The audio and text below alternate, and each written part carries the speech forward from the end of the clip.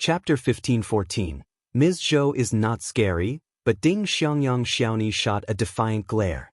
This is meant for 5th Grandpa Ding and 5th Grandma Ding, and it's a substantial offering. How can you call it petty? It's none of your business.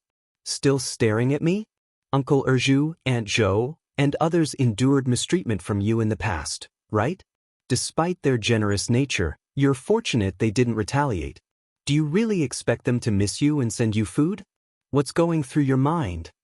Her words struck a nerve, causing the third daughter-in-law of the Ding family to pale, fear evident in her eyes. Recalling the slap she received the previous day, a burning sensation and ache returned to her face. Yes, she had forgotten. In the past, when Ding Zhou and Madame Zhou were part of the family, they endured frequent mistreatment. The brunt of the dirty work fell on their shoulders, subjected to ridicule and deliberate difficulties. While Ding Zhou and Ms. Zhou handled it well, Ding Xiang and the troublesome girl displayed a fierce temper, showing no regard for her or her sister-in-law. They even resorted to slapping them. The panic spread not only to the third daughter-in-law but also to the other brothers and sisters-in-law. Upon returning from the land officer's place the previous day, the family had engaged in a lengthy session of scolding. They intended to settle the score with Ding Zhou and Ms. Zhou once Zhou Chong, Qin Yun, and the others departed.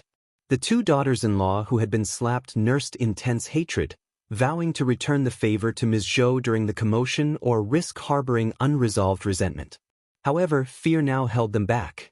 Ding Zhou and Madame Zhou weren't particularly intimidating, but Ding Xiang was a different story. What if Ding Xiang returned to settle old scores?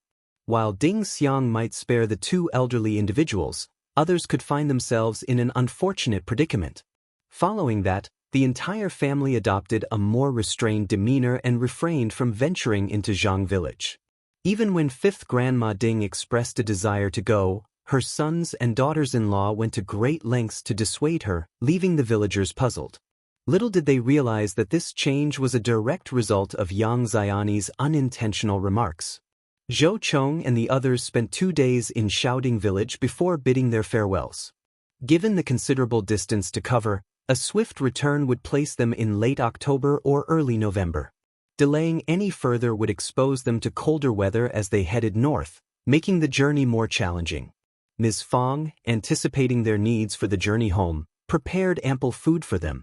Each member of the group received a generous red packet, and the entire family saw them off with courtesy. Anxiously awaiting news from Qi, Ms. Fong couldn't help but hope for a swift update.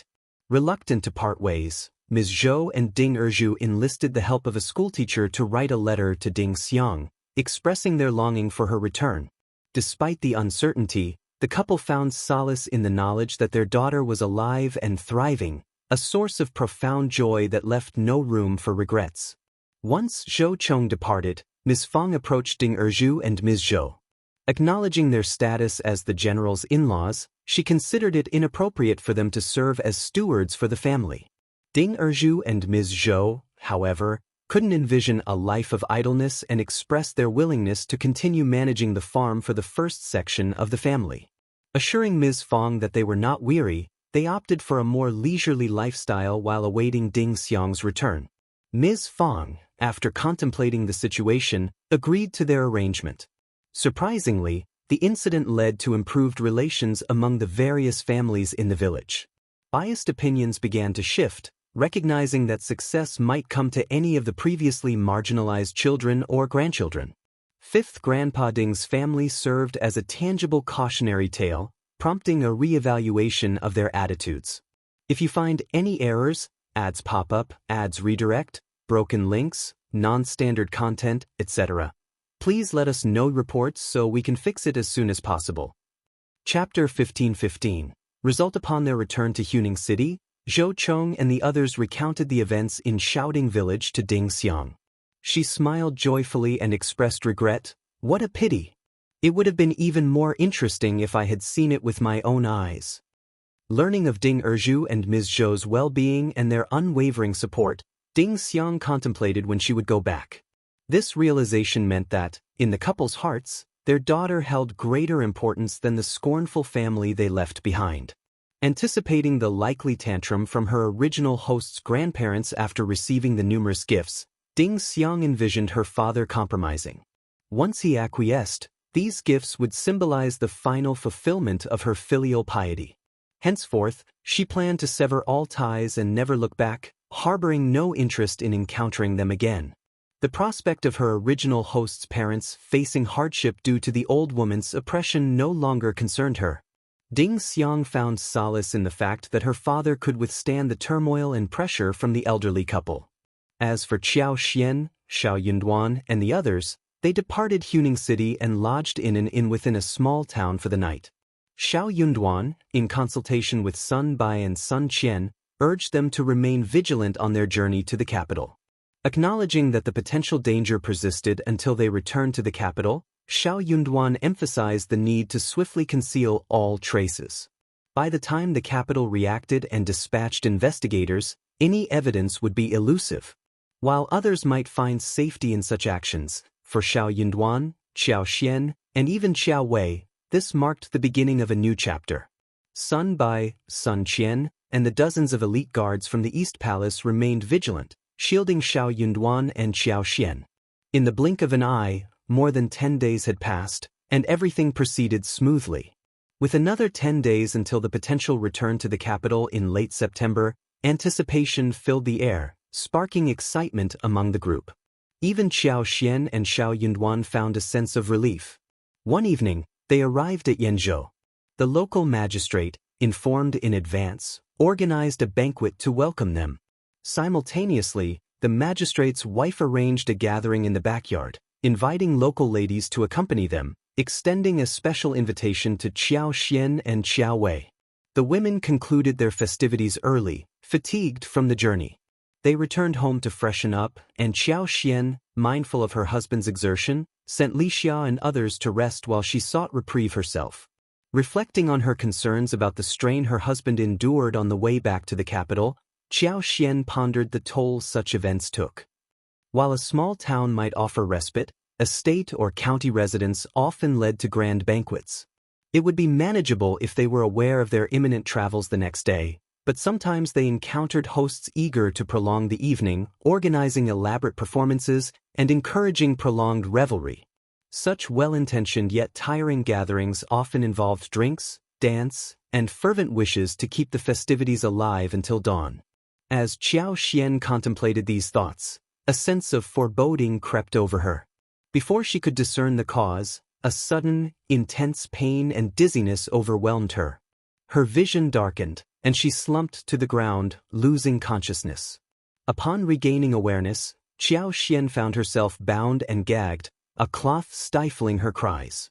If you find any errors, ads pop up, ads redirect, broken links, non-standard content, etc., please let us know reports so we can fix it as soon as possible. Chapter 15-16. Unexpectedly, it had been the rival activating her superpower. Xiao Xian realized she was seated in a simple intermediate sedan chair, swiftly carried by 2 sedan chairmen through the forest. 4 individuals led the way and covered the rear, leaving her uncertain about their destination and temporarily unable to escape. While she could control plans to attack, breaking free from the restraints on her body proved challenging. As they ascended the mountain, any attempt to use her powers to trip them risked her own fall. Despite her predicament, Xiao Xian found relief, contemplating where they might be taking her. Her primary concern, however, was for Shao Yunduan. Aware that her disappearance would undoubtedly cause anxiety for her husband, Xiao Xian hoped he would quickly find composure. Recognizing her own lapse in vigilance, she mused on her journey. Initially cautious, she unconsciously relaxed upon reaching the relay station, assuming safety. The past 10 days had been uneventful, leading to a gradual relaxation of her guard. Moreover, both she and Bai believed that Shao Yunduan would be the target of their adversaries. After all, in everyone's perception, she was closely associated with Shao Yunduan, making her a potential starting point for solving the perceived problem. To her surprise, she became the target instead. Xiao Xian pondered the motives behind her abduction. Were they attempting to use her as leverage to coerce Shao Yunduan into submission? As a woman, Could they genuinely believe that a man with a promising future would bow down to a woman? Questions raced through her mind. Could they not handle the situation themselves? If not, why assume Shao Yunduan could achieve what they could not? As the sedan chair continued its journey, she heard the words, "Here we are. This is it." Hearing voices, the sedan chair jolted to a rough stop. Sensing the commotion, Xiao Xian shut her eyes, relaxed her body, and feigned unconsciousness. Despite her closed eyelids, she sensed a sudden surge of brightness and felt someone attempting to pull her out. Her eyelids twitched, and she cautiously opened her eyes, locking gazes with the man. Startled by her apparent awakening, the man halted, his sneer revealing his disdain. "Madame Shao is awake." Xiao Xian shot him a fierce glare. The man's sneer deepened. "Come on." Seizing her arm, he forcibly guided her to stand, prompting Xiao Xian to rise unsteadily. Her hands were bound behind her, but her feet remained unrestricted. Assessing the surroundings through her powers, she realized they were situated in a remote forest, far removed from the city. They stood halfway up a concealed mountain, with a broad cave more than 10 meters behind them. Was their intent to confine her within this cave? Before she could process further, a push urged her towards the cave entrance. "Move!" Complying, Xiao Xian lowered her gaze and stepped obediently into the cavern. The 6 men clad in green, supposedly guarding her, conversed among themselves with laughter, displaying an air of relaxation. They didn't take Xiao Xian seriously, viewing her merely as a feeble woman unlikely to risk fleeing into the woods. Guarding her seemed a trivial task in their eyes. Regrettably, their time and energy invested in this desolate place were futile. The oppressive atmosphere suggested an impending sense of suffocation. Once inside the cave, Xiao Xian found a spot against the wall, quietly lowering her head. Observing her subdued demeanor, one of the men glanced over and sneered, "You're so quiet. If you find any errors, ads pop up, ads redirect, broken links, non-standard content, etc., please let us know reports so we can fix it as soon as possible." Chapter 15-17, Kidnapped Another person chimed in, as expected of the wife of the Primus. "She's also much bolder than others. She's very tactful." Hearing this, the others cast glances at Xiao Xian, exchanging surprised looks. Indeed, any other lady would have been terrified and tearful, yet Madame Shao remained silent since waking up, exuding an uncanny calmness. Could it be that the wife of the Primus was truly exceptional? Listen carefully, be honest. The area within a radius of dozens of kilometers is filled with deep mountains and forests. There are ferocious beasts and countless poisonous snakes and insects. If you dare to have any thoughts of escaping, I advise you to quickly give up on that idea. Internally cursing at the irony of being lectured while bound and gagged, Xiao Xian grumbled. "You've blocked my mouth and tied me up. How do you expect me to run away? Why bother with such unnecessary warnings?" Ignoring her, the 6 individuals settled on the ground, engaging in casual conversation before succumbing to sleep. Clearly exhausted from transporting her to this remote location, the snoring of one person grated on Xiao Xian's nerves. Frustrated, she thought, can't you all be a bit more conscious of guarding a hostage? Is it wise to sleep so soundly? How little regard you have for me. Is this your idea of being non-threatening or just plain insulting? Attempting to move her arm, she quickly dismissed the idea of breaking free. Their high regard for her was evident in the flexible and professionally applied rope. If it were he might have found a way out, but for her, escape seemed impossible. All Xiao Xian could do was wait for them to remember to untie her, biding her time for future plans. The 6 of them slept deeply, unaware of the passing time. As they stirred awake, the sky was painted with the hues of sunset, signaling the approaching darkness. Surprised by their prolonged slumber, they grumbled amongst themselves and swiftly dispersed to gather firewood, kindle a fire, fetch water, and procure dry rations. Observing only 2 remaining individuals in the cave, Xiao Xian attempted to struggle against her restraints. Angrily, the 2 men scowled at her. "What are you doing?" Xiao Xian strained, her eyes wide with effort. Impatiently, one of them stepped closer and brusquely removed the cloth gagging her. "Shut up." Sighing softly, Xiao Xian pleaded, "Sir, could you untie me? I can't escape from this place. It's incredibly uncomfortable staying here all day." Glancing at her, the man considered her request. Realizing her odds of escape were slim, untying her would relieve the burden of keeping a constant watch. He sneered in response, "Behave yourself." With her hands freed, Xiao Xian massaged her bruised and bloodied wrists, inwardly sneering at their complacency. Once liberated, they could abandon hope of apprehending her. Gently flexing her legs, Xiao Xian stood up and quietly made her way out of the cave. "Stop. What do you think you're doing?" In a hushed tone, Xiao Xian addressed them, "Lord, I need to release myself." The two men overheard her and erupted into crude laughter. One of them teasingly remarked, "Oh, I see. But it's not safe outside. Shall I accompany you, Madam Shao?" "Ha. If you find any errors, ads pop up, ads redirect, broken links, non-standard content, etc., please let us know reports so we can fix it as soon as possible." Chapter 15:18. Easily dealing with feigning embarrassment, Xiao Xian lowered her head and ran out. The two men laughed boisterously behind her, with one of them still making wretched comments. "Sigh, what a shame. What a pity." Another playfully scolded him, "Rein in your thoughts. She's the wife of the Primus and the Minister of Revenue." The person sneered, "Do I need you to tell me? Don't I know?" While they had captured the wife of an imperial court official, the wife of the Primus, they wouldn't dare harm her. Word could easily spread, and the consequences would be dire. His Highness, the Crown Prince, was already in a fierce political struggle with Lord Shao. If Lord Shao and his wife were killed, the blame would fall on Lord Shao, but harming Madame Shao would be a different matter. His Highness would be deemed shameless, leading officials to question their allegiance. Xiao Xian utilized her superpower to locate the two men collecting firewood nearby. Using a rock, she swiftly incapacitated them. Before they could raise an alarm, she silenced them with a stuffing of grass and gravel in their mouths, securely tying them up and concealing them in thick bushes. Indifferent to their fate, Xiao Xian left it to their luck.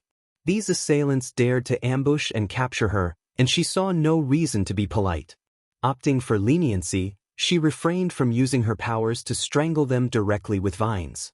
Continuing her search with her superpower, Xiao Xian intercepted the two men collecting water on their way back to the cave. Knocking them out, she tied them up and discreetly concealed them in the lush grass. Easily maneuvering in her forest surroundings, Xiao Xian ensured they would wake up unaware of the events that transpired, only realizing they were ambushed and unconscious. Surveying the area, she located a spot to rest. The cave lacked cover, and she needed to wait until the two men entered the forest. While she had the option to take action openly, doing so in an exposed space would draw unnecessary attention. She refrained from revealing her superpower to anyone, not intending to let others know. As the sun gradually set in the west, the afterglow faded and dusk descended. The mountain rocks cast long shadows, dimming the surroundings. In the cave, the two men finally sensed something amiss. The person who went outside seemed to be taking an unusually long time. Concerned, one of them speculated, "Did that woman manage to escape?" The other, feeling uneasy, frowned. This, out in the middle of nowhere. How could she dare? While they weren't overly anxious about their comrades, assuming they might have encountered wild animals, Madame Shao's prolonged absence unsettled them. Both men regretted their confidence, realizing that if they had foreseen this, they wouldn't have been so certain she wouldn't dare to run. Someone should have shadowed her from a distance. She might not have escaped. Perhaps she got lost? Yes, that seems the most likely explanation. If you find any errors, ads pop up, ads redirect, broken links, non-standard content, etc., please let us know reports so we can fix it as soon as possible. Chapter 15:19. Overnight, let's go and look. Absolutely. The two hastily grabbed their weapons and left the cave. Knowing that His Highness intended to use Xiao Xian to deal with Lord Shao, They couldn't afford anything happening to Madame Shao now. Losing her due to their negligence would certainly lead to consequences from His Highness. Their certainty that Xiao Xian wouldn't dare to venture far left them dumbfounded, clueless about her whereabouts. They chose a direction with less difficulty and fewer trees, searching together. Regardless of their chosen path, Xiao Xian managed to elude them once again. Returning to the cave with a triumphant clap, Xiao Xian found solace in its secrecy. Equipped with bamboo mats, blankets, and pillows, she fashioned a comfortable space. While her space held the aroma of rice, noodles, and eggs, she opted for pastries and fresh fruits, avoiding further movement. The night had fallen completely, leaving any discussions for tomorrow. Considering what reasonable excuse to provide when she met him later occupied her thoughts. Tomorrow she planned to use methods to interrogate the captives, even though she was certain it was the fourth prince's doing. Clearing any doubts seemed prudent. That night, Xiao Xian found it difficult to sleep. Firstly, worry for Shao Yunduan consumed her, leaving her uncertain of his fate after her disappearance. Secondly, her ability to sense everything within her range made her unafraid of beasts or snakes, but only when she was awake. Falling asleep carried the risk of being attacked by a ferocious beast. Despite makeshift beds in the forest, it couldn't provide true comfort. As the long night passed and daylight returned, Xiao Xian felt relief and finally fell into a deep sleep. Upon awakening, more than an hour and a half had passed, with the sun high in the sky. The mountain breeze carried a humid mist, and the birds filled the air with their chirping, creating a refreshing atmosphere. Xiao Xian stretched, packed up her belongings, grabbed some food from her space for breakfast, and set out to find the individuals who had tied her up the previous night. Xiao Xian had scattered them in different locations, sensing their continued survival. None of them had encountered any dangerous beasts, and they were all alive.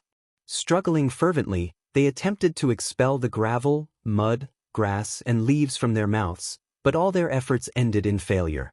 They had undoubtedly experienced an eventful night, evident from the insect bites on their faces, necks, and hands, marked by red and purple welts.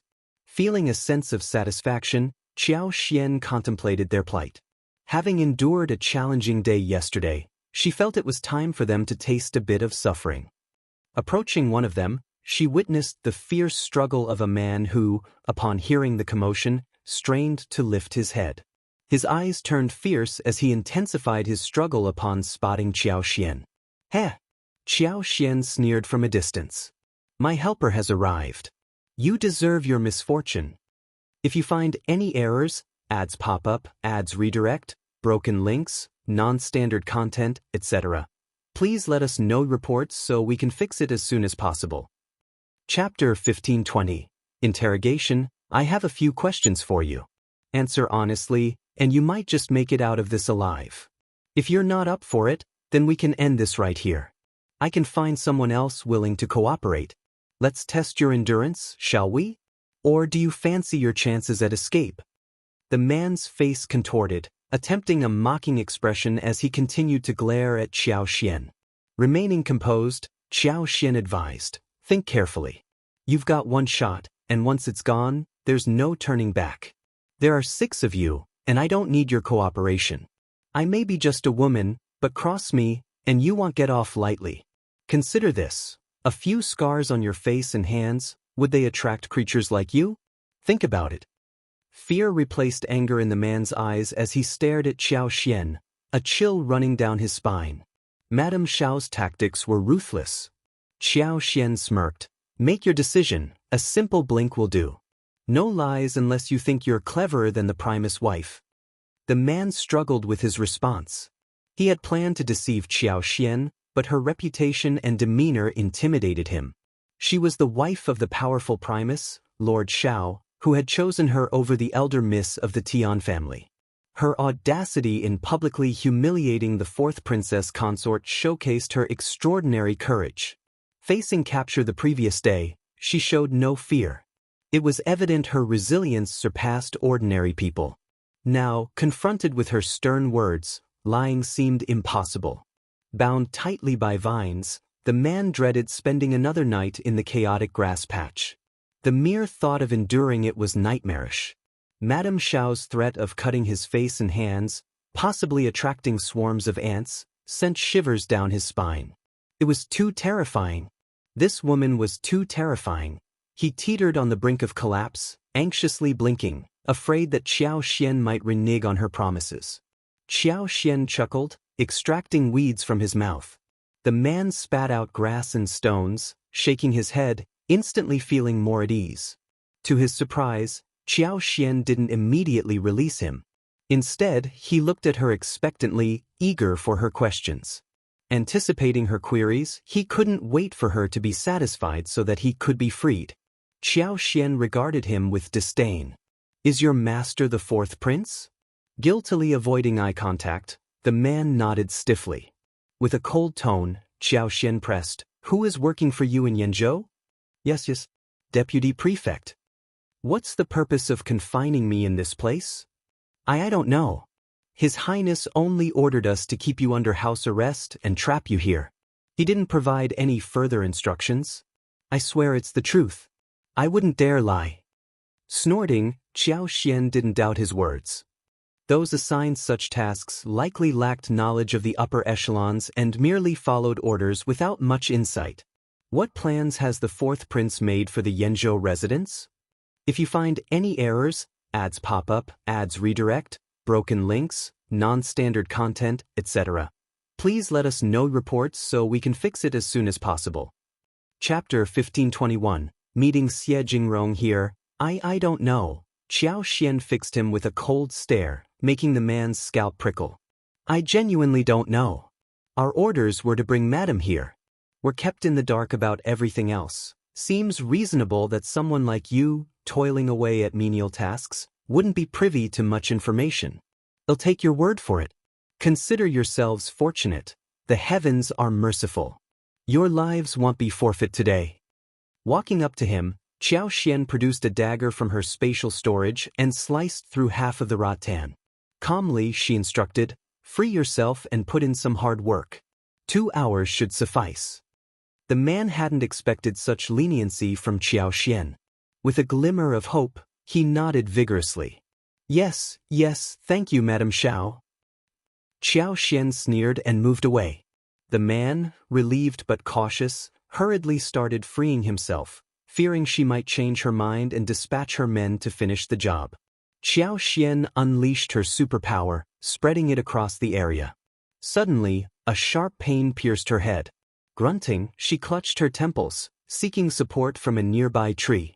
After a while, she sighed in relief, slowly regaining composure.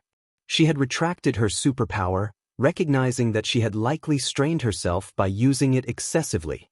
Continued use could jeopardize her physical well-being. It became clear she needed to exercise caution and minimize superpower usage for the time being. In releasing it earlier, she hadn't reached the forest's edge, leaving her disoriented about the closest direction to Yenzhou. Xiao Xian grumbled inwardly. These people moved too swiftly, covering quite a distance on foot. However, she beamed and gazed in a specific direction. Her luck had always been on her side. Even if she hadn't found the right path, she stumbled upon someone she knew. Unexpectedly, it was Xie Jingrong. It had been 2 years since their last encounter, right? Mr. Xie, draped in white, exuded an aura of gentle elegance.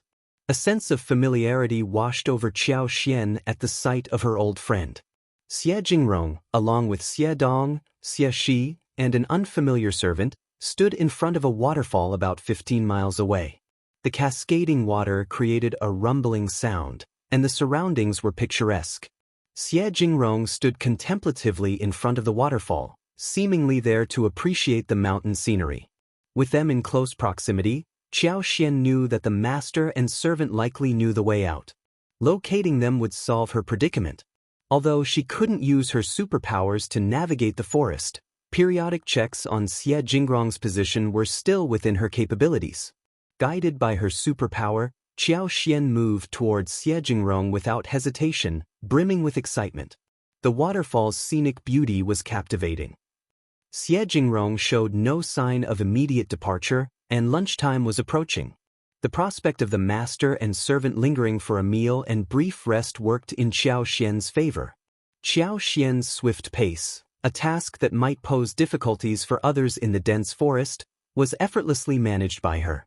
If you find any errors, ads pop up, ads redirect, broken links, non-standard content, etc., please let us know reports so we can fix it as soon as possible.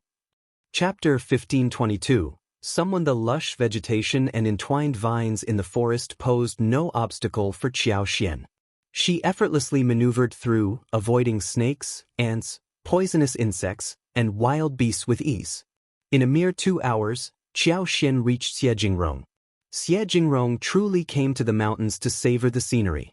Over the past 2 years, he had traversed numerous mountains, rivers, famed historical sites, and uncharted forests. His journey held no specific purpose. He did as he pleased. Xie Dong and Xie Shi had already set up a fire, cheerfully roasting 2 pheasants they had caught. Simultaneously, they boiled soup in a medium-sized clay jar. Unaccustomed to hunting, the two hadn't captured these pheasants. Their swiftness was notable, but hunting remained beyond their skills. Another servant, Xie Miao, had taken care of that.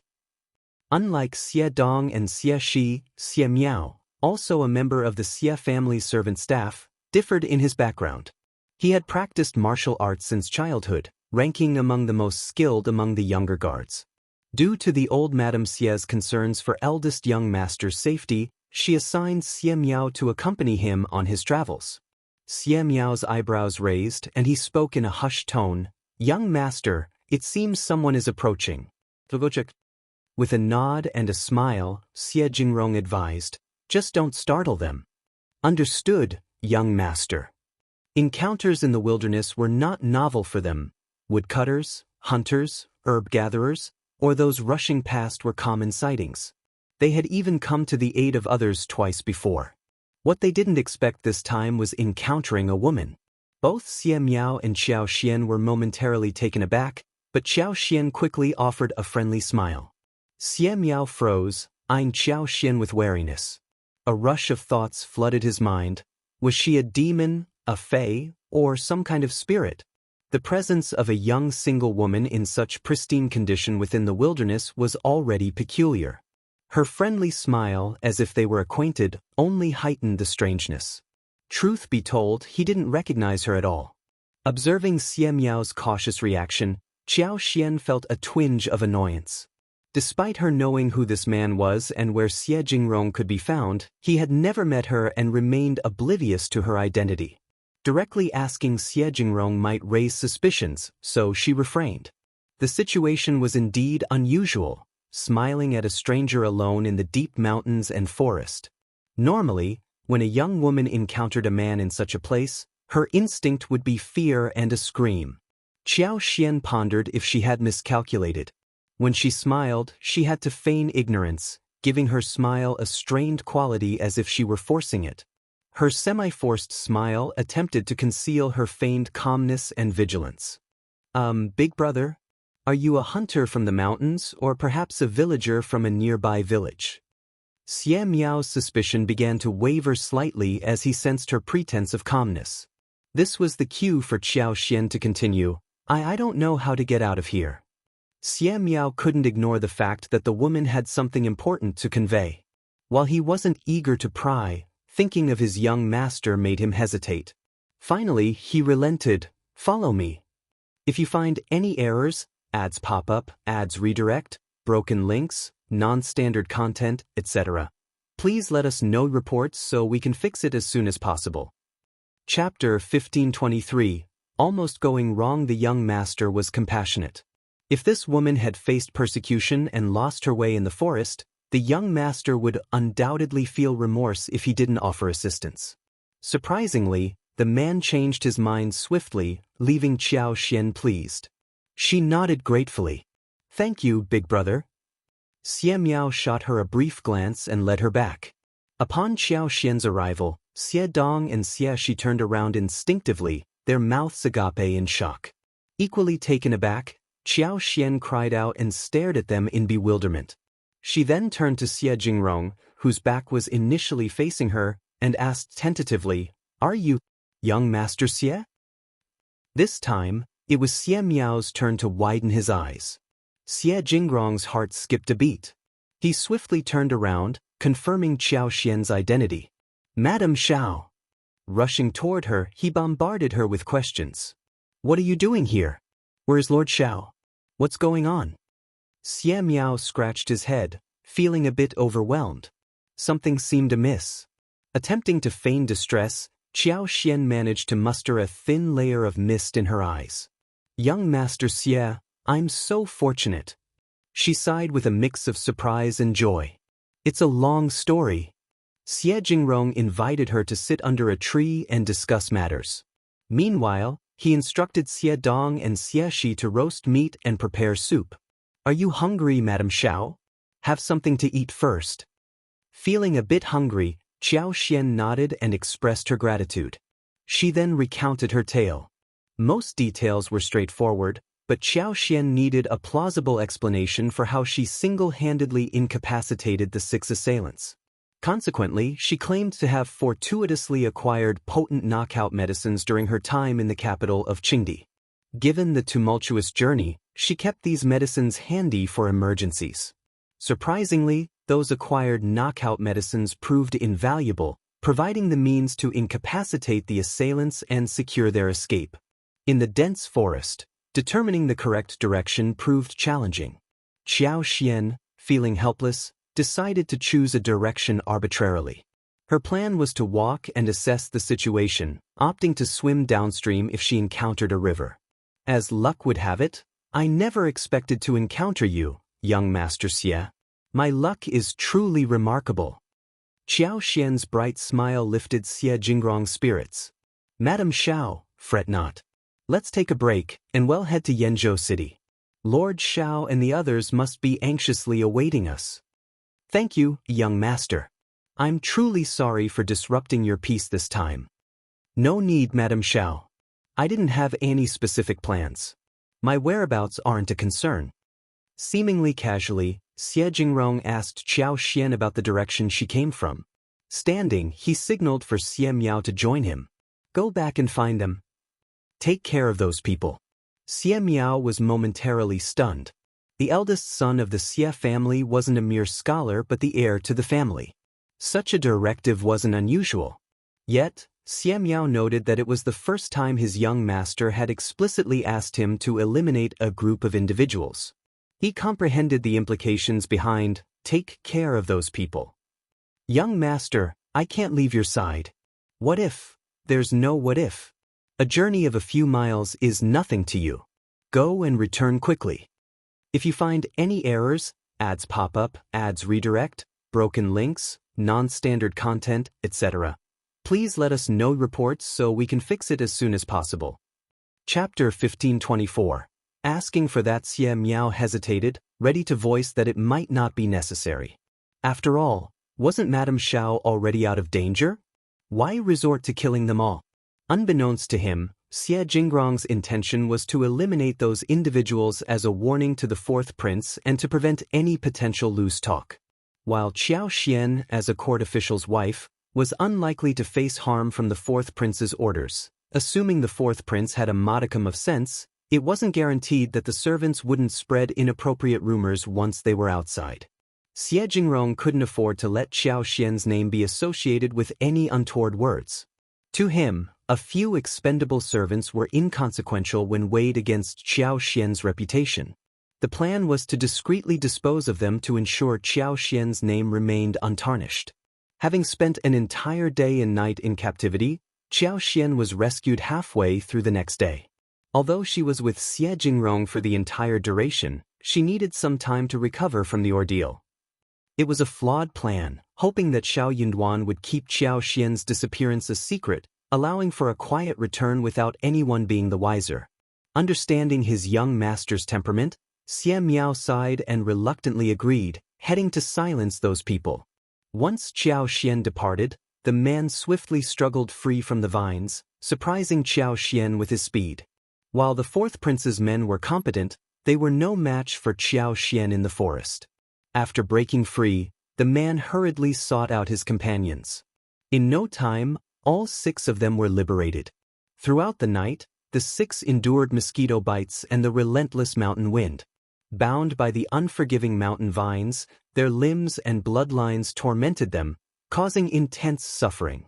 Gritting their teeth, their expressions contorted in ferocious curses. Enraged and battered, they harbored a burning desire to extract revenge on Xiao. The ordeal had left them terrified.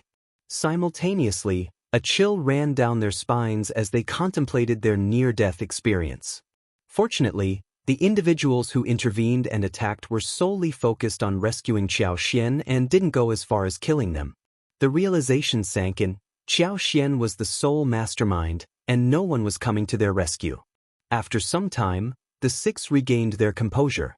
Seated together, they engaged in a heated discussion, their emotions a turbulent mix of anger and fear. Perplexed, they couldn't fathom how the rescue team had arrived so swiftly, catching them completely off guard. Their predicament was a result of their own negligence and overconfidence. Convinced that no one would locate them, they had let their guard down, becoming unsuspecting victims of Xiao's plot. They acknowledged that a touch more vigilance would have averted this calamity. Initially deeming the task straightforward, they had instead bungled it entirely. Their survival now hinged on the mercy of the other party. What course of action should they take? Returning in this state, they were certain that His Highness wouldn't show them any leniency. Chase her? We must pursue her. We need to reclaim her. No time to waste. Let's go now. Agreed. Chasing Xiao became imperative. Whether they could successfully retrieve her was uncertain, but at the very least, they needed to convey to His Highness that they had made every effort. Upon Xiao's departure, she inadvertently left a trail of crushed grass and scattered leaves, a subtle sign that might escape ordinary notice but was sufficient for them. Little did the six unsuspecting individuals realize that, by giving chase, they were unwittingly tempting fate. If you find any errors, ads pop up, ads redirect, broken links, non-standard content, etc., please let us know reports so we can fix it as soon as possible. Chapter 1525. Thought Xie Miao diligently traced the signs left by Xiao and soon located the group on their way back. With skills surpassing theirs, he expertly concealed himself and caught them off guard. Swiftly deploying poisonous hidden weapons, he killed two instantly and left two injured before they could recover from their initial shock. By the time the last one attempted to flee, Xie Miao swiftly caught up and dispatched him with a single strike. Glancing at the fallen six, Xie Miao nonchalantly sheathed his sword. In the desolate mountains with few inhabitants and scant decent paths, the remains would be swiftly claimed by the voracious beasts. There was no need for him to trouble himself with cleaning up the aftermath. Unbeknownst to anyone, Xiao's account to Xie Jingrong was truthful, and there was no reason to doubt her words. Worried about his young master, Xie Miao hastened his return. To his surprise, he found Madame Shao unconscious, lying on the soft grass beneath a tree's shade. Xie Jingrong, along with Xie Dong and Xie Shi, appeared visibly concerned. Shocked, Xie Miao approached and exclaimed, "Young master!" Xie Jingrong diverted his attention from Xiao, casting a glance at Xie Miao. She might have fainted from shock and exhaustion. I fear she won't be fit to travel tonight. Find a suitable spot, and well spend the night in the forest. Given her current state, it was uncertain when she would regain consciousness, and her tired body warranted rest. Considering this, Xie Miao agreed and instructed Xie Dong and Xie Shi to locate a suitable spot for the night. Observing Xiao, Xie Jingrong felt not concern about the night ahead but a subtle sense of happiness. She was unlike any other woman he had encountered. Initially driven by curiosity, he unwittingly delved deeper into her world. The more attention he paid, the more intriguing she became, imprinting herself in his heart, an indelible mark that refused to fade. He acknowledged the wrongness of these sentiments, understanding that he shouldn't feel this way. But attempts to uproot these feelings only intensified them. Though outwardly composed, concealing his thoughts from others, he grappled with an internal turmoil. During that period, his heart churned with pain, fearing that one day he'd be unable to conceal his emotions from her, leading to an awkward confrontation. Seeking solace, he left the province, wandering in an attempt to forget. Unexpectedly, fate intervened, and their reunion unfolded dramatically under unforeseen circumstances. Only her presence and no one else. In Xie Jingrong's heart, a whirlwind of emotions stirred. Joy, surprise, disappointment, and loneliness intertwined, creating a complex tapestry of feelings. Yet joy predominated. This unexpected journey presented a unique opportunity to be alone with her, to observe her without any pretense. About 2 hours later, Xiao Xian stirred, awakening to the unfolding chapter of their shared journey. If you find any errors, ads pop up, ads redirect, broken links, non-standard content, etc., please let us know reports so we can fix it as soon as possible. Chapter 1526. Perseverance. Slowly opening her eyes, Xiao Xian experienced a brief moment of confusion as she took in the sight of the blue sky and treetops. Xie Jingrong, masking his emotions, greeted her with a gentle smile. "Madam Shao, are you awake? Are you feeling unwell? You scared me when you fainted just now. Luckily, your pulse and breathing are normal. I think you must be too tired." A hint of embarrassment crossed Xiao Xian's face as she sat up slowly with her hands. Xie Jingrong instinctively reached out to assist but hesitated and withdrew his hands. "Maybe I'm really tired. I'm fine now. Fortunately, I was lucky to meet you, young Master Xie." Xie Jingrong responded with a gentle smile, his eyes reflecting kindness. "Don't worry, I will ensure you reach Yenzhou City safely." Xiao Xian exclaimed, turning her gaze skyward. "No time to lose, young master, let's go now." Despite having at least 3 or 4 hours before nightfall, she urged Xie Jingrong to hasten their pace to exit the forest and reach a farmhouse by dusk. Frowning in disagreement, Xie Jingrong voiced concern. "But I'm afraid your body can't endure it. Don't worry, with Xie Miao here, you'll be safe spending the night in the mountains." With the 6 unstable factors resolved, there seemed no imminent need for action. However, Xiao Xian was anxious, pleading, "No, I've been missing for a night and a day. I won't be back until tomorrow. I don't know what's happening there, so I have to return as soon as possible. I'm already rested. It's okay, let's get going." More pressing was Xiao Xian's realization that her superpower was weakening. Despite feeling physically rested, her ability was severely diminished. Now, she could only sense a radius of about 3,000 to 4,000 meters. If she intended to manipulate vines and plants for an attack, the potency would be significantly diminished. She doubted her ability to handle the 6 individuals from yesterday in a single stroke. The reason behind this sudden weakening of her superpower eluded her, leaving uncertainty about its fate, whether it would continue to wane or vanish altogether. While panic was a natural response, she reminded herself that the superpower had been an unexpected anomaly. If it faded away, acceptance was the only option. Concerns lingered, however, regarding potential effects on her body. A further weakening or the risk of fainting in this challenging environment would pose significant problems. Although aware that Xie Jingrong wouldn't abandon her, it would undoubtedly burden him. In a village, securing a carriage would simplify their travel. The thought triggered a pang of discomfort in Xie Jingrong's heart. Observing Xiao Xian's anxiety, he initially attributed it to her worry for Shao Yunduan. Yet, upon reflection, he acknowledged the genuine affection between the couple, understanding her longing for him. Contemplating the likely unfavorable situation in Yenzhou City, Xie Jingrong hesitated. "Are you truly okay?" Xiao Xian affirmed, "I am fine, truly. Let's hurry and leave before nightfall. We can't afford to waste any more time." "Very well," Xie Jingrong sighed with a smile. "If you're not well, you must inform me, or I fear Lord Shao will chase after me." Xiao Xian burst into laughter. "He won't do. If you find any errors, ads pop up, ads redirect, broken links, non-standard content, etc., please let us know reports so we can fix it as soon as possible." Chapter 1527. Something happened. Xie Dong and Xie Shi set out to locate Xie Miao, and the 5 of them departed together. As they traversed the path from which Xie Jingrong had come, he appeared visibly anxious throughout the journey. His gaze frequently shifted towards Xiao Xian, prompting him to inquire if she needed to rest or if she felt uncomfortable pushing herself forward. Xiao Xian admitted to feeling a bit tired and weak, but fortunately, her superpower remained unaffected, providing her with some relief and enabling her to persevere. After taking 3 breaks, they emerged from the forest after sunset, bathed in the radiant afterglow of the setting sun. Located less than 5 miles from the forest, a village with over 100 families presented itself. Xie Dong approached a local family, securing permission for the group to stay. Given the distance of more than 30 miles from Yenzhou City, entering the city that night was impractical. Thus, Xie Jingrong suggested that Xie Miao enter the city at dawn the next day to gather information and arrange for a reliable carriage.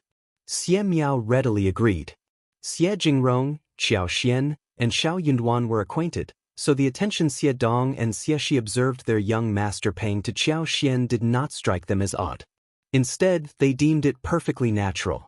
While Xie Miao was unfamiliar with Xiao Xian and Shao Yunduan, he was aware that his young master had 2 friends.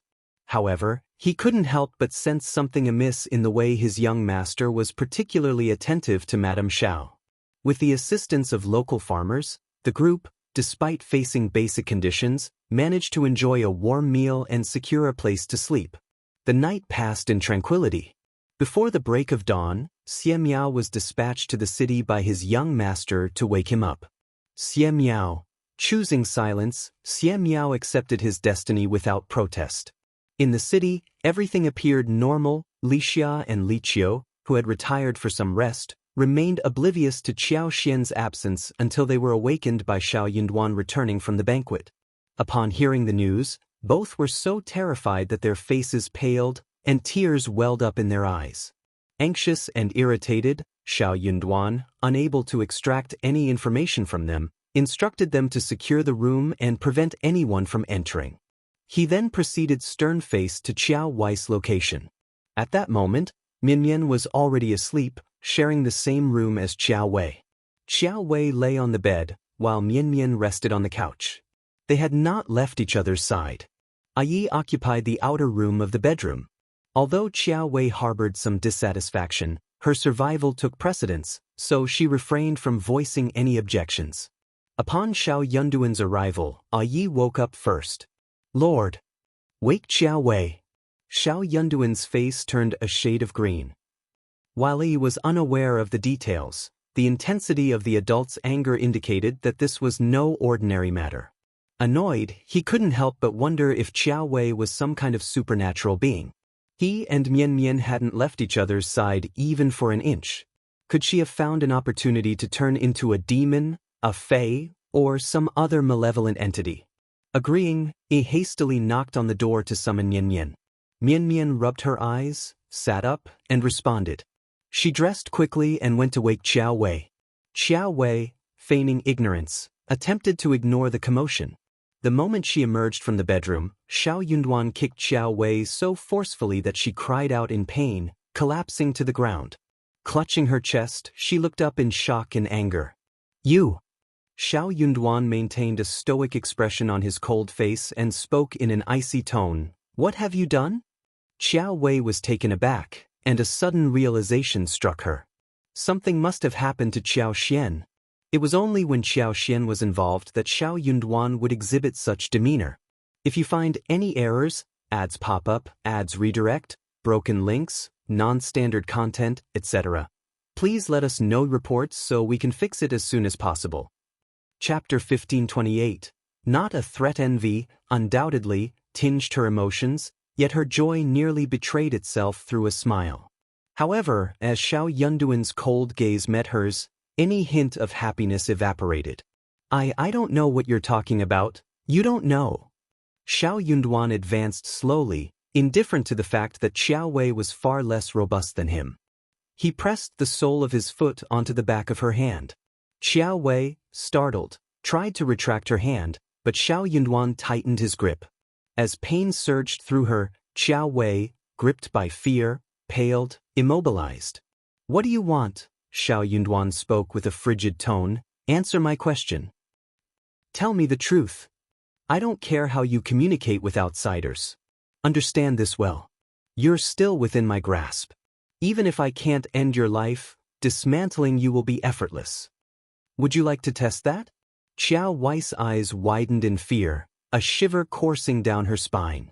She was afraid of Shao Yunduan. When this fear began, she couldn't pinpoint. She knew his words weren't mere threats. I truly don't know. I'm clueless. Xiao Wei lost control and sobbed. I'm under constant surveillance by those two every day. What can I possibly do? Moreover, you're aware I'm just a pawn in their game. Chiu he is already dead. They know their plan is exposed. Why would they come after me? Shao Yunduan's cold countenance remained impassive. You'd better stay ignorant, or I won't spare you. Henceforth, keep silent.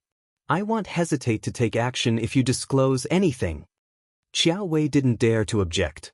Trembling, she asked with a quivering voice, Did something happen to Xiao Xian?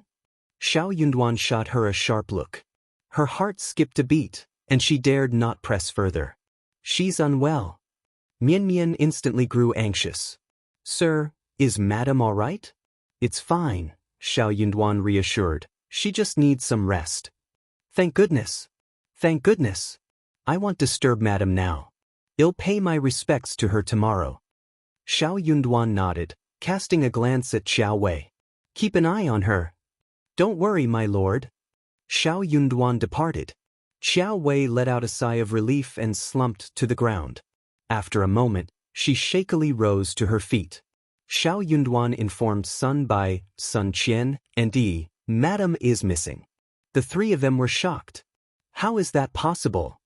We've secured the post house since our arrival, maintained night patrols, and stayed vigilant. We didn't dare to be careless.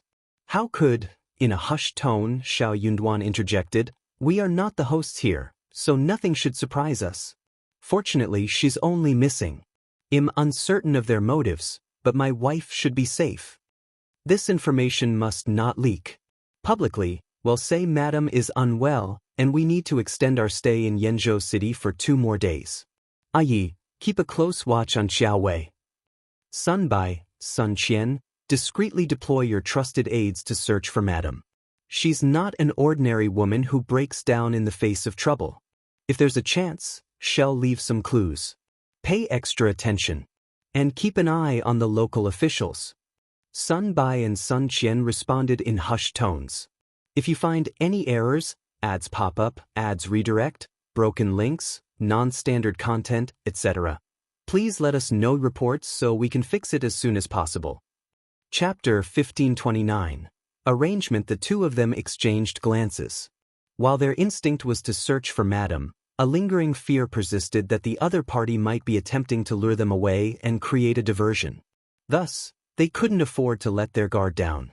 Shao Yunduan then issued a directive to Yi. Tomorrow, you and Mian Mian will escort Xiao Wei to Madam's side. Li Xia and Li Qiu alone won't suffice. Keep a close watch on Xiao Wei. Don't allow her any chance for deceit or subterfuge. Shao Yunduan harbored suspicions that someone was involved in this matter. If they had succeeded in some plot, they would likely take actions to reveal the fact that his wife was missing. Li Xia and Li Qiu might not be equipped to handle such a situation.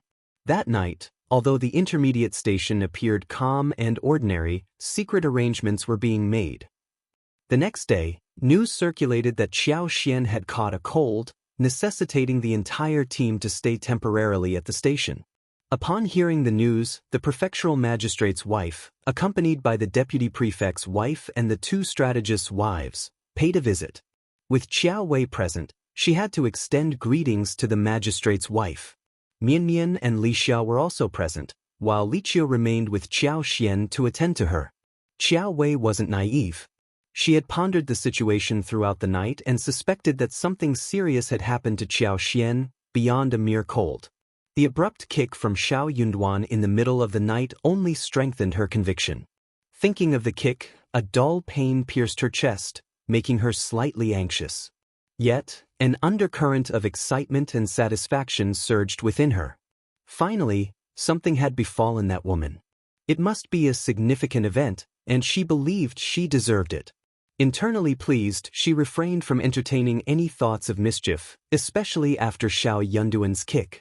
During the visit of the magistrate's wife and others, she maintained a facade of politeness, asserting that Xiao Xian was indisposed and not receiving visitors. Had it not been for Shao Yunduan's threat, she would have likely been less forthright. Even if she didn't openly express it, she might have dropped hints or made veiled insinuations. In contrast to her current honesty, when the deputy prefect's wife expressed deep concern and repeatedly expressed her desire to personally visit Madame Shao, Xiao Wei had no option but to express genuine gratitude and politely decline. When the prefectural magistrate's wife proposed hiring a local doctor with exceptional medical skills, Xiao Wei endured her irritation and politely refused. The missed opportunity to stir up trouble irked Xiao Wei to the point of near exasperation. She couldn't seize the chance right in front of her due to fear and had to cover up for Xiao Xian. At noon, the prefect's wife and the deputy prefect's wife returned. Accompanied by 3 maids and 2 servants, they brought soup for Xiao Xian. A servant cheerfully called out, "Miss Li Xia, Miss Li Qiu?" With an air of ease, they ascended the stairs with their offerings. The servant smiled and remarked, "What a coincidence! Both our madam and the deputy prefect's madam have instructed the kitchen to prepare this soup. We're here to deliver it to Madame Shao.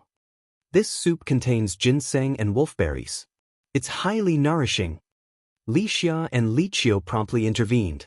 "The magistrate's wife and the deputy prefect's wife are too gracious. Leave the soup with us.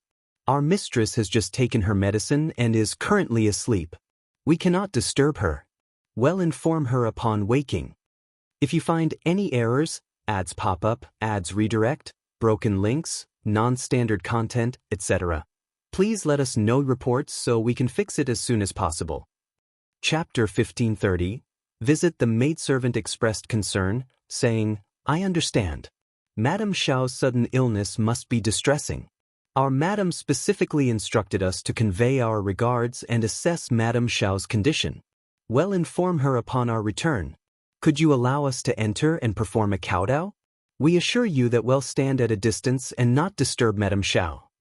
Another servant added, "Absolutely. Our madam also emphasized the same. Miss, please consider allowing just the 2 of us to enter. By offering our respects and a quick glance, we can provide a reassuring report to Madam." Indeed. Li Xia and Li Qiu concealed their annoyance.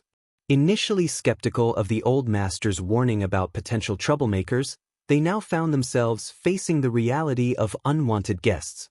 As Li Xia and Li Qiu spoke, their expressions betrayed some irritation. It seemed that these visitors had intentions beyond mere well-wishing. "Everyone, please return. Our madam is currently not receiving guests. Once she recovers and regains her strength, she will naturally meet with you." Recognizing the dubious intentions of the visitors, Li Xia and Li Qiu wore unpleased expressions. Their tone was cold, and their displeasure was evident. In truth, the maids and servants sent by the deputy prefect's wife were also perplexed. They didn't understand why they were instructed to perform kowtows and pay respects to Madame Shao. While the deputy prefect's wife cited it as a matter of etiquette, the genuine concern for Madame Shao prompted some uncertainty. Even though they felt it might be excessive, they adhered to the instructions, trusting that the madam had her reasons. The aides from the prefectural magistrate's wife sided with the deputy prefect's wife's maid, aligning with her expressed concern for Madame Shao. Failing to show adequate concern might imply a lack of consideration on their madam's part, a scenario they wished to avoid. Li Xia and Li Qiu's frosty expressions and cold tone made the servants from the magistrate's wife uneasy, considering a retreat. However, those from the deputy prefect's wife's side remained entangled, hesitant to concede the matter. She displayed such fervor that it made her uneasy about Madame Shao's absence. Li Xia and Li Qiu were both irritated and vexed, but the other party seemed oblivious to their sentiments. To their surprise, the 2 maids carrying the food box attempted to bypass them and enter the house. Li Qiu, alarmed, exclaimed, "Stop, what are you doing?" A maidservant pulled Li Qiu aside, smiling forcefully. "Miss Li Qiu, Miss Li Xia, our madam is genuinely concerned. She frets over Madame Shao and wishes to..." Before she could finish, another maidservant hastily interrupted, smiling at the other, "Let's enter and pay our respects to Madame Shao. We can explain to Madam when we return." The other maidservant remained perplexed, not grasping the situation. Huh. She instinctively resisted being pulled away. All of you, halt. Despite Li Xia and Li Qiu being restrained and pulled by others, the ongoing arguments drowned out their attempts to communicate effectively with the two maidservants heading inside. Mian Mian, who was in the room with Qiao Wei, rushed out, ignoring Qiao Wei. She intercepted the two maidservants. What are you doing here? You're disturbing Madam, Mian Mian exclaimed. Unexpectedly, a servant forcefully pushed Li Xia aside and barged into the house. Since Madame Shao is awake, we should perform a kowtow and pay our respects. If you find any errors, ads pop up, ads redirect, broken links, non-standard content, etc., please let us know reports so we can fix it as soon as possible. Chapter 1531. Chased away, the maidservant roughly shoved her once more, causing her to stagger. Just as she attempted to force her way in, a sudden sharp pain in the back of her knees sent her crashing to the ground with a cry. The others were left in shock. Ai, who had just finished lunch, swiftly rushed over. Li Xia and the rest breathed a sigh of relief and complained indignantly, "These insolent servants are intolerable. They insist on intruding to disturb Madam. Please drive them away." Ai agreed and cast a cold gaze in their direction. The maidservants, visibly frightened, instinctively stepped back. Without any ceremony, Ai lifted the fallen woman and casually tossed her aside.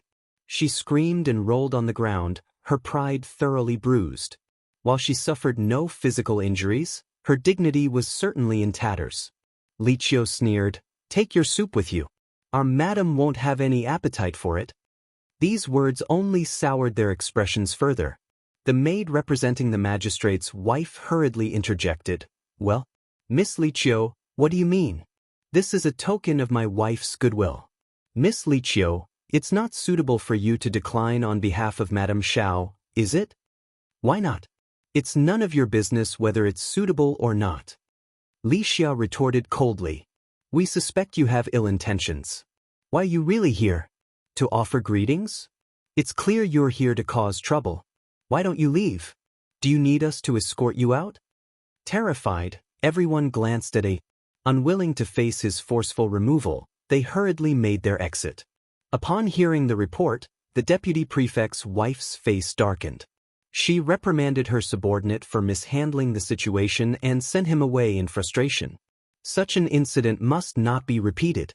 Now, she needed to devise an alternative plan. With Ms. Qiao missing and not at the relay station, Lord Shao remained remarkably composed. Little did he expect that the news would be so well concealed. His Highness had mandated the revelation of Ms. Qiao's disappearance, necessitating the formulation of a plan. Yet, what approach should they take? The deputy prefect's wife promptly ordered someone to summon her husband. Despite their discussions, a viable solution eluded them. The previous disruptive method had already been employed, and its effectiveness was unlikely to be repeated. In a moment of desperation, the deputy prefect gritted his teeth and sneered. "We cannot fail in such a trivial matter. How can His Highness entrust me with future tasks if we falter? I propose bribing a few individuals to set fire tonight and infiltrate during the ensuing chaos." His wife's eyes lit up, and she eagerly agreed. "Old master, that's a brilliant idea. The chaos will create a convenient distraction for us." A sinister smile crossed the deputy prefect's face. "I'll make the arrangements immediately." Time was of the essence. With His Highness having stationed someone in Yenzhou, they needed to establish contact. Lord Shao had brought along Imperial Guards proficient in martial arts. Achieving this task solo would be challenging without His Highness' assistance. The deputy prefect's wife couldn't help but suggest, "I don't understand His Highness' intentions. So what if Ms. Qiao is missing? Why not use her as leverage against Shao Yunduan? If he refuses to comply, he'll be a laughingstock, given his grand declarations of loyalty. Once his reputation is tarnished, I doubt he can maintain a foothold in the capital." The deputy prefect cautioned, "We can't presume to know His Highness' plans. It's better for you to speak less. If you find any errors, ads pop up, ads redirect, broken links, non-standard content, etc., Please let us know reports so we can fix it as soon as possible. Chapter 1532. Pushing away, raising his eyebrows, the deputy prefect admonished, "You're too impulsive. Why didn't you plan meticulously and send just 2 or 3 maids? Did you think you could triumph easily?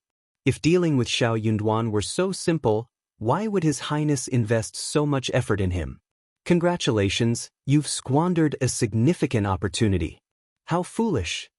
The deputy prefect's wife felt a bit vexed, wondering what mistake she had made. All she wanted was to make a noteworthy contribution. Who could have predicted that these 2 girls would prove so unreasonable? Moreover, she had accompanied the magistrate's wife, thinking that her presence would dispel any suspicion. Since the prefectural magistrate's wife held more sway, her entourage naturally deferred to her authority, right? This should have been a prime chance for her to slip away discreetly. While the couple conversed, someone from the prefect's wife's entourage approached, expressing a desire to discuss matters with the deputy prefect's wife. Despite the deputy prefect's wife's skepticism, she had to oblige, granting her the courtesy. The brief meeting concluded soon after. Upon receiving the report about the soup from the maidservants, the prefectural magistrate's wife couldn't help but frown and reprimand them. Was she out of her mind? Visiting a patient and delivering soup were commendable actions. As long as her intentions were genuine, shouldn't seeing the patient take precedence? Why force an entry into the other party's house? What was her rationale? The maidservants, filled with grievances, could not articulate their defense. They didn't want to engage in such actions, but the deputy prefect's wife insisted that personally kowtowing demonstrated sincerity and care. They couldn't be seen as inferior. However, the unexpected turn of events left the magistrate's wife increasingly agitated. When the deputy prefect's wife arrived, she tactfully mentioned the incident.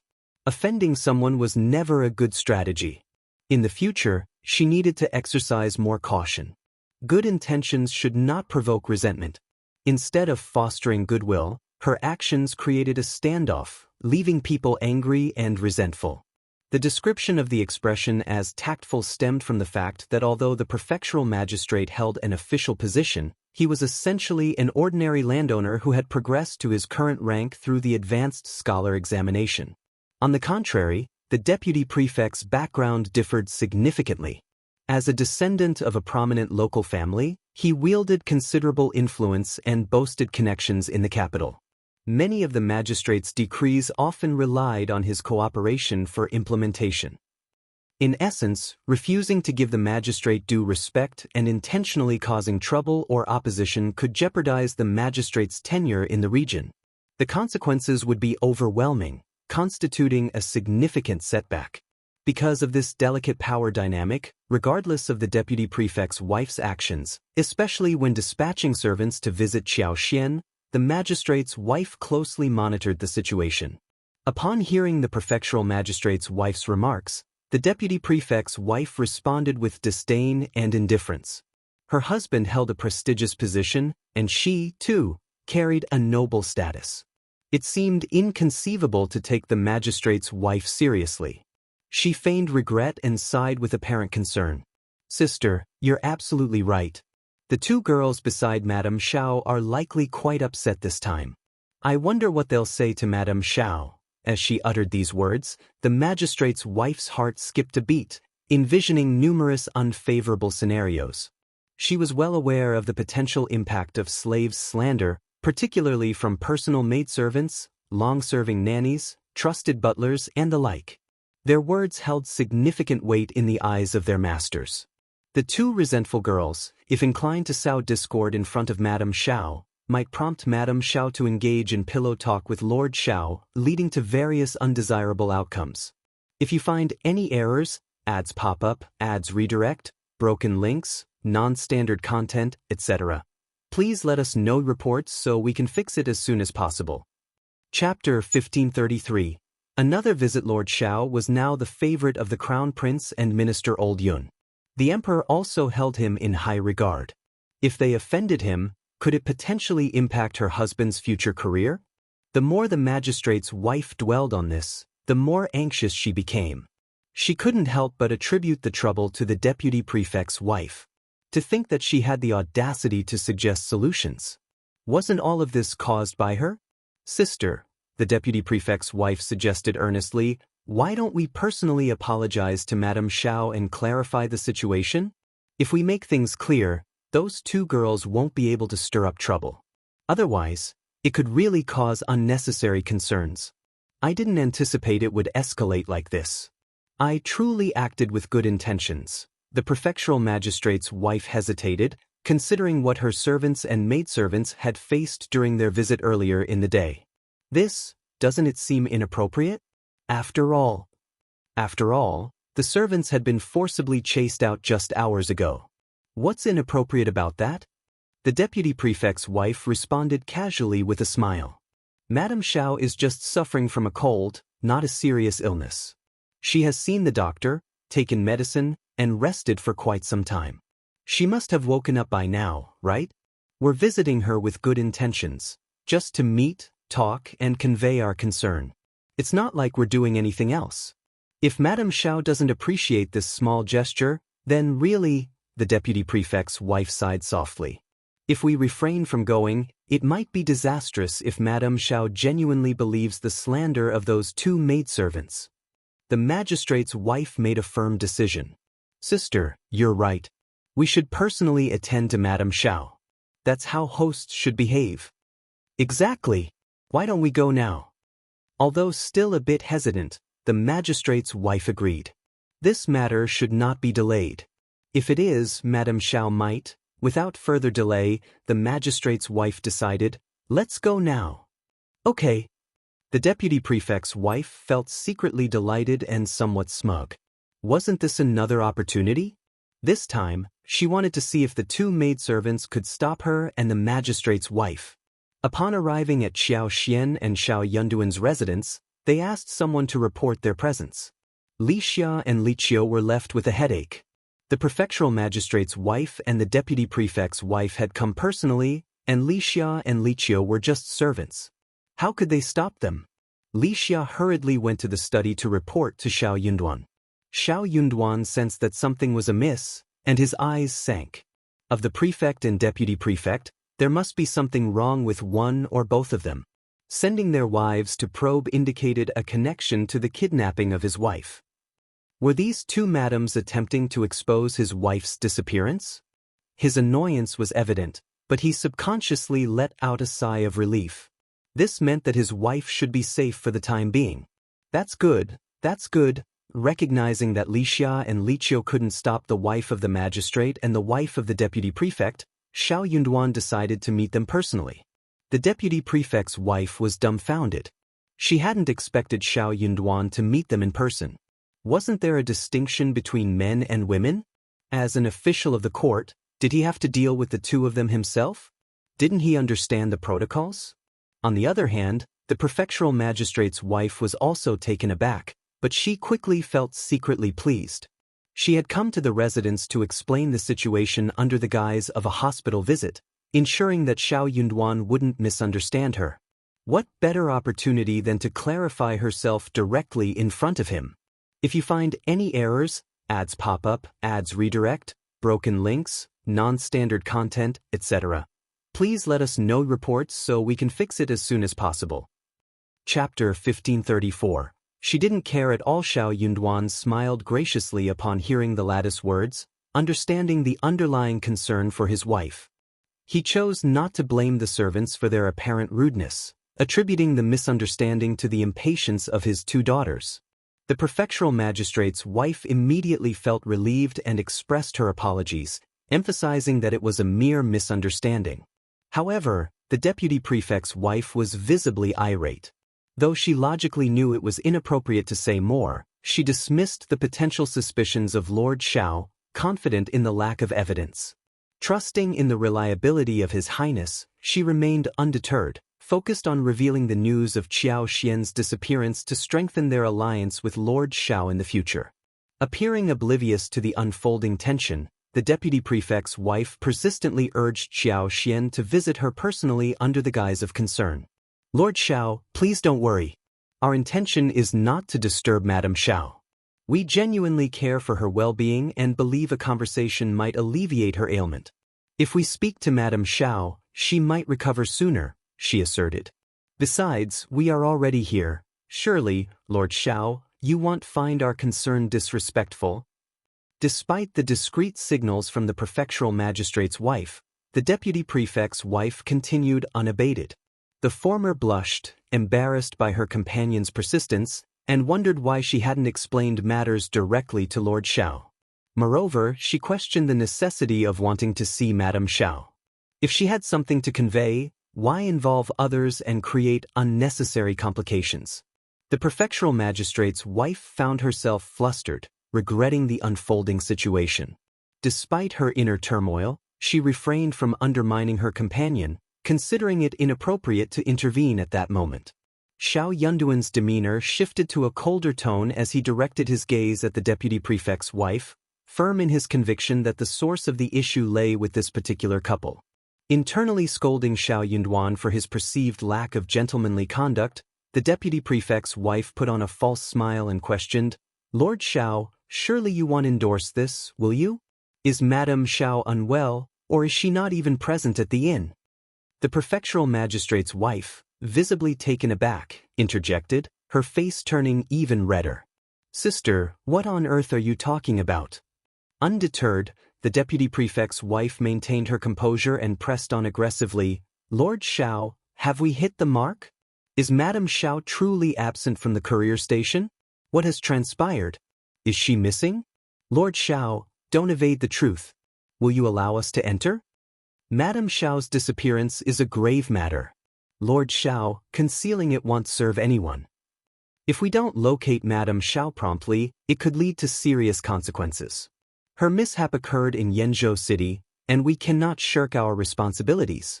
Speaking rapidly and with a sense of urgency, the deputy prefect's wife presented her conjecture with confidence that bordered on certainty.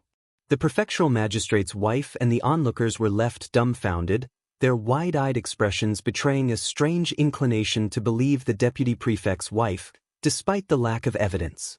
The prefectural magistrate's wife hesitated, her heart racing, yet she refrained from uttering a word. Shao Yunduan's expression grew colder. "Madame Qin, have you concluded? My wife is recuperating in the bedroom. Madame Qin, I must say you're overstepping boundaries here, aren't you?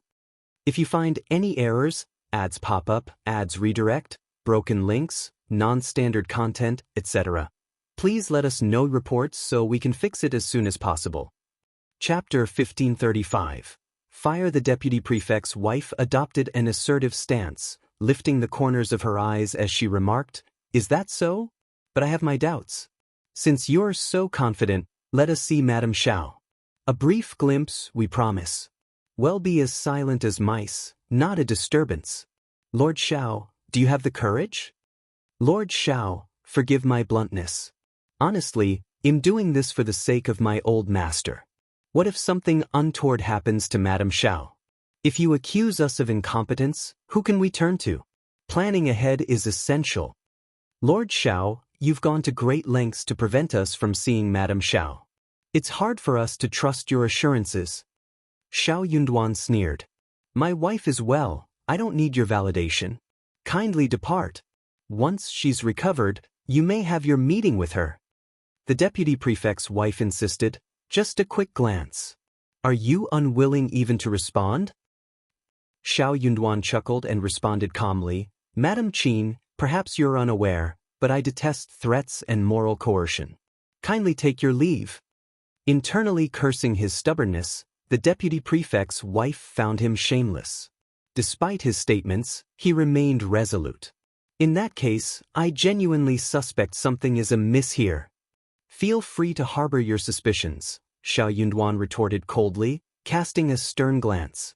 "But let me remind you, Madame Qin, without evidence, refrain from baseless accusations, or you may find me less accommodating." The deputy prefect's wife sneered. "Lord Shao, are you afraid?" Shao Yunduan replied, "Escort her out." The prefectural magistrate's wife, feeling weak in the legs and with a pounding heart, eagerly desired to leave. She forced a smile, bid her farewell, and, grasping a servant's hand, worked to regain composure before exiting. With her departure, the deputy prefect's wife had no reason to linger. She stood up, offered a parting smile, and left as well. The prefectural magistrate's wife wasted no time waiting for the deputy prefect's wife.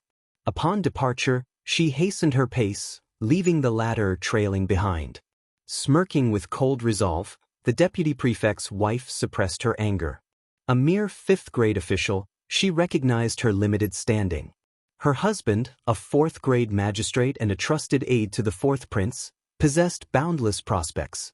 Lord Shao's disregard for her authority irked her deeply. Did he believe he could impede the fourth prince's will? Tonight, she vowed to teach him a lesson, planning to embarrass him before everyone. Shao Yunduan hadn't anticipated such arrogance from the deputy prefect's wife. The Yenzhou mansion, he realized, was more complex than he had assumed. Their relationship was on the brink of deterioration, if not already there. He doubted they would hesitate to act against him now. The looming question was, what would be their course of action? Frowning, Shao Yunduan pondered the situation. That night, despite intensified patrols ordered by Shao Yunduan, someone exploited a vulnerability. The relay station, sprawling with servants and government workers, proved chaotic. Seizing the moment, an infiltrator set fire to the compound. The flames erupted simultaneously in the west wing of Shao Yunduan's and Xiao Xian's yard, and the backyard. The scale of the fire suggested liberal use of oil, engulfing half the sky in an instant. In the ensuing turmoil, Li Xia, Li Qiu, and other guards under Ai's command, namely Bai and Sun Qian, promptly mobilized toward the 500 meters of the courtyard where Qiao Wei once resided. Both the prefectural magistrate's wife and the deputy prefect's wife arrived on the scene. The latter promptly expressed a desire to visit and console Madame Shao amidst the chaos. If you find any errors, ads pop up, ads redirect, broken links, non-standard content, etc., please let us know reports so we can fix it as soon as possible. Chapter 1536. Forcing, however, Li Xia firmly informed her, "My wife is in shock.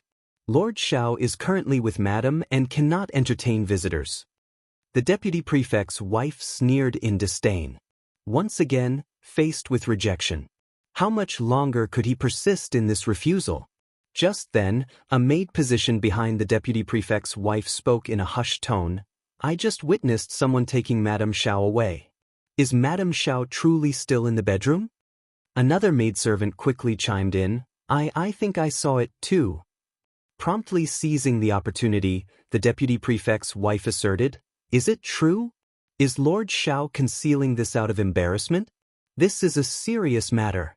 To dispel any rumors, sister, let's enter and confirm. If Madame Shao is present, we can put an end to speculations. If she's indeed abducted, we must devise a plan to rescue her." Lord Shao is bewildered. His wife's safety takes precedence over his reputation. This transpired in Yenzhou City, and we share a responsibility. If we don't inspect the situation and express our concern, we won't be able to justify ourselves in the future. Fuming with anger, the prefectural magistrate's wife felt the urge to vent her frustration. She had merely stood there without uttering a word. Why did he involve her in everything? What did it have to do with her? Not oblivious to the strained relations between the deputy prefect's wife and her husband with Lord Shao, she couldn't fathom why they pulled her into their conflicts. Suddenly, he burst out and forcefully kicked the two maidservants who had spoken. Even amid the clamor of the night, the piercing screams resonated with terror. Ai's actions were swift, catching everyone off guard. The deputy prefect's wife, once she regained composure, was both shocked and incensed. She retorted, "How dare you assault my people? I'll seek an explanation from Lord Shao and Madame Shao regarding their servant management." Although Ai's kick didn't physically strike her, it felt like a direct blow to her dignity. She had uttered more than the two maidservants. Ai refrained from kicking her due to her status, but she had undeniably suffered a loss of face. Ai's demeanor remained unchanged. He met her gaze and stated, "They spoke ill of our wife with filthy mouths, spreading false accusations." As the commotion unfolded, both the prefect and deputy prefect approached. The courtyard fire had been extinguished, and order had been restored, prompting their hurried arrival. The deputy prefect's wife, now even more flustered and enraged, sought solace from her husband. The deputy prefect, seething with anger, demanded, "I demand to see Lord Shao. He owes me an explanation." Shao Yunduan emerged from the room at a measured pace, addressing the deputy prefect calmly. "What explanation do you seek, Lord Qin? These two servants were maligning my wife, and I find that unacceptable." The deputy prefect's wife gritted her teeth, asserting, "Chunlan and Dongmei never lie. If they've spoken, it must be true. Lord Shao, if you have nothing to hide, let us enter and verify. Do you have the courage?" "Lord Shao, are you afraid this scandal will tarnish your reputation? Yet this incident occurred in Yenzhou. Both my old master and the magistrate share responsibility.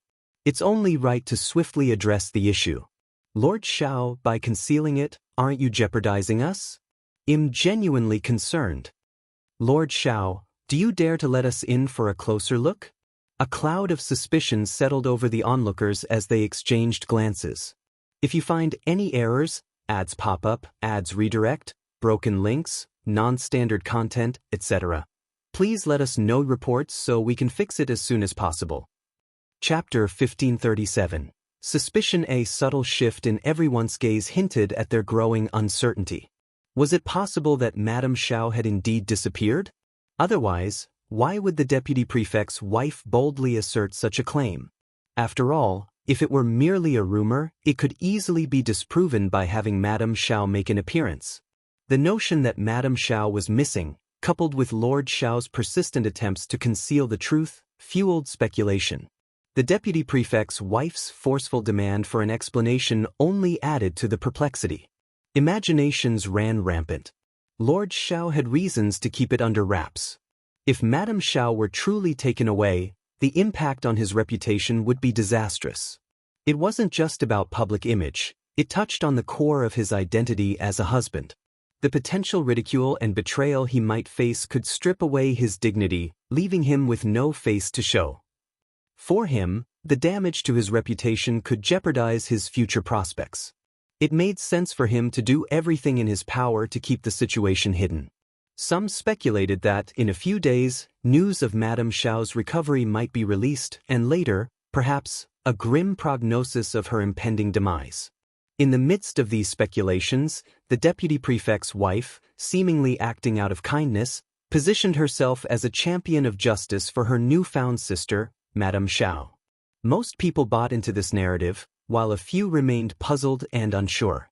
Whispers and suspicions surged like a tidal wave, casting a variety of scrutinizing glances, both open and covert, upon Shao Yunduan.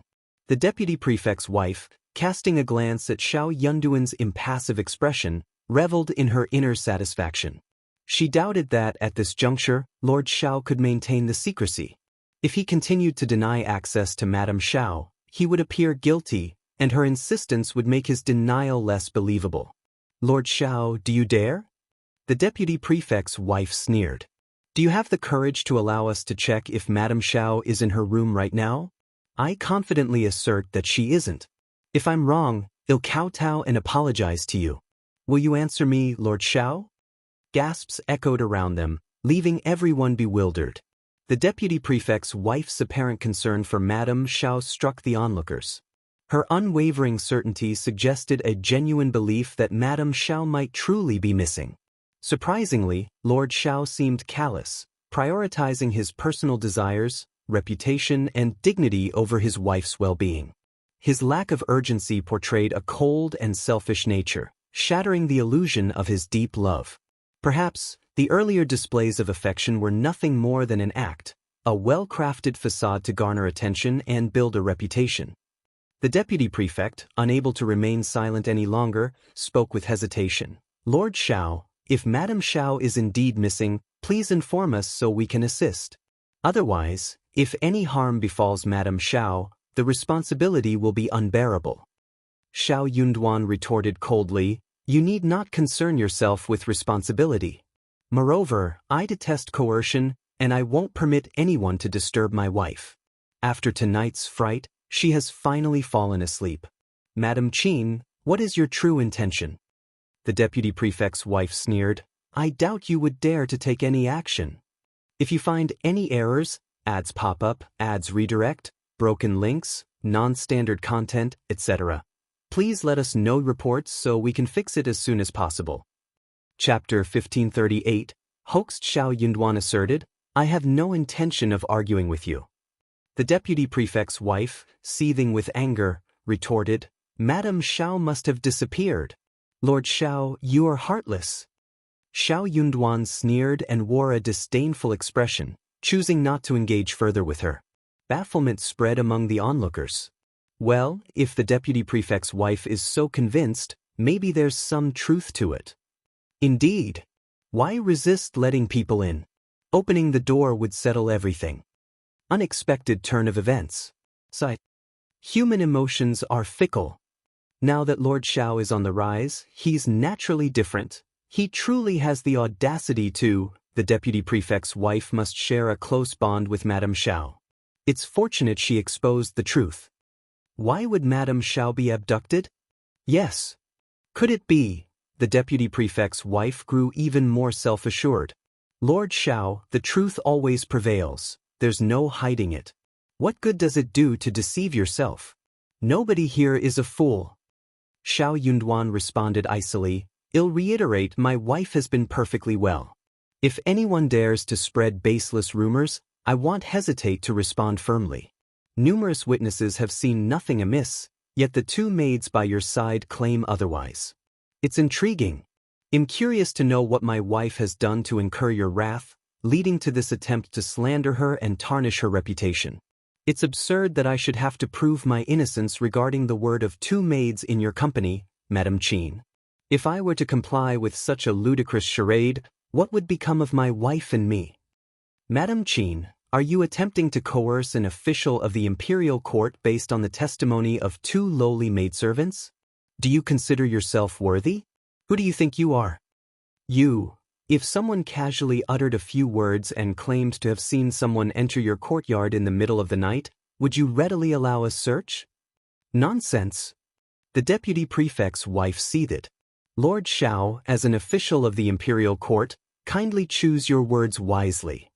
Do you know how to be cautious with your words? Shao Yunduan sneered. I thought you were incapable of such discretion. Whispers resumed among the onlookers, this time casting suspicion on the deputy prefect's wife.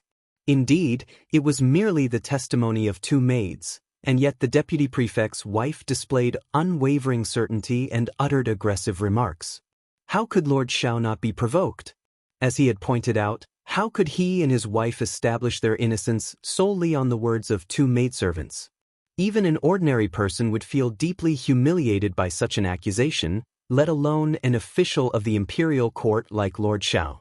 If Lord Shao acquiesced to the deputy prefect's wife, he would forfeit all his dignity. Being caught in the narrative woven by the two maidservants would become a blemish on his reputation. The deputy prefect's wife, enraged, felt a surge of frustration. She had seemingly gained the upper hand and pushed Shao Yunduan into a corner, only to find him shamelessly shifting the blame. Despite the deputy prefect's wife's furious and indignant protests, insisting, Do you dare? Do you dare let me in to see? And accusing, You don't dare, so you must be guilty. Shao Yunduan remained indifferent. He turned his gaze to the deputy prefect and remarked, Lord Qian, has your wife fallen prey to some malicious deceit? What is the meaning of this? Awkwardly rubbing his nose, the deputy prefect hastened forward to restrain his wife, whispering something to her. Though reluctant, she gritted her teeth and endured it. If you find any errors, ads pop up, ads redirect, broken links, non-standard content, etc., please let us know reports so we can fix it as soon as possible. Chapter 1539. Mockery. The deputy prefect's wife sneered once more. Lord Shao, your silver tongue leaves me speechless. I can only feel sorry for Madame Shao. Missing and forgotten, it wouldn't be surprising if she passed away one day. Pet. Shut up. Shao Yunduan's anger flared, glaring at her. Rest assured, my wife will live a long life. Frustrated by Madame Qian's remarks, Xiao Yunduan resisted the urge to retaliate physically against her rudeness. Lord Qian, he continued, addressing the deputy prefect with disdain, you're truly fortunate to have wed such a well-mannered, eloquent lady. With such a remarkable wife, Lord Qian, your future must be promising. The deputy prefect's face reddened instantly, overcome with embarrassment. It felt as if he had been slapped, mocked for choosing a spouse lacking in manners, and cursed for his future. However, his wife had provoked the scolding, leaving him little choice. He gripped her arm to prevent further outbursts and shot her a warning glare. Maintaining a forced smile, he pretended to be oblivious to Xiao Yunduan's sarcasm. As long as he feigned ignorance, the embarrassment wasn't truly his. Nevertheless, he couldn't linger any longer, even though indignation bubbled within him as much as his wife. Xiao Yunduan, with his thick skin, had pushed them to this point, yet he persistently attempted to mask the situation with sophistry. Lord Shao, my wife must have been frightened by tonight's fire and chaos. She didn't mean anything else. Please, don't argue with a woman. It's late, we should take our leave. We won't disturb your rest. Lord Shao, focus on taking care of Madame Shao for a swift recovery. My wife and Madame Shao instantly hit it off. She genuinely cares for Madame Shao. Xiao Yunduan sneered, retorting, your wife's concern is not something anyone can appreciate. You may leave. Xiao Yunduan gestured towards the two maids who had been vocal about witnessing Qiao Xian being taken away. However, they must stay. Lord Qian, do you find fault with my decision to pursue this matter? The hearts of the deputy prefect and his wife skipped a beat. Xiao Yunduan's assertiveness left little room for refusal, even if his request seemed reasonable. Yet, surrendering these individuals to him was out of the question. Once they were handed over, who knew what kind of punishment Xiao Yunduan might mete out? What if the interrogation unearthed some compromising information? While they could feign ignorance, it remained an inappropriate risk. These two have overstepped their bounds. It's understandable that Lord Shao is angered. Men, take them away and administer 30 strokes each. Lord Shao, how does that sound? Xiao Yunduan sneered, opting to remain silent. His silence, however, carried implicit agreement. At the deputy prefect's command, bailiffs swiftly descended upon the two maidservants, dragging them down as they cried and pleaded for mercy. Unexpectedly, Xiao Yunduan interjected, do it here. His subordinates complied, subjecting the two maids to a merciless beating. Their screams echoed, initially accompanied by pleas for mercy, but eventually tapering off as their heads drooped, succumbing to unconsciousness. The onlookers shuddered, their hearts pounding. Xiao Yunduan cast a cold gaze across the crowd and declared, continue spreading baseless rumors, and next time, the tally will be 60 or 90. If you find any errors, ads pop up, ads redirect, broken links, non-standard content, etc., please let us know reports so we can fix it as soon as possible. Chapter 1540. He wants to alert them the deputy prefect couple's faces burned with humiliation. Despite their anger, they dared not voice their objections. They hastily departed, leaving in a sorry state. The magistrate sighed inwardly and bid farewell to his wife. Xiao Yunduan issued some instructions to Bai and Sun Qian, then turned on his heel and returned to the room. Since he had commandeered this residence, Qiao Wei could no longer remain there and had to vacate at the last minute. As the deputy prefect's wife approached Xiao Yunduan, Qiao Wei, overhearing their conversation from inside the room, felt a profound unease. The temptation to rush out and disclose the truth, potentially tarnishing Qiao Xian's reputation, was strong. However, fear held her back. Xiao Yunduan would never entertain her explanations, even if she feigned an accidental disclosure.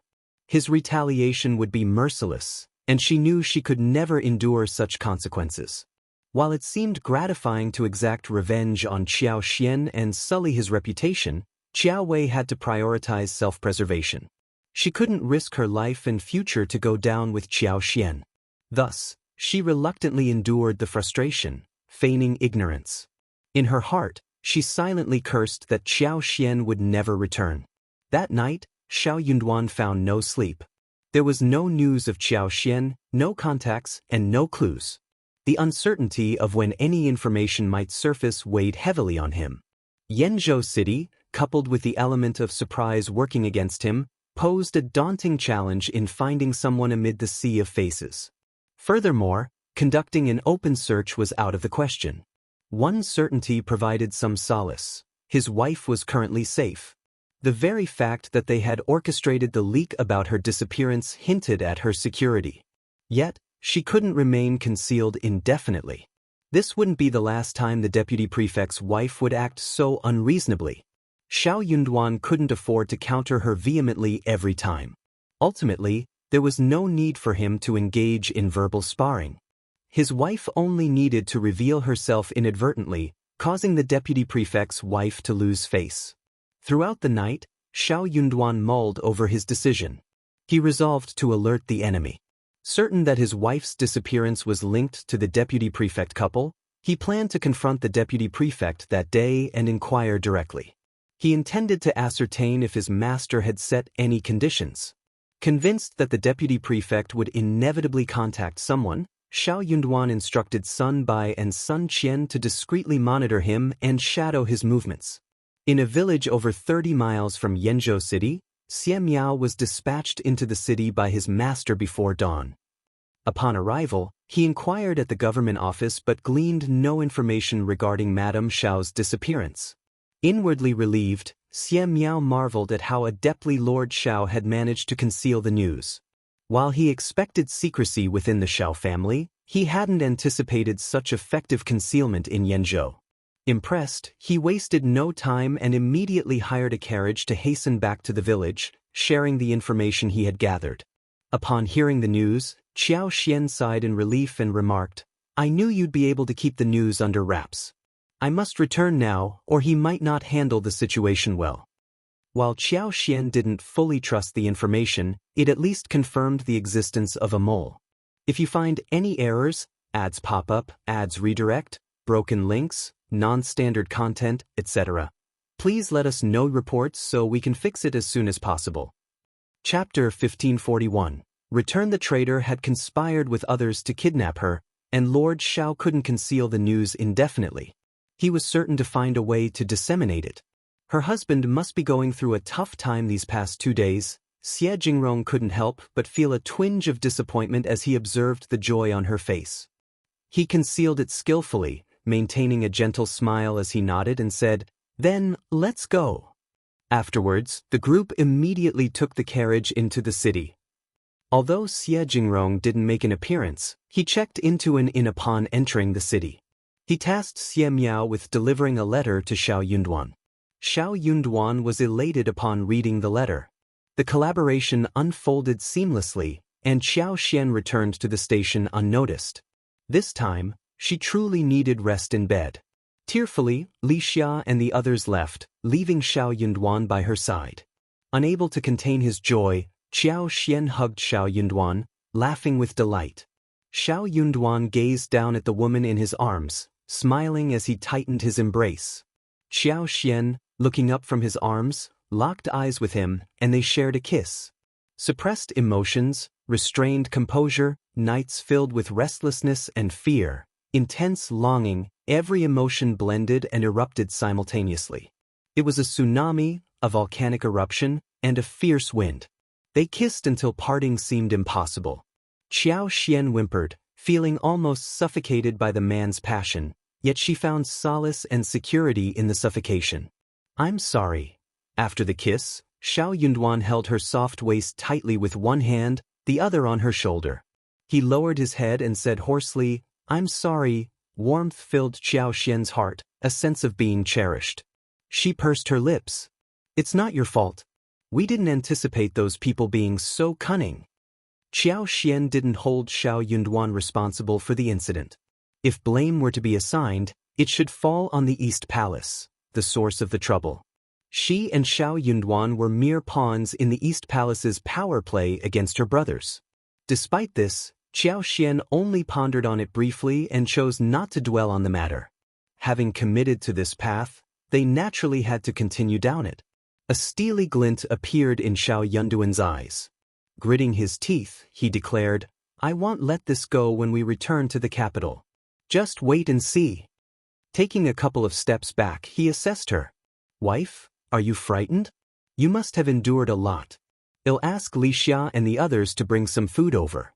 Have a meal, take a bath, and get some rest. They'll be by your side. We can discuss other matters later." Having returned to the city early in the morning, Xiao Xian's stomach growled, and fatigue set in. A good meal, a hot bath, and some sleep sounded like a perfect plan. She didn't refuse and nodded with a smile. "I'll let you know when I wake up." Shao Yunduan smiled, squeezed her hand, and guided her to sit down. "Wait here, I'll go fetch them." When Xiao Xian awoke, it was already past noon, and Shao Yunduan had stayed with her. Opening her eyes slowly, she seemed languid. Spotting her beloved by her side, a sweetness filled Xiao Xian's heart, and she nuzzled against Shao Yunduan. Shao Yunduan lowered his head, planting kisses on her forehead, nose, and cheeks. He gently stroked her hair and smiled. "You're awake. If you find any errors, ads pop up, ads redirect, broken links, non-standard content, etc., please let us know reports so we can fix it as soon as possible." Chapter 1542. What a lively show, ugh. The two of them embraced for a while before settling against the headboard, holding each other close. Shao Yunduan, cautious and hesitant, was careful not to frighten his wife. He tactfully asked about her well-being, expressing concern repeatedly. The mere thought of Xiao Xian enduring the past 2 days and nights made him want to eliminate the fourth prince. Xiao Xian, sensing his worry, reassured him. She mentioned that she had figured out they took her as a bargaining chip to pressure him. Though initially scared and unsure of the situation, she became fine afterward. She even attempted an escape but was rescued by Xie Jingrong and his servant.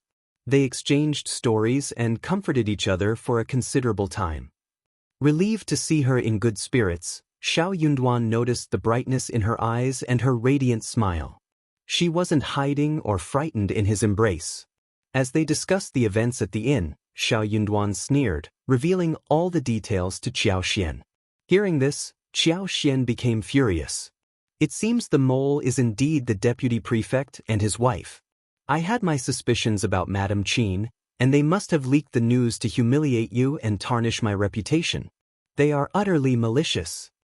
The kidnapping of a young family member of an official for a night was a stain that couldn't be easily erased. She suddenly smiled, looking up at Shao Yunduan. "If I didn't return, what would you do if the deputy prefect's wife kept pestering you?" Shao Yunduan replied, "It doesn't matter who comes. But it will make you look guilty." "So what?" Shao Yunduan snorted. "As long as I don't admit it and don't allow it, no one will dare to intrude. If anyone dares to spread rumors, I'll set an example. If you're not afraid, let them spread it." Xiao Xian couldn't contain her laughter and sighed, "Thank goodness I'm back." Shao Yunduan smiled gently. "Indeed you're back. You're irreplaceable truly." The couple exchanged grins. Had Xiao Xian not returned, Shao Yunduan would have had no choice but to employ secretive means to locate her and vehemently deny any allegations, regardless of what others might say. Refusing to admit to anything, even in the face of skepticism and the deputy prefect's wife's aggression, became his strategy. If rumors spread, and they couldn't touch her, they wouldn't dare to touch others either. Furthermore, they could compel the magistrate and deputy prefect to punish severely whoever propagated the rumors. It wasn't the ideal plan, just a desperate measure, and who knew how long it would take. But now she was back. "Madame Qin seems so certain I'm not here," Xiao Xian sneered. "I think I'll invite her to come and see for herself." Since she was so friendly, so concerned, and claimed to be familiar at first sight, she should express her gratitude, right? Shao Yunduan's eyes gleamed, understanding that his wife's invitation to Madame Qin wasn't merely for herself. He smiled with interest. "Wife, what's your plan? If you find any errors, ads pop up, ads redirect, broken links, non-standard content, etc., please let us know reports so we can fix it as soon as possible." Chapter 1543. Do you have a choice? Xiao Xian blinked, smiled at him, and chuckled. Let Xiao Wei handle it, of course. Xiao Xian felt no guilt whatsoever about involving Xiao Wei. Shao Yunduan agreed with a smile, showing no concern for Xiao Wei. When Xiao Wei was summoned, she still felt uneasy, fearing another interrogation from Shao Yunduan. She genuinely knew nothing about the situation. However, to her surprise, it wasn't Shao Yunduan who entered but Xiao Xian. Xiao Wei was dumbfounded. She exclaimed, "It's you!" Xiao Xian burst into laughter and blinked. "Certainly it's me. I've been recovering and am well now." "Xiao Wei, how shameless! Aren't you aware if you were kidnapped in the past 2 days?" But she didn't dare voice her thoughts. She knew it would be futile and might even lead to scolding. "Why did you call me here?" Observing that Xiao Xian appeared fine, full of energy and well-dressed, it was evident that Shao Yunduan hadn't criticized her upon her return. Otherwise, she wouldn't look so lively. This left Xiao Wei deeply disappointed and unhappy. Unable to change the situation, she consoled herself with the idea that what someone doesn't know or see can't hurt them, right? Xiao Xian smiled. "I have a small favor to ask." Hearing Xiao Xian's request, Xiao Wei was so angered that she laughed. "You want me to do such a thing? You're using me." Xiao Xian gave her a measured look and spoke deliberately. "Consider yourself fortunate that you're still of use to me. Without my protection, you'd be dead by now." I won't do it. Do you have a choice?" "Xiao Wei, do you believe you have the privilege to refuse me? Let me pose a hypothetical scenario. If you were so ill that you couldn't leave your bed and needed time to recuperate here, what do you think would happen if news of our return reached the capital first?"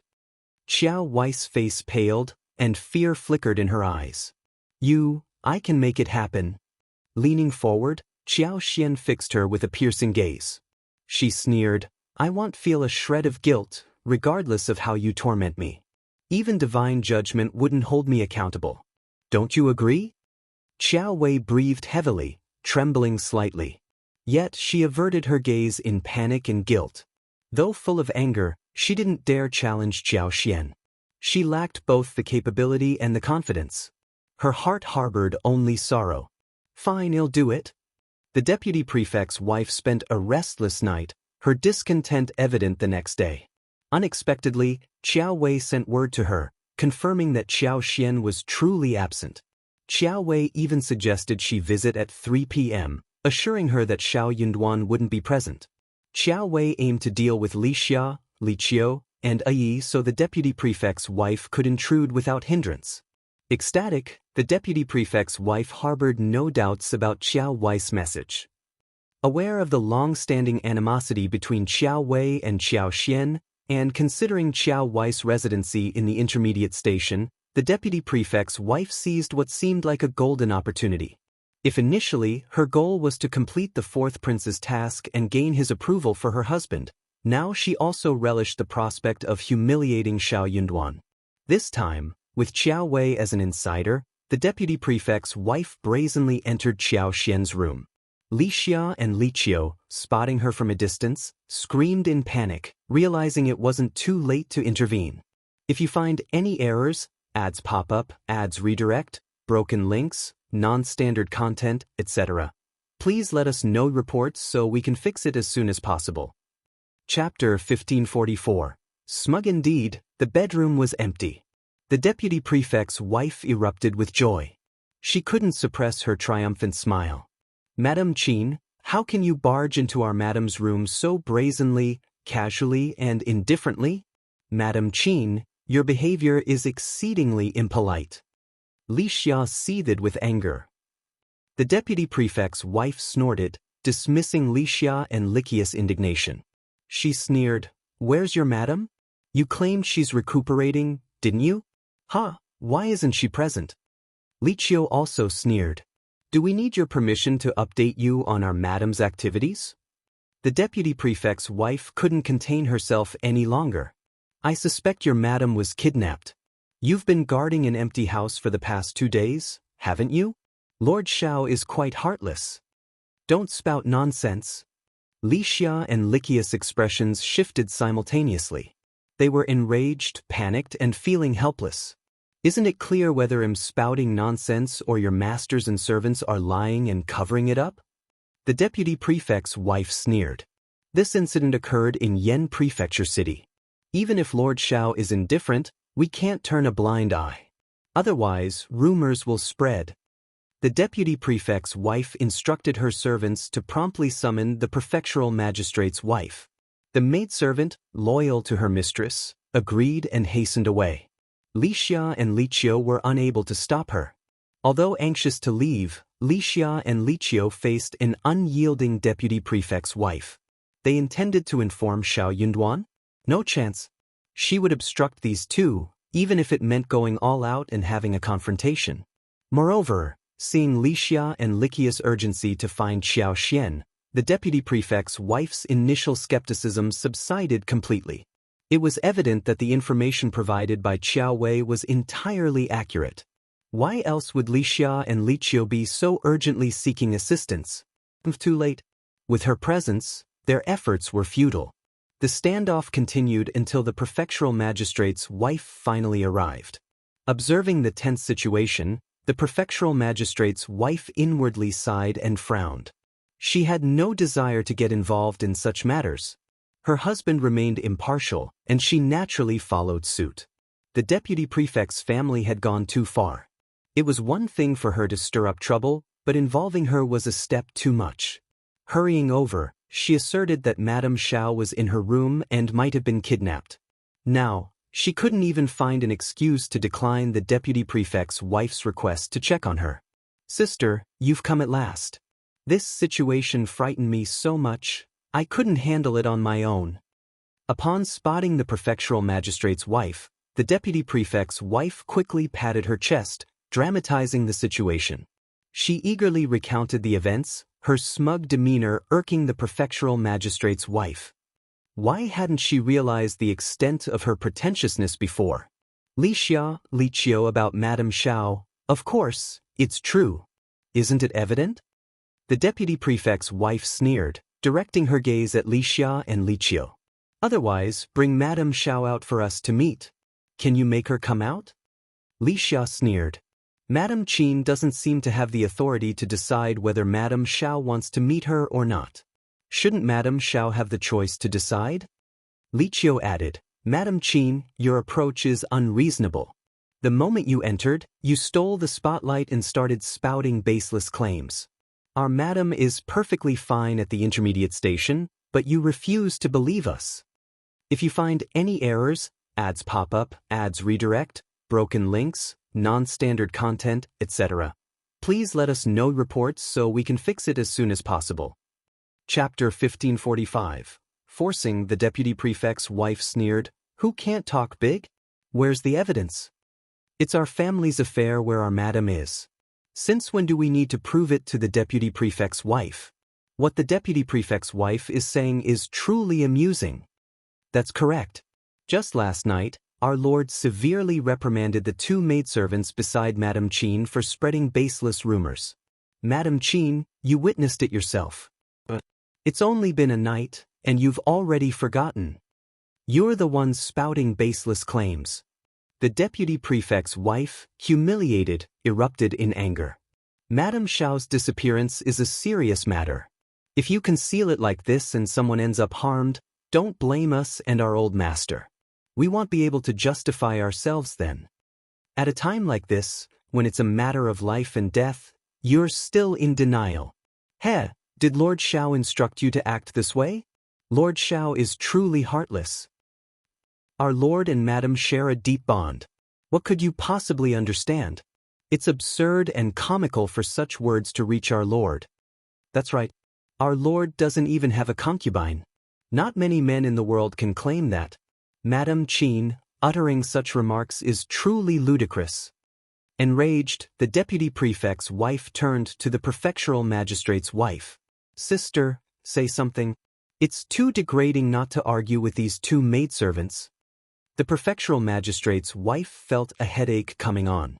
She had no desire to intervene. Ladies, is Madame Shao at the inn? Indeed. Then bring her out. Our madam can decide for herself. She hasn't fully recovered and is taking a stroll in the backyard. We don't dare to disturb her. Lord has instructed us not to disrupt her peace. Excuses, all excuses. We speak the truth as sisters. The deputy prefect's wife was on the brink of exploding with anger. She sneered, saying, "Who would believe your version of the truth?" Xia retorted, "Why won't you believe us?" The prefectural magistrate's wife had no desire to get involved and wished to feign ignorance. She didn't want to be present at all. As long as she wasn't around, it didn't matter if they caused a commotion. Smiling, she tried to persuade the deputy prefect's wife. "Perhaps Madame Shao is genuinely taking a walk in the backyard? If there's nothing else, let's leave first." This is undoubtedly a lie. The deputy prefect's wife, about to explode with anger, declared, "Didn't I instruct her to stay in bed and recuperate? She's not here at all. We've come this far, yet you persist in lying through your teeth." Xia argued, "It's evident that you're the one causing a scene. What if you're wrong? What will you do then?" Madame Qian sneered, "If I'm wrong, I'll kneel down and kowtow 3 times to your madam to apologize. Then, I'll kowtow to you and your sister to apologize. Now, can you invite her out? If she's genuinely here, why hide behind the curtain?"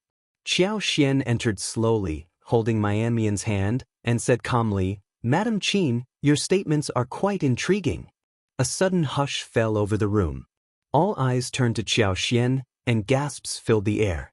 The prefectural magistrate's wife was overjoyed and finally felt a sense of relief. "Madame Shao, have you recovered? Congratulations." Truth be told, she didn't want any trouble in Yenzhou City. Smoothly sending her away would be ideal. This was excellent. However, the deputy prefect's wife widened her eyes as if she had seen a ghost. If you find any errors, ads pop up, ads redirect, broken links, non-standard content, etc., please let us know reports so we can fix it as soon as possible." Chapter 1546, She's really here, what about me? Xiao Xian showed no intention of mercy. She spoke with a half-smile, "Do you not recognize me, Madame Qian? Why don't you take a closer look at me?" The deputy prefect's wife swayed and moved her lips, but no words came out. Xiao Xian advanced, saying, "Madame Qian has been causing a commotion, insisting that I was missing. At that time, I wasn't feeling well, so I dismissed it with a laugh. But Madame Qian, your actions are becoming increasingly absurd. Do I have a grudge against you? Have we ever offended you, prompting you to spread rumors and slander me?" The deputy prefect's wife was flustered. It's Miss Qiao. She was the one who told me that you were missing. Yes, it's her." Xiao Xian smiled. "What a joke. Let's not even discuss the truth of that claim. Are you devoid of reason? Can you not think for yourself? You believe whatever others say? Then why not heed what my husband has said? Do you trust words that paint us in a negative light and wish to cause a stir without cause? Madame Qian, when have we wronged you or Lord Qian? Madame Qian, why not speak plainly? Madame Qian, repeatedly involving yourself in such trivial matters should not leave you embarrassed to make things clear, right? Since you're unwilling to clarify, let my husband discuss this matter with Lord Qian." The deputy prefect's wife's eyes widened, and her body trembled. She gritted her teeth but couldn't utter a word. What could she say? Xiao Xian's words left her speechless. Ignoring her, Xiao Xian instructed Mian, "Tell him to summon our old master, Mr. Qian, and the magistrate here." The deputy prefect's wife's vision darkened, and she glanced at the prefectural magistrate's wife in panic. The prefectural magistrate's wife had already lowered her eyes, appearing lost in thought. She would not intervene, absolutely not. She saw and heard nothing. And Miss Qiao. The deputy prefect's wife gritted her teeth. "Summon Miss Qiao as well." Xiao Xian sneered. "Go ahead, Madame Qian won't relent until she provides us with an explanation." Shortly after, Shao Yunduan, the deputy prefect, and the magistrate arrived. With everyone present, Qiao Wei, who arrived late, heard the news of Xiao Xian's improving condition. Sun Bai and the others breathed a collective sigh of relief. Upon realizing that Qiao Wei intended to confront her, the deputy prefect's wife initially felt a twinge of guilt. However, when she noticed Xiao Wei's defiant stance, her guilt transformed into anger. Xiao Wei defiantly stuck out her chest, unafraid. She shot a provocative glance at the deputy prefect's wife. What did she have to fear? The deputy prefect's wife lacked any evidence. As long as she maintained her denial, what could the deputy prefect's wife do? After all, one couldn't blame others for being gullible and naive, right? Miss Qiao, why did you lie to me? What is your motive? So, you're manipulating me like a pawn and deceiving me. The deputy prefect's wife erupted in fury, shouting immediately. Qiao Wei's complexion paled slightly. She bit her lip and denied, I don't know what you're talking about. I have no connection with you. What lies have I told you, Madam Qin? Xiao Xian and Shao Yunduan hadn't allowed Xiao Wei unrestricted movement. It was as if she was under house arrest. She hadn't had any private encounters with the deputy prefect's wife. These statements made it nearly impossible for anyone to doubt her. If you find any errors, ads pop up, ads redirect, broken links, non-standard content, etc., please let us know reports so we can fix it as soon as possible. Chapter 1547. Who are you humiliating? The deputy prefect's wife was furious. You're shamelessly telling lies, bald-faced lies, lying through your teeth. Well, Miss Qiao. Xiao Wei retorted, don't you, the deputy prefect's wife, excel at distorting the truth, telling shameless lies, lying through your teeth? I wouldn't dare to compare myself with you. You. Miss Qiao is absolutely correct. Xiao Xian added sarcastically. In the art of bald-faced lies and lying through one's teeth, no one surpasses the deputy prefect's wife. The deputy prefect's wife was seething with anger, her vision darkening, but she couldn't come up with a retort. Persistently claiming that Xiao Xian had been abducted was a prime example of distorting the truth, telling bald-faced lies, and lying through one's teeth. Apart from swallowing her anger and accepting the situation, what else could she do? The deputy prefect cleared his throat awkwardly, covering his mouth with his fist. The deputy prefect's wife glared at the deputy prefect and the prefect, complaining, Old master, Lord, you must believe me. How could I lie? Xiao Xian chimed in, mocking her further. Indeed, Madam Qin never lies. She merely excels in concocting falsehoods and slandering others. Madam Qin, everyone. Now it was Shao Yunduan's turn to cough. He exchanged a smile with Xiao Xian, feeling a deep sense of satisfaction. It wasn't appropriate for him to personally address Madam Qin, as it would be too degrading. However, having his wife handle the situation was entirely fitting. Madam Qin was frustrated. If Madam Shao had come out earlier, why should I come out? What if I choose not to? Hasn't my husband made it abundantly clear? Your two subordinate maids, born in an intermediate relationship, demand that I stand up and prove my innocence? Madam Qin, whom do you think you're looking down upon? More precisely, whom are you humiliating? Lord Qin, Shao Yunduan turned to the deputy prefect, tell me what needs to be done. The deputy prefect forced a smile. Well, it's a misunderstanding, of course. It's entirely my wife's fault. I must apologize. He shot a stern look at Madam Qin and murmured, What are you waiting for? Apologize to Madam Shao. Madam Qin, filled with reluctance, had no other option. With the tide turned against her, she had to swallow her pride. Gritting her teeth, she bowed deeply to Xiao Xian. I apologize, Madam Shao. I acted impulsively. Please forgive me. Xiao Xian smiled.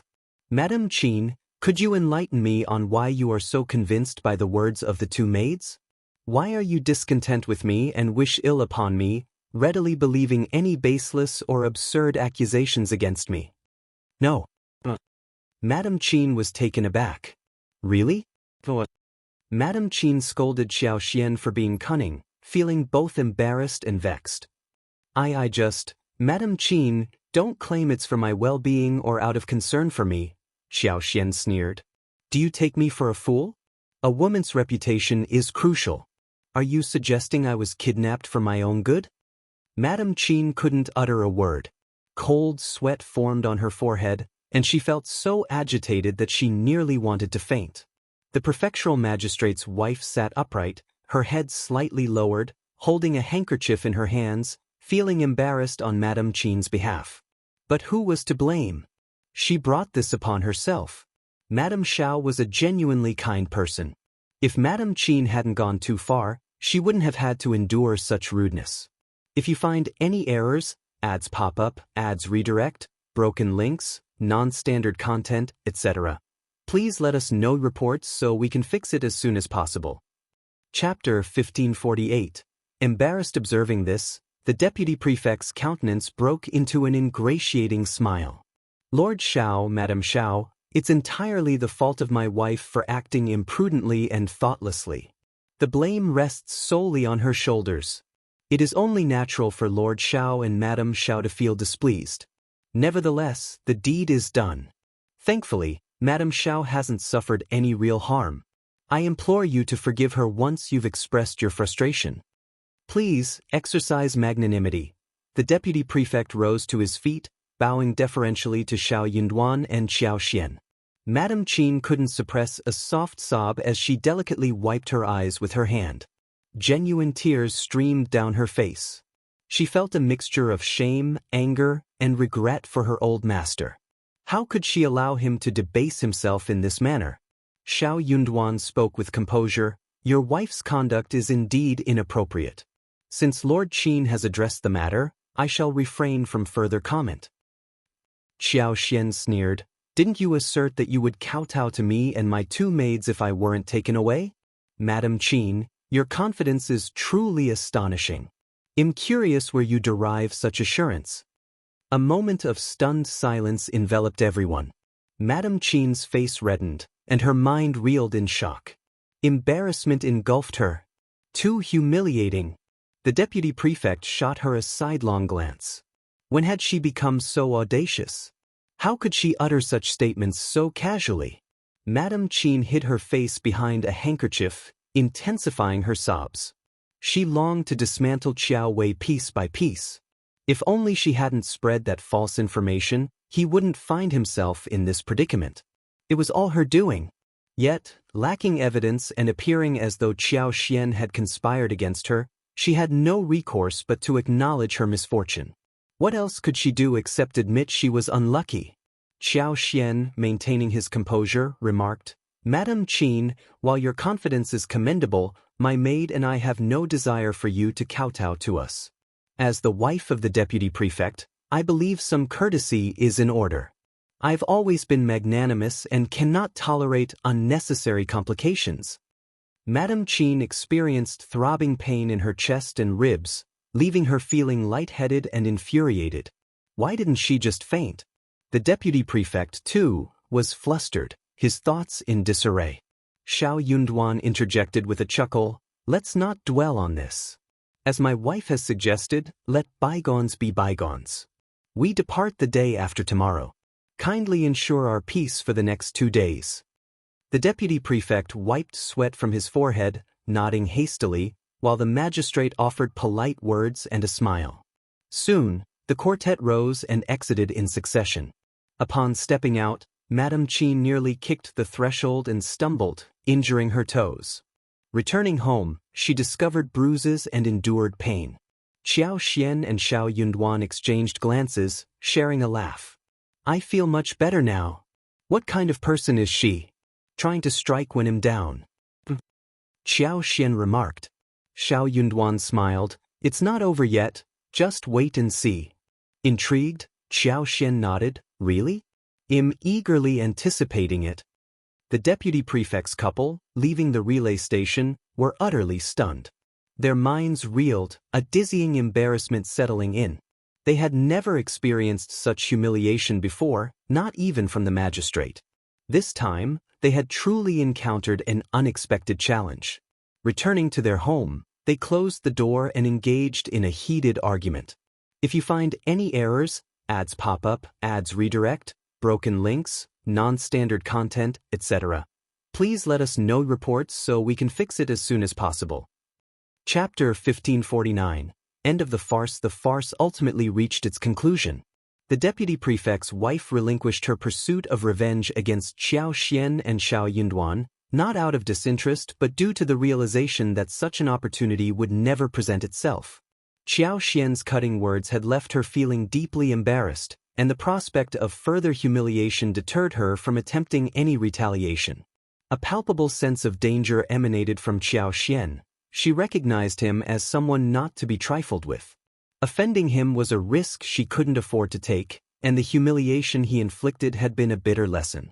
Fueled by resentment, she redirected her animosity toward Xiao Wei, despising her to the core. That audacious woman dared to orchestrate her downfall. If not for the fabricated news she relayed, the deputy prefect's wife reasoned, she wouldn't have acted impulsively, and Xiao Xian wouldn't have slapped her in public. It was akin to inviting others to witness the assault, a blow to her dignity she couldn't easily stomach.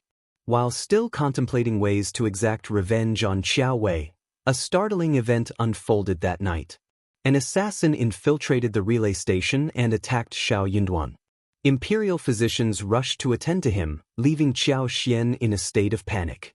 Witnessing Shao Yunduan's pallid face, she succumbed to the stress and fainted. The relay station buzzed with activity as lights illuminated the chaos. People were thrown into disarray. Sun Bai and his comrades, along with a Yi and a dozen guards, pursued the assassin, but the assailant left behind traces and managed to escape into the deputy prefect's courtyard. The deputy prefect and the prefect resided at the rear of the government office. Although provided accommodations at the relay station, the deputy prefect couple continued to reside there, enjoying the magistrate's favor and additional territory. When Sun Bai, Yi, and the others stormed in, the deputy prefect couple naturally erupted in fury. However, the sight of bloodstains in the courtyard brought panic to their faces. Quick-witted, the deputy prefect's wife immediately asserted that this was Lord Shao and Madame Shao's act of vengeance. According to her narrative, they must have orchestrated a covert plot to smear the courtyard with bloodstains and then frame them. Enraged by these allegations, Sun Bai, Yi, and the others vehemently responded. Sun Bai snapped, "Our lord barely survived an assassination attempt, with the imperial physician currently working to save her." Madame was so terrified she fainted on the spot. Numerous brothers have tracked the assailant all the way here.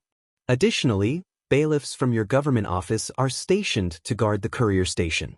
Everyone witnessed a black-clothed infiltrator with their own eyes, yet Madame Qin is playing the blame game. She's truly cunning and malicious. Brothers, let's find the assassin and expose her deceit. The deputy prefect, in a state of panic, protested, "You can't search." Upon learning of Shao Yunduan's grave injury, shock overcame the deputy prefect and his wife. Madame Qin, too frightened to speak further, recoiled.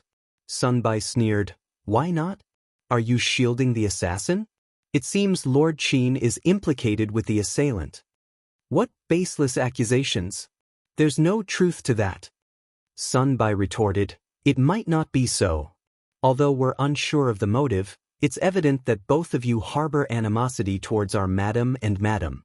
Madame Qin has repeatedly caused trouble before. It's not surprising if you seek revenge. You can't escape suspicion. Lord Qin, even if it's to clear your name, step aside. Otherwise, it looks like you're protecting the culprit."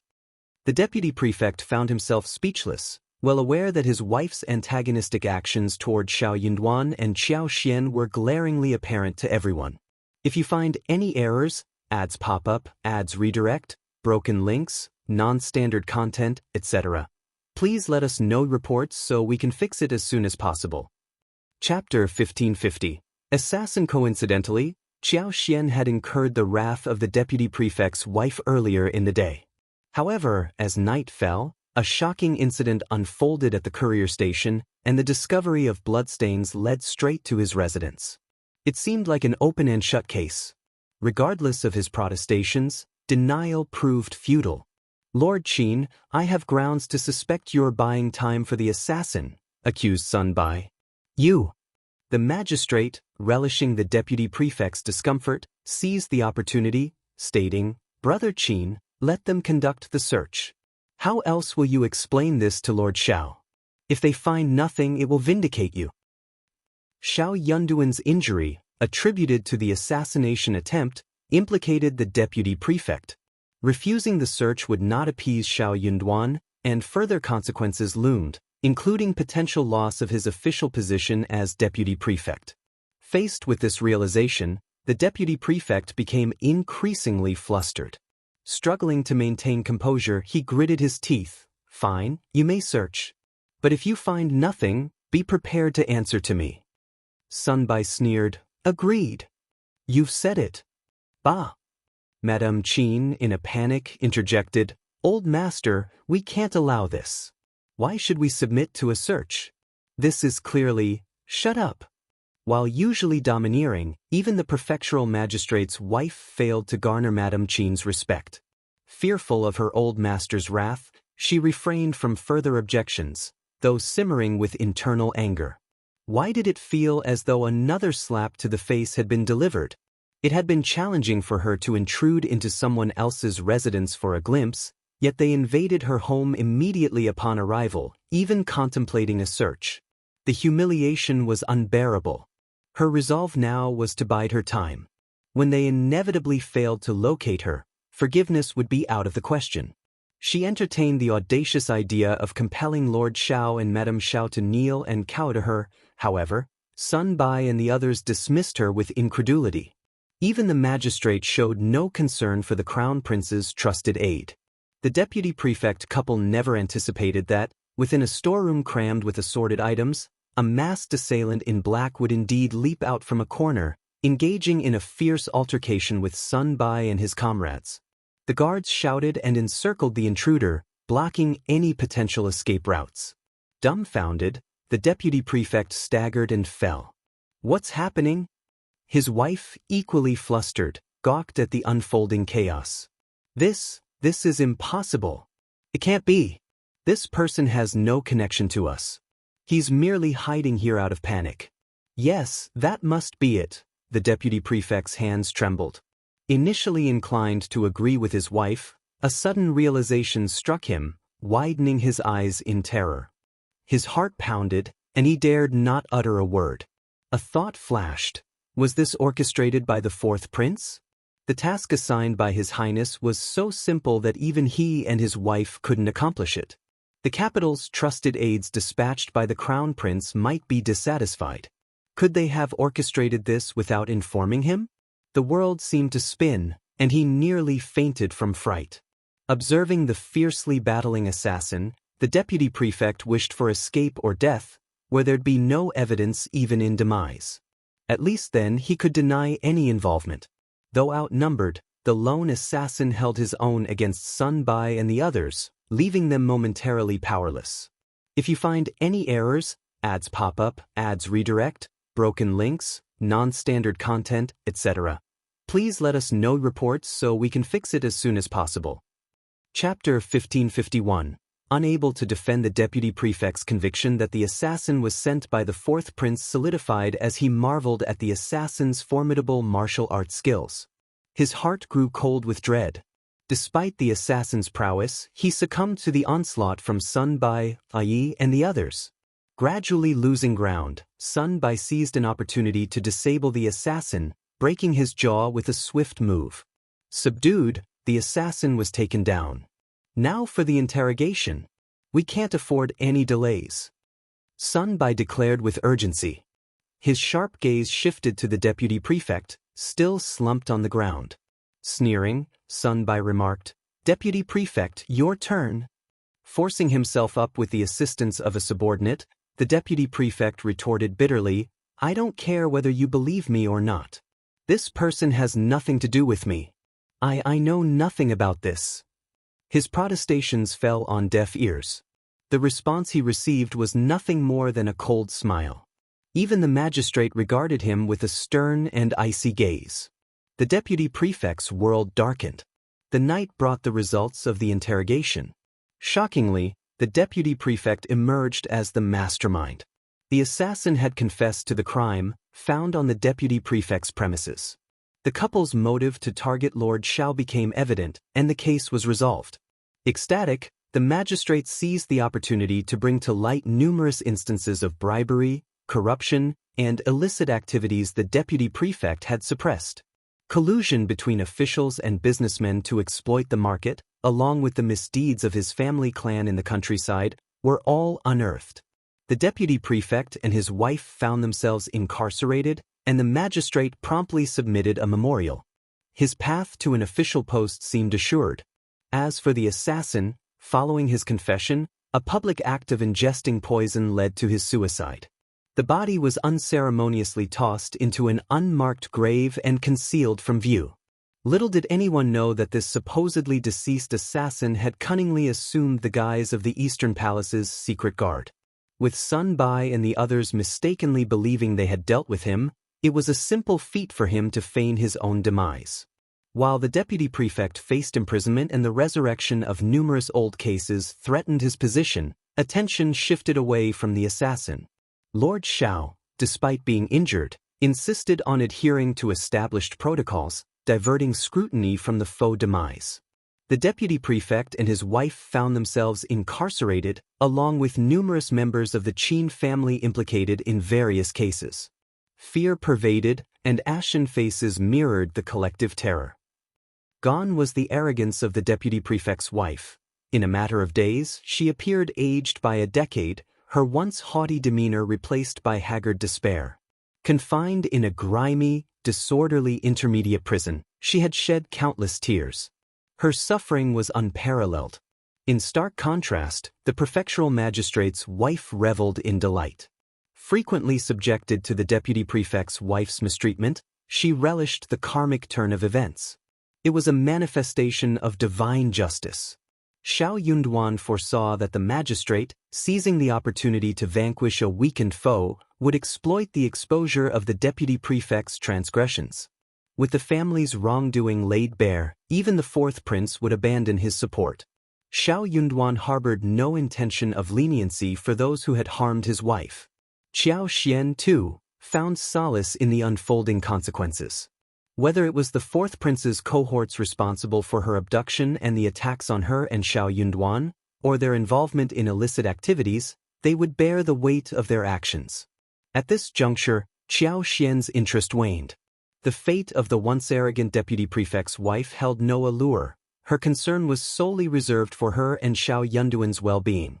If you find any errors, ads pop up, ads redirect, broken links, non-standard content, etc., please let us know reports so we can fix it as soon as possible.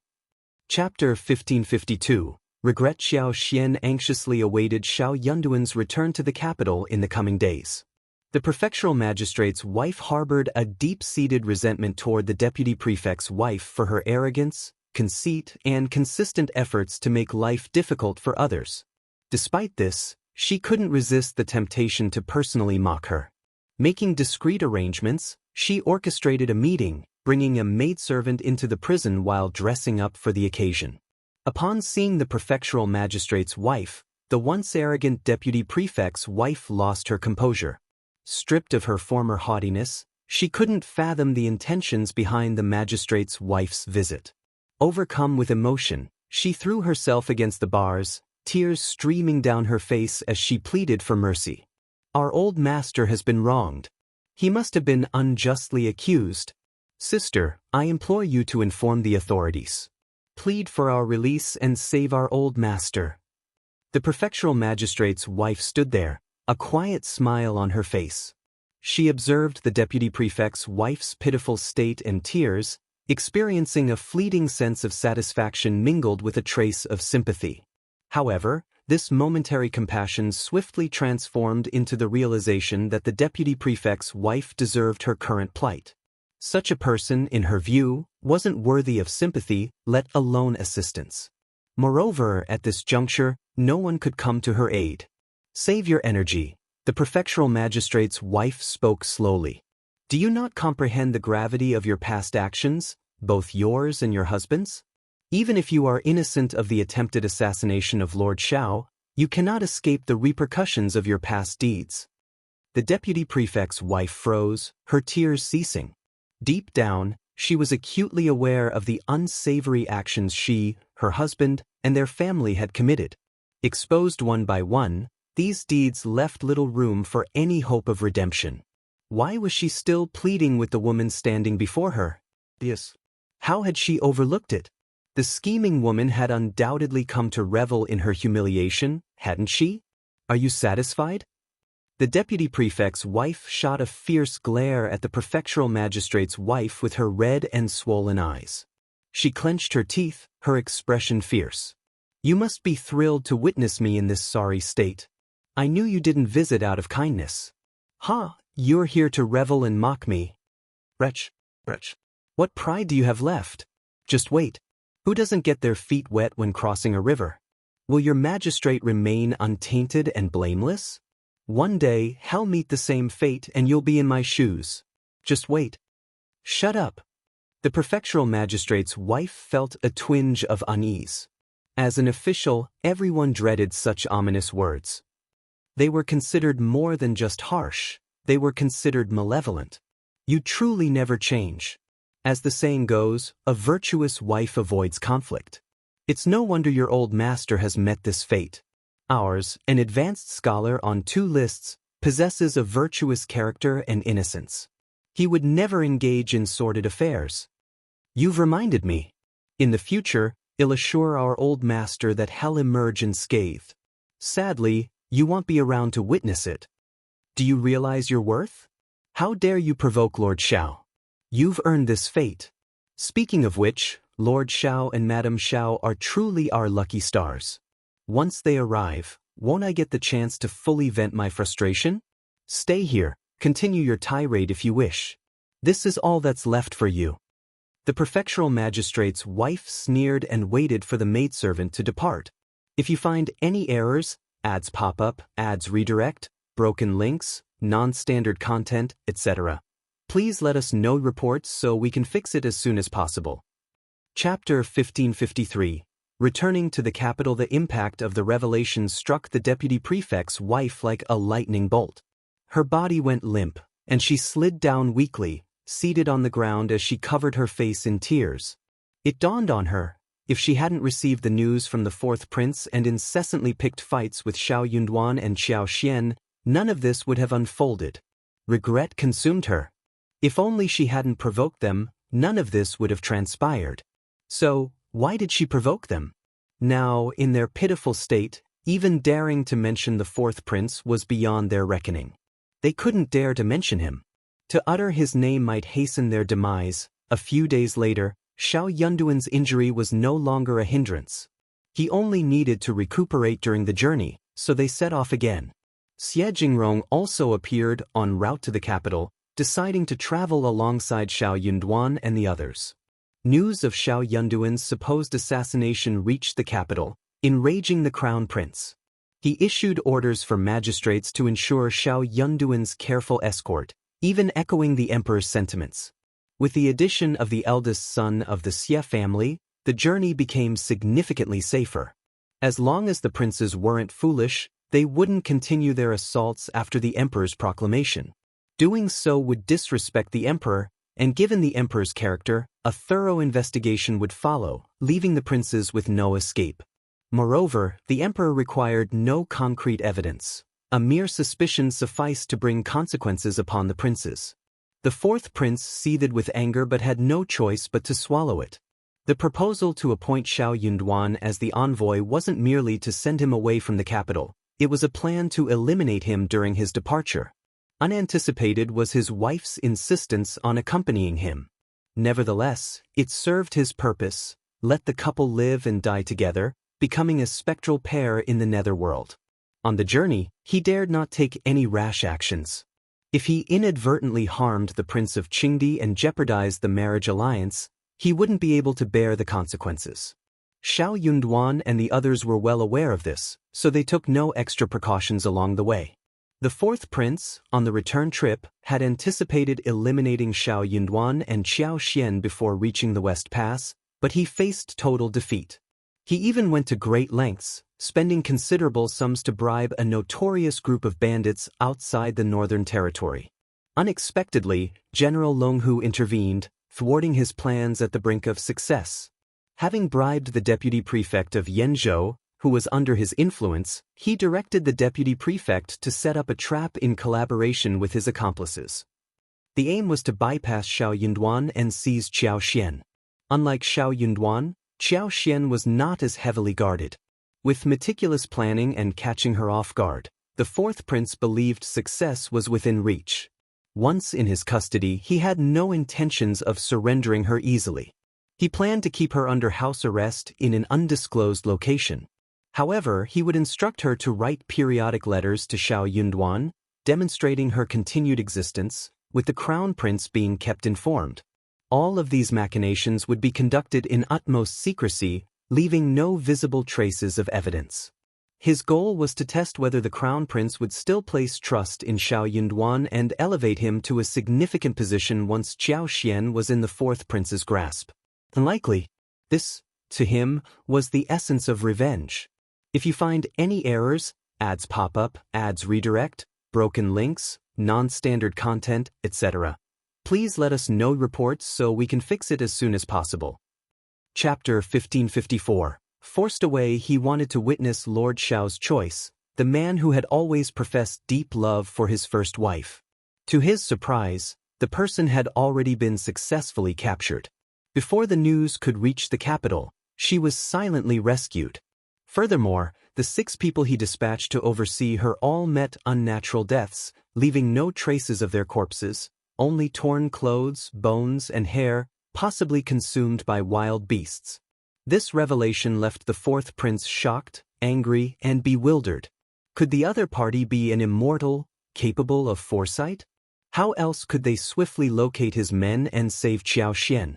It seemed impossible, but the undeniable truth shattered his disbelief.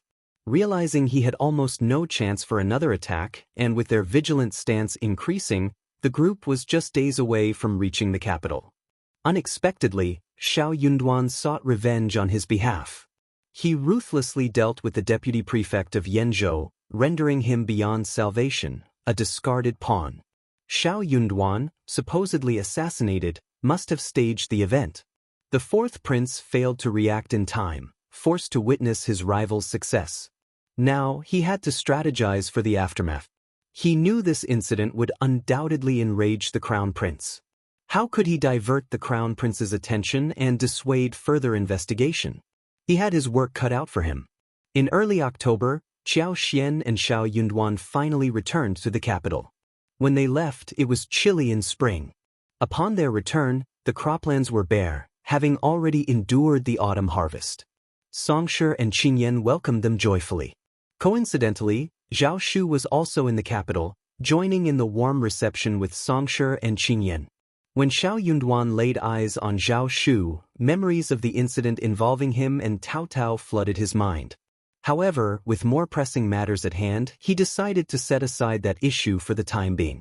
Zhao Shu, adept at interpreting body language, sensed Xiao Yunduan's lack of hostility and breathed a sigh of relief.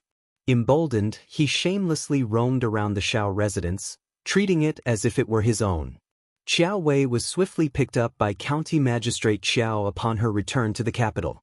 The next morning, she departed for County Magistrate Qiao's office without even stopping at the Qiao family residence.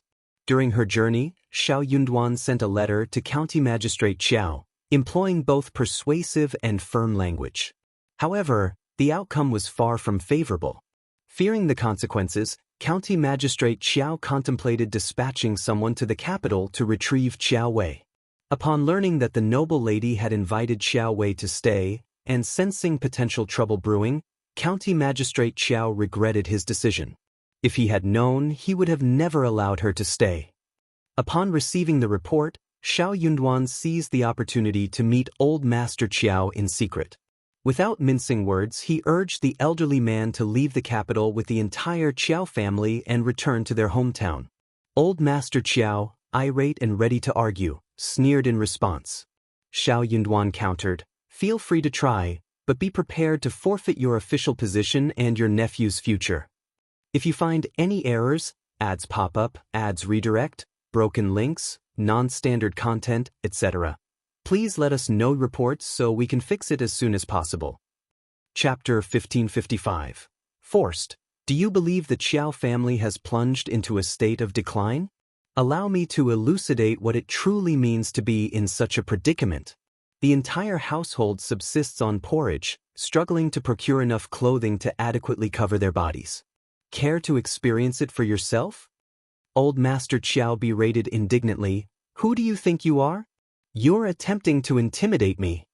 Shao Yunduan responded icily. You are well aware whether I am issuing threats or not. I have never sought favors from the Crown Prince. Do you believe he would rebuff me if I did? Can you honestly claim that you've never engaged in discreet activities since assuming your official post? If you can assure me of that, I might relent and let you off. Are you willing to make such a declaration? Old Master Qiao was left speechless. Being an upright official was not in his nature.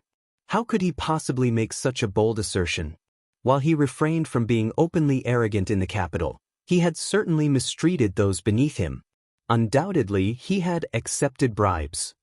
Shao Yunduan sneered. Depart expeditiously and instruct your successors on proper conduct. Perhaps the Qiao family might produce a few more dependable court officers in the future. His implication was clear. With the Qiao family now thoroughly corrupt, any prospects of improvement were futile. Old Master Qiao seethed with anger but dared not argue with Shao Yunduan. What good would stubbornness achieve? Might was right. Shao Yunduan remained unperturbed by the pale hue of Old Master Qiao's face. He declared coldly, I expect the Qiao family to be absent from the intermediate state within 10 days. Should you refuse to comply, I'll employ some tactics to hasten your departure. Old Master Qiao maintained a stoic silence. Shao Yunduan shot him a contemptuous glance before rising to depart. The Qiao family thrived on exploiting the vulnerable, cowered before the formidable, and reveled in underhanded ploys. They readily abandoned their principles in pursuit of personal gain, truly a cohort of contemptible individuals. Despite severing ties, the fact remained that they were blood relatives, preventing him and Xiao Xian from resorting to mass killings. Preserving their reputation was still imperative. It seemed those who manipulated the Qiao family were excessively confident, repeatedly stirring up trouble. Given the circumstances, Shao Yunduan decided to expel them from the capital, asserting no room for compromise this time. After a prolonged absence, Old Master Qiao exhaled laboriously, gazing ahead with a vacant expression. Eventually, a cold smile played on his lips, betraying the undercurrent of anger coursing through him. Yet, he lacked the courage to confront Shao Yunduan, and the aristocracy paid little heed to such trivial matters. Frustration surged within him, but resistance felt futile. Isolated in contemplation, Old Master Qiao rose after a prolonged period and made his way home. In under 10 days, the Qiao family discreetly departed the capital, drawing minimal attention amidst the many similar households. Their exit went unnoticed as the Qiao family, not currently of use, evoked no interest from the fourth prince's residence or the Tian family. A sense of relief washed over Shao Yunduan upon learning that Old Master Qiao had submitted his resignation the next day. Swiftly, he sought retribution from the Crown Prince against the fourth prince. Having almost suffered complete annihilation, he could not let this transgression go unaddressed. If the Crown Prince were amenable to assisting, he would express profound gratitude. In the event that the Crown Prince declined, he was prepared to take matters into his own hands. His wish was solely for the Crown Prince to provide him with the support of Bai and Sun Qian and, if necessary, overlook his subsequent actions. If you find any errors, ads pop up, ads redirect, broken links, non-standard content, etc., please let us know reports so we can fix it as soon as possible. Chapter 1556. Dissuasion. Shao Yunduan had initially believed it to be a straightforward task. The Crown Prince, known for his benevolence, might find it inconvenient to directly intervene, preferring plausible deniability. Shao Yunduan understood the necessity for discretion, yet hoped the Crown Prince would at least feign ignorance. Who could endure someone plotting harm against their spouse? However, Shao Yunduan didn't anticipate that his words would place the Crown Prince in an uncomfortable predicament. Upon Shao Yunduan's direct approach, the Crown Prince found himself both pleased and troubled. His satisfaction stemmed from the realization that Shao Yunduan treated him as a confidant, sharing whatever weighed on his mind. The difficulty lay in the nature of the matter at hand. It posed a genuine challenge for him. Only then did he comprehend that Madame Shao had indeed been kidnapped, her rescue a mere stroke of luck courtesy of young Master Xie. Yet, it coincided with the actions of his fourth brother. In response to Shao Yunduan's silence, the Crown Prince averted his gaze uncomfortably, avoiding eye contact. Shao Yunduan's disappointment was palpable. Without further words, he awaited the Crown Prince's decision. Cough, cough.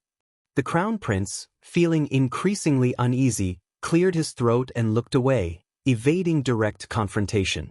Shao Yunduan's heart sank, and he held his peace, anticipating the Crown Prince's directive. Officer Shao, I have cautioned him. Rest assured, he won't dare to harm you in the future, or I won't spare him. Fortunately, Madame Shao returned unscathed this time. Let it go. Shao Yunduan. The Crown Prince sighed, his expression troubled. After all, he is my brother. Regardless, I must afford him another chance. I acknowledge the injustices you and your wife have endured. Officer Shao, do not worry, you'll remember. Don't worry.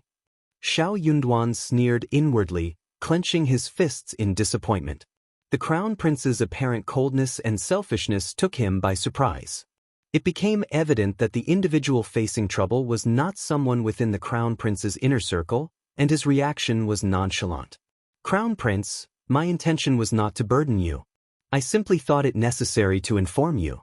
Please, Crown Prince, pretend you are unaware of this. The Crown Prince, lacking knowledge of the situation, need not be troubled.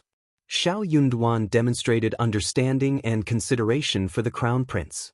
However, the Crown Prince responded thoughtlessly, No. Officer Shao, let's ensure this doesn't occur again. I assure you, there won't be a next time. Crown Prince, Shao Yunduan asserted with determination. Bowing respectfully, he clasped his hands and spoke earnestly, Forgive me, Crown Prince, but I cannot accept this passively. If it weren't for the fortuitous encounter with young Master Xie, I shudder to think how terrified and injured my wife might be. The mere possibility is unbearable. Even if he couldn't confront the fourth prince directly, he would find ways to restrain him. This was within his power. The Crown Prince, visibly angered, exclaimed, Officer Shao, why are you so obstinate? With a sigh, he took a deep breath and continued, Fine, I'll be candid with you. A few days ago, my young grandson, Xiang, narrowly escaped an accident while riding a horse in the northern court. Fourth brother, disregarding personal danger, intervened and saved him, sustaining a broken leg in the process. I cannot overlook such an act of kindness. Officer Shao, I implore you this time. I recognize the injustice you and your wife have endured, and I will make amends in the future. Therefore, when Father summons you tomorrow, there are certain matters I cannot discuss in his presence. Do you comprehend my meaning? If you find any errors, ads pop up, ads redirect, broken links, non-standard content, etc., please let us know reports so we can fix it as soon as possible. Chapter 1557. Cold Heart. The Emperor was aware of Shao Yunduan's assassination attempt, intending to inquire about it when they met. Shao Yunduan could choose to inform the fourth prince, allowing dissatisfaction to take root even if no immediate action was taken. Shao Yunduan felt a heavy weight in his heart. This was the benevolent crown prince he served. The fourth prince was increasingly favoring him. In a bid to swiftly resolve the matter, he was even willing to feign self-inflicted harm. Shao Yunduan, however, dismissed the notion that the fourth prince's saving of his grandson was mere coincidence. In his eyes, it was a calculated scheme. Yet, the crown prince believed otherwise. Furthermore, such accusations could not be made without evidence. Shao Yunduan, preoccupied with shock, couldn't fathom the crown prince's stance. Despite diligently planning for the crown prince's benefit, putting his wife in jeopardy to navigate political intrigue and offend rival princes, he found himself utterly blindsided. Had his wife been even slightly vulnerable, she would have been torn apart long ago. Yet she never blamed him. They, as a couple, never held the crown prince accountable. However, after narrowly escaping death, the crown prince's request stunned Shao Yunduan. He was asked to do nothing, to forego revenge against the fourth prince, and to pretend the incident never occurred. Such a compassionate and considerate brother. But what did the crown prince truly take him for? What had all his devoted efforts amounted to? Shao Yunduan had once thought that the prince's kindness, while perhaps excessive, was preferable to cruelty. However, the current realization struck him. Kindness could be as heart-wrenching as cruelty. Disheartened, he contemplated the idea of retreating. A lord like this was not worth the sacrifice. It truly wasn't worth it. The crown prince sensed the weight of his request and felt uneasy. Internal discomfort led him to grumble silently. After all, fourth brother had saved his grandson's life. Persisting in pressuring him would only lead to disappointment. If he relented, Ms. Qiao would remain unscathed, her reputation intact. Why couldn't Officer Shao simply let it go? He professed loyalty to her. Couldn't he endure this minor grievance for her sake? Shao Yunduan maintained silence, deepening the crown prince's grievances. A sense of helplessness and mild panic crept in. Struggling to find a solution, the crown prince suggested, "How about this? I'll grant you Bai and Sun Qian as a reward. From now on, they will have no ties to me and will solely follow your orders. Their martial skills are commendable, and they are trustworthy. With their protection, I can rest assured." Stepping back, Shao Yunduan bowed to the crown prince. "Thank you, crown prince." The term thank you carried a layer of sarcasm. The crown prince felt a sense of relief as the awkwardness dissipated. He raised his hand, chuckled, and dismissed formalities. "No need for ceremony. Officer Shao, there's no need to be overly polite with me. I've always regarded Officer Shao as one of us." He patted Shao Yunduan's shoulders, offering reassurance, and then instructed someone to summon Bai and Sun Qian. "If you find any errors, ads pop up, ads redirect, broken links, non-standard content, etc., please let us know reports so we can fix it as soon as possible." Chapter 1558. Bai and Sun Qian. The crown prince addressed Bai and Sun Qian, prompting the two to exchange glances before shifting their gaze to Shao Yunduan. A shared sense of concealed delight passed between them. Having run numerous errands with Shao Yunduan and Xiao Xian, they found their compatibility undeniable. Willing to accompany Shao Yunduan for the long haul, they harbored no objections. In swift agreement, they bowed to bid farewell to their old master and formally acknowledged their new master in front of the crown prince. Henceforth, they embarked on a new chapter, transitioning from guards of the East Palace to servants of Lord Shao's family. Though the shift in status felt somewhat demeaning, it seemed, as the saying goes, that a person knows if the water is cold or warm only when they drink it. This change might not be entirely disadvantageous. Leaving the East Palace with the two of them, Shao Yunduan couldn't shake off a lingering gloom. Glancing at them, he remarked, "It's a waste of your talents to follow me. If you wish to leave, I'll release you at any time. However, there's one condition.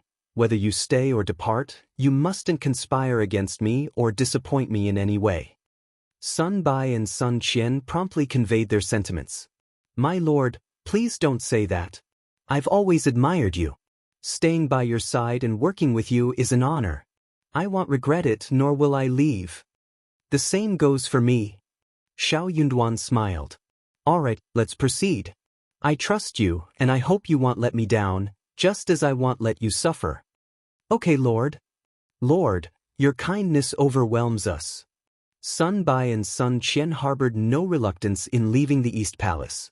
It wasn't that they lacked loyalty to the crown prince, but the East Palace housed numerous skilled martial artists among its guards and secret agents. Despite their top-notch martial prowess, they were just that, top-notch. Standing out and becoming the crown prince's indispensable right-hand man in the fierce intermediate competition was no easy feat. To catch the crown prince's attention and rise to prominence, one needed not only martial prowess but also skills or a significant background, which Bai and Sun Qian lacked. Choosing to follow Shao Yunduan, despite losing their previous status, offered them a more stable and enjoyable life. Given Lord Shao's evident abilities, it was clear that he would carve a notable place for himself in the future, from which they would naturally benefit. Unbeknownst to them, Shao Yunduan was already contemplating a swift retreat without hesitation. With a heavy heart, Shao Yunduan led the two of them home, but their plans were interrupted by Li Xia halfway. Panting heavily, she urgently informed him, "Old master, Madam is at the Heavenly Mansion office right now. Hurry." Shao Yunduan blinked. "What happened?" Let's talk on the way." "Yes." Xiao Xian, preoccupied with thoughts of her strawberry garden and the expansive fields in Yunshui town, had recently returned to the capital. Upon hearing Song's report, she had gone to inspect her properties. The strawberry garden, now filled with ripe fruits, looked lush and pleasing. Although the berries were gradually withering, a market trip was imminent. Despite the increased strawberry yield in the capital, it remained a scarce commodity. Aside from Xiaoxian, only a few stores offered them, and while the quantity was limited, prices continued to rise. If you find any errors, ads pop up, ads redirect, broken links, non-standard content, etc., please let us know reports so we can fix it as soon as possible. Chapter 1559, Gain over 2/3 of Xiaoxian's strawberry harvest found its way to Jingrong restaurant, while the remaining 1/3 was distributed among the other 2 tea houses. In the past year, the sales of strawberries alone had generated an impressive 20,000 to 30,000 taels of silver. This substantial income pleased Xiaoxian. After scrutinizing his meticulous account book, finding no discrepancies, her satisfaction grew. In recognition of everyone's efforts, she generously rewarded Songshi with 400 taels of silver, and Li Xia, Mian, and Yi received 300, 200, and 200 taels respectively. The air was filled with joy and contentment. The following day, Xiaoxian set off for Cloudwater Town. Despite intending to go with her husband, Shao Yunduan's busy schedule prompted her to take her own team. Setting off early, they enjoyed lunch at the manor and relished the freedom to explore. The manor, meticulously cleaned and adorned, awaited their arrival. With a variety of marinated beef, mutton, fish, prawns, chicken, streaky pork, tofu, mushrooms, potato slices, and more, a perfect barbecue awaited them. The gathering was a joyous affair, with a plethora of fruit trees on the farmstead offering ripe apples, pears, peaches, dates, walnuts, grapes, and more. They indulged in picking fresh fruits. Although watermelons, cantaloupes, and melons had already left the market, this year's produce proved exceptional. Large and sweet, the watermelons and cantaloupes were in high demand. Songshi, proud and overjoyed, devised a plan to store some in the cellar for the lord and madam to savor later. When Xiaoxian and Shao Yunduan returned to the capital, they hadn't had the opportunity to check on the watermelons, allowing Xiaoxian and the others to indulge in the harvest. The farmstead boasted an abundant potato yield that year, with each potato cut into several pieces and planted. Xiaoxian secretly took out over 50 kilograms from her spatial storage and incorporated them. Having sufficient seeds, she managed to plant a total of 700 mu. As harvest time approached, the Ministry of Revenue sent representatives to greet them. Apart from their own family, the imperial court purchased the entire potato harvest at the price of 1 tael of silver per caddy. While this price was relatively low, being sold on the market could fetch at least 3 to 5 taels per caddy. Despite this, Songshi, mindful of the Ministry of Revenue's authority, didn't voice any objections when reporting the matter to Xiaoxian and Shao Yunduan. Both Xiaoxian and Shao Yunduan expressed agreement. The court's interest in promoting potatoes was beneficial, and for Shao Yunduan, it earned favor for the crown prince. As for Xiaoxian, considering the modern era's potato prices, 1 tael of silver per caddy was deemed fair. Currently, the potatoes in the manor were being harvested, with more than half already dug up. A small portion remained to be harvested in the following days. Songshi, anticipating the upcoming winter, planned to utilize several hundred mu of land to plant white radishes, carrots, and cabbages for sale. On one particular day, as everyone enjoyed themselves in the manor, an unexpected incident occurred on their way back to the city. Approaching the city gate, they found a crowd and blocked carriages, prompting Xiaoxian to instruct Songshi to investigate the cause. If you find any errors, ads pop up, ads redirect, broken links, non-standard content, etc., please let us know reports so we can fix it as soon as possible. Chapter 1560. Accident on the road. Songsher swiftly returned with the report that a horse carriage had crashed into a tree along the official road. The carriage lay crooked and broken, its cargo of fresh vegetables, grapes, dates, apples, and other fruits scattered on the ground. Many were damaged, but some remained intact. The carriage owner insisted that he didn't want anything that had fallen to the ground. In the end, a few children from impoverished families attempted to salvage the vegetables and fruits. However, they faced humiliation and scolding from the carriage owner, drawing the attention of onlookers. As Songsher shared the details, a deep sigh escaped him, and he shook his head, seemingly unable to bear witnessing such incidents. Li Xia, Mian, Yi, and the others, all with humble backgrounds, displayed subtle changes in their expressions upon hearing the account. Mian, having recently emerged from a difficult past, cautiously looked at Xiao Xian and inquired, "Madam," listening intently, Xiao Xian caught the frightened cries of the children and the harsh scolding from the young man. Frowning, she decided to intervene. "Let's go take a look." "Okay, madam." "Yes, madam." Mian assisted Xiao Xian out of the wagon, leaving Qingyan to guard it, and they hurried toward the scene. Yi, taking the lead, cleared a path for Xiao Xian and her servants, despite facing dissatisfaction. The contentious scene unfolded before them. "You stinky bastards and little sluts, do you think you can take my things? Don't you want that dog paw anymore? One look and you can tell that you're born to be bitches and specialize in doing bitches. You're the one who said you didn't want it." 5 children, aged 8 to 12, 2 girls and 3 boys, were terrified. The youngest girls, with tears streaming down their faces, sought comfort in the arms of an older boy. Not far from them, 3 large baskets lay overturned, their contents of vegetables and fruits scattered on the ground, unmistakably belonging to the children. In response to the eldest boy's retort, the young man in the silver-blue silk shirt, appearing as the manager, shouted even more fiercely, "Shut up! So what if I said I didn't want it? It belongs to me. Do I allow you to take it? Even if I destroy it, trample it, and feed it to the dogs, I can't let you benefit from cheap things. Disgusting poor people. You, don't bully me." "Ha, bully? You're disgusting. You think you're dirtying your hands by bullying your master. Don't talk nonsense. You stole my things, so quickly crawl over obediently, kowtow 3 times to me. Remember, crawl over, bow before me, and beg for mercy. When I'm in a good mood, I might spare you. Otherwise, you're all thieves. Stealers. They'll have someone send you to the officials to be beaten and locked up." "No, don't. We're not thieves." The children, confronted with a scene they had never witnessed, were immediately terrified by the young man's words. The younger ones burst into tears. Dressed lavishly, the young man exuded dominance, savagery, and unreasonableness. Compared to the children, he was on a different plane. His threats seemed tangible, and the children feared he had the capability to carry them out. How could they not be afraid? Even the oldest youth bit his lip, his complexion turning pale.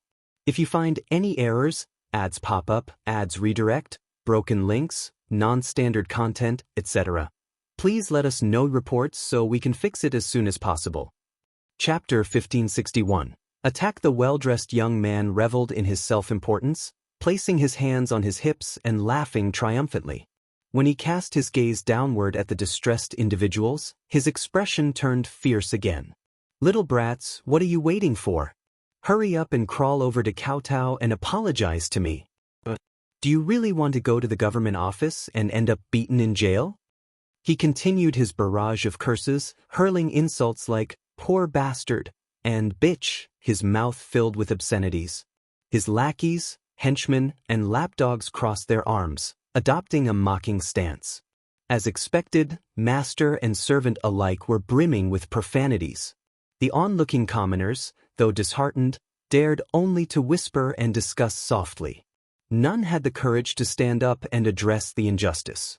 Living at the feet of the emperor, they knew better than anyone that provoking the rich and powerful was an unwise move.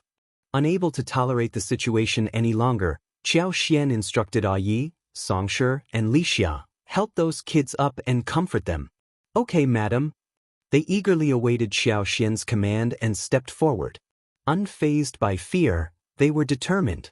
With their old master being the crown prince's favorite, they were eager to discover the identity of this arrogant troublemaker. Their actions sparked a commotion in the crowd. Commoners, relieved to see someone taking a stand, couldn't help expressing their concerns. Sigh, someone finally cares. Io, don't get into trouble. Amit Ba, God bless. Yes, yes, yes. Please bless me. Good things will happen to good people. The arrogant young man erupted in fury. Who dares to interfere in my business? Damn it. Are you tired of living? When the arrogant young man caught sight of Xiao Xian, a malevolent smirk crept across his face as he scrutinized her from head to toe. He sneered, I was wondering who it was, and it turns out you're such a pretty girl. May I know which family you're from? Tell me your name so I can understand. They'll send you home later and have a talk with your husband and family. His lackeys, henchmen, and lapdogs joined in laughter, their lecherous gazes fixed on Xiao Xian. Young master, why not speak directly to the young lady? Wouldn't it be better to discuss things in private, on a more comfortable bed? Ha! Yes, yes, yes. I'm sure the young lady will be more than willing to engage in conversation. Ha. Without awaiting Xiao Xian's command, Ai swiftly kicked them down and snapped, Shut up. With incredible strength, a single kick sent the two tumbling to the ground, emitting muffled groans. Writhing in pain, they clutched their abdomens and curled up like shrimps, unable to rise.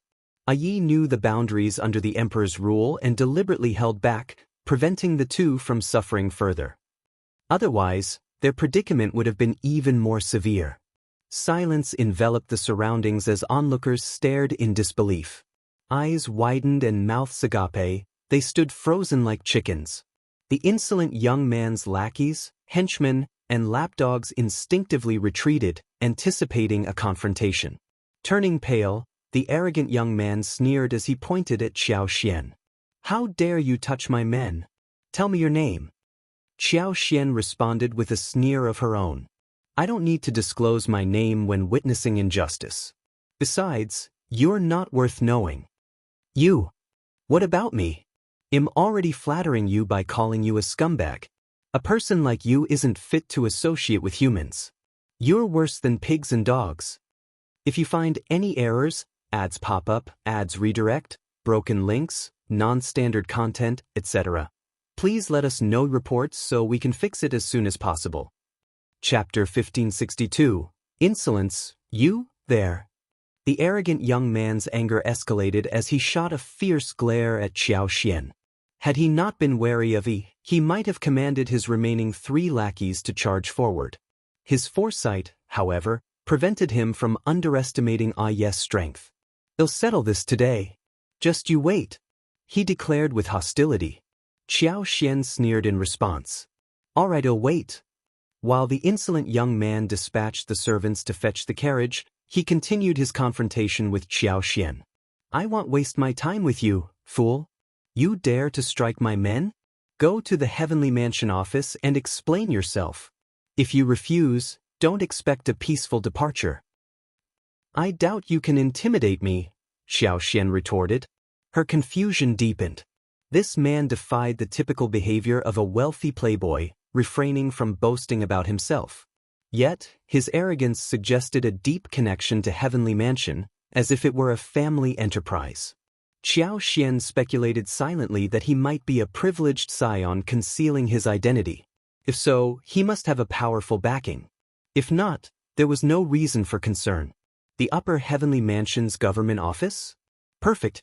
While other women might avoid such a situation to protect their reputation, Xiao Xian remained indifferent. She knew her husband wouldn't reproach her. All right, let's go to the Heavenly Mansion. I want to see how the magistrate handles this. Xiao Xian declared. The arrogant young man grinned viciously. You'll find out soon enough.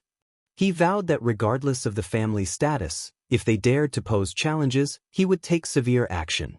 A modestly dressed young woman consistently appeared, lacking the airs of nobility and sporting an accent distinct from the capital. Accompanied by only a handful of humble servants, it seemed implausible that she hailed from a prominent family. Could she be a relative exploiting the situation from another city? Determined to impart a lesson, he envisioned her kneeling at his feet, crying, kowtowing, and repenting. Pointing at the children, he commanded his lackeys, henchmen, and lapdogs, "Bring them along. None of them are to leave." The recently comforted children, now terrified once again, couldn't help but glance at the oldest among them. Li Xia gently caressed the head of a young lady, offering soothing words. "Don't be afraid. Just go. Our madam will protect you." Though still frightened, the children, guided by the eldest youth, stiffly nodded. "Well, stay with this madam." The group resolutely returned to the city. The arrogant young man, fearing their escape, dispatched his lackeys to report the incident to the heavenly mansion, accompanied by constables. Meanwhile, he closely tailed Xiao Xian's wagon to prevent any attempts to flee. Inside the wagon, Xiao Xian gathered the children and generously offered them fresh fruits. Seeing their longing but timid expressions, her heart softened. She smiled gently and reassured them, "Don't be afraid. Trust me, we'll be all right. Come quickly. If you find any errors, ads pop up, ads redirect, broken links, non-standard content, etc., please let us know reports so we can fix it as soon as possible." Chapter 1563. Let him know who he can't touch. Xiao Xian placed a sweet apple in one girl's hands and a jujube in the other girl's hands. The remaining children took the fruit and began to eat, finding solace in the delicious food. Gradually, their commotion subsided. As the carriage entered the city, a contingent of more than 10 bailiffs from the heavenly mansion arrived. The arrogant young man, filled with self-satisfaction, glared at Xiao Xian's carriage and directed the bailiffs to closely monitor her, ensuring she wouldn't escape. Despite his inclination to make a dramatic scene, his uncle's warnings about maintaining a low profile in the capital restrained him. However, obtaining tangible benefits remained his priority.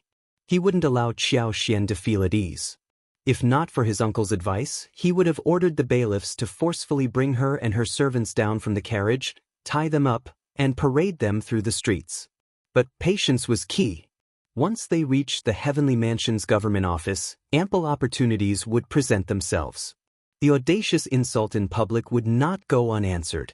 He harbored dark plans for Xiao Xian, vowing to maim and silence her. As for her rebellious slave who had dared to harm his man, he plotted a brutal reprisal, intending to break his spirit and inflict lasting pain. They soon arrived at the heavenly mansion's government office, and everyone disembarked. The officers cast cold glances at Xiao Xian and then turned to the arrogant young man, greeting him with a sycophantic smile. "Young Master Wen." Confused, Xiao Xian realized she knew all the noble families in the capital but couldn't recall any with the surname Wen. Despite her inner sigh about the complexities of the capital, she held no regrets about stepping forward. Refusing to turn a blind eye to such an injustice, she couldn't overcome the moral hurdle within her heart. Regardless of how well the family concealed their identity, it paled in comparison to the crown prince's influence. She had mistakenly assumed he used his authority to intimidate others.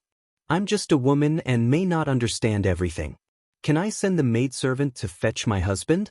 she suggested. Xiao Xian glanced at young Master Wen, a hint of disdain in her expression. "If you're afraid, you can simply act like I never said anything." Young Master Wen glared at her with malice and sneered, "Fine, call him." He relished the thought of annihilating them all. The prospect of humiliating her in front of her husband brought a cruel smile to his face. Amused by his own scheme, young Master Wen burst into laughter, regarding Xiao Xian as a fool. The other bailiffs exchanged knowing glances, inwardly mocking her perceived foolishness. Though it may not make a significant difference, dragging her husband into the situation was young Master Wen's twisted satisfaction. He couldn't fathom what Xiao Xian had done to provoke his intense ire. Even if her husband didn't arrive immediately, she was destined for a challenging future. By crossing young Master Wen, her entire family faced an inevitable downfall, and it wouldn't be a graceful one. Upon hearing Xiao Xian's proposal, the boy summoned his courage and whispered, "I also want my brother to call my lord. If you find any errors, ads pop up, ads redirect, broken links, non-standard content, etc., Please let us know reports so we can fix it as soon as possible. Chapter 1564. Heavenly Mansion Office. Young Master Wen grinned with a sinister delight, his gaze akin to a poisonous snake. Go ha, go. The half-grown boy leaned in and whispered to a 10-year-old boy, Shao Air, go back and find Uncle Zheng. Go quickly. Shao Air, tears welling up in his eyes, pursed his lips and nodded vigorously before darting away. Observing the situation, Qiao Xian instructed Li Xia to return and fetch Shao Yunduan. The influence of young Master Wen became evident upon their arrival at the Heavenly Mansion Yamen. The prefectural magistrate sat composed in his official uniform within the bright mirror hall, initiating the trial promptly. Bring in the criminals.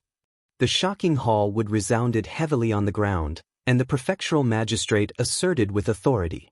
The bailiffs on either side brandished fire and water sticks in rhythmic strikes, creating a compelling atmosphere.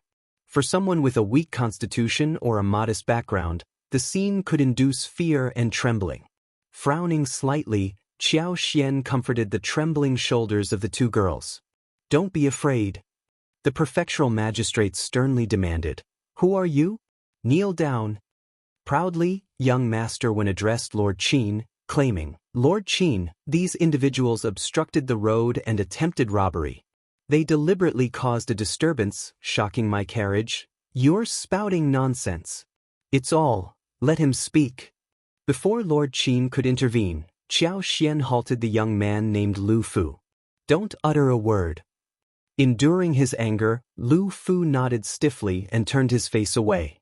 Resentment filled his heart, directed at those who preyed on the common people and bullied the weak. He despised the injustice of this world and the distorted truth within the court. Lord Qin snorted heavily and cast a cold glare at Lu Fu. Dare to disrupt the court again, and hell receive another 20 strokes. Young Master Wen sneered repeatedly, feeling self-satisfied. Inwardly he mused, is this all they've got? They'll suffer more later. His gaze shifted toward the crowd outside the court, adding to his delight. The more spectators, the better. It would enhance the satisfaction of revenge. These youngsters rushed out, startling my horse and causing my entire carriage of goods to topple and be ruined. I was nearly thrown off the carriage. They're simply attempting murder for money. According to young Master Wen's account, the narrative unfolded as follows. Qiao Xian and Lu Fu conspired to harm him, resulting in the destruction of his goods and carriage. Engaging in a heated argument, Qiao Xian, accompanied by her entourage, accused him of bullying the weak and ordered her servants to assault him. Though he couldn't identify the origin of Qiao Xian's servant, the individual displayed remarkable strength, leaving his own 2 servants severely injured and vomiting blood. Requesting immediate attention for the injured servants, their pallid faces and labored breathing attested to the severity of their condition. Sir, I'm truly bewildered. How have I offended this lady to become the target of such a vile and treacherous plot? If not for my good fortune, I might have perished within days. The situation was truly terrifying. This deranged, treacherous individual must face severe consequences. Failure to do so will undoubtedly unleash havoc on the people and imperil the region in the future. I implore you to conduct a thorough investigation. If you find any errors, ads pop up, ads redirect, broken links, non-standard content, etc., please let us know reports so we can fix it as soon as possible. Chapter 1565. Background. Lord Qin gracefully swept his half-white beard and nodded solemnly, a dignified expression on his face. This matter is truly wicked. Upon investigation, severe punishment will be meted out. He struck the ground again, commanding, all of you, kneel down. How dare you? Young Master Wen sneered and interjected, he's disregarding the court, showing no respect at all. He is indeed not a good person. The children, Yi, Songshe, and Li Qiu all complied, kneeling down.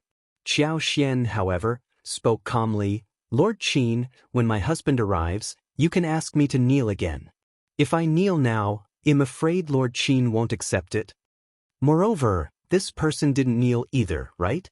There's no need to treat the plaintiff and the defendants so differently. Young Master Wen erupted in anger. You woman, How dare you compare yourself to me? Who do you think you are? Young Master Wen, can you be more arrogant and familiar with Lord Qin? Are you afraid people won't know about your extraordinary relationship? Are you also an official or some cultivated talent recommended advanced scholar? Why aren't you kneeling? If you want kneel, don't demand it of me. Who's disrespecting the court? The surrounding commoners began to murmur and discuss softly. Lord Qin frowned, casting a glance at young Master Wen. Young Master Wen glared at Xiao Xian. He refused to kneel down, asserting his identity as Master Wen. However, he couldn't reveal his true status and dared not suppress Xiao Xian publicly. Therefore, if he didn't kneel, he wouldn't force Xiao Xian to kneel either. In front of so many people, he had to maintain a semblance of politeness. Young Master Wen sneered, "You're not qualified to inquire about my identity. Who do you think you are? Magnanimous and want to engage in a dispute with a mere woman. Sir, please continue with your trial." Though Lord Qin appeared slightly displeased, he refrained from arguing with young Master Wen. Instead, he directed his attention to Xiao Xian. "Is what young Master Wen said true? Tell me the truth. I advise you not to lie and admit it promptly to avoid unnecessary suffering. Otherwise, you will face punishment." While an ordinary woman might have been overwhelmed with fear, Xiao Xian found the situation rather amusing. She hadn't anticipated that the Heavenly Mansion's magistrate would act like a puppet in front of young Master Wen. Despite his official position, he willingly played the role of a subordinate in young Master Wen's presence. The mystery surrounding young Master Wen deepened, arousing Xiao Xian's curiosity. "Lord, I believe the plaintiff has concluded their statement. Is it now the defendant's turn to speak?" Young Master Wen continued to glare at Xiao Xian with hatred, expecting her to panic and admit guilt under Lord Qin's pressure. However, to his surprise, she remained calm, composed, and unhurried. Her voice showed no signs of trembling. This unexpected composure irked young Master Wen, who was hoping to witness Xiao Xian's distress and confession. His delight and anticipation transformed into anger, making it unbearable for someone who derived pleasure from others' suffering. "Have I not made myself clear enough? I don't need your nonsense. If you find any errors, ads pop up, ads redirect, broken links, non-standard content, etc., please let us know reports so we can fix it as soon as possible." Chapter 1566. He's about to explode. Young Master Wen grumbled in a rough voice. Xiao Xian, as if startled by him, patted her chest and took 2 steps back. "Young Master Wen, you are so scary." "Greetings, Lord Qin," Xiao Xian declared loudly. "Is the defendant not allowed to speak in court? Must we solely rely on the plaintiff's words? Is this the rule of the country?" Young Master Wen's eyes became even more venomous, and his breathing grew heavier. He was on the verge of exploding with anger and regret.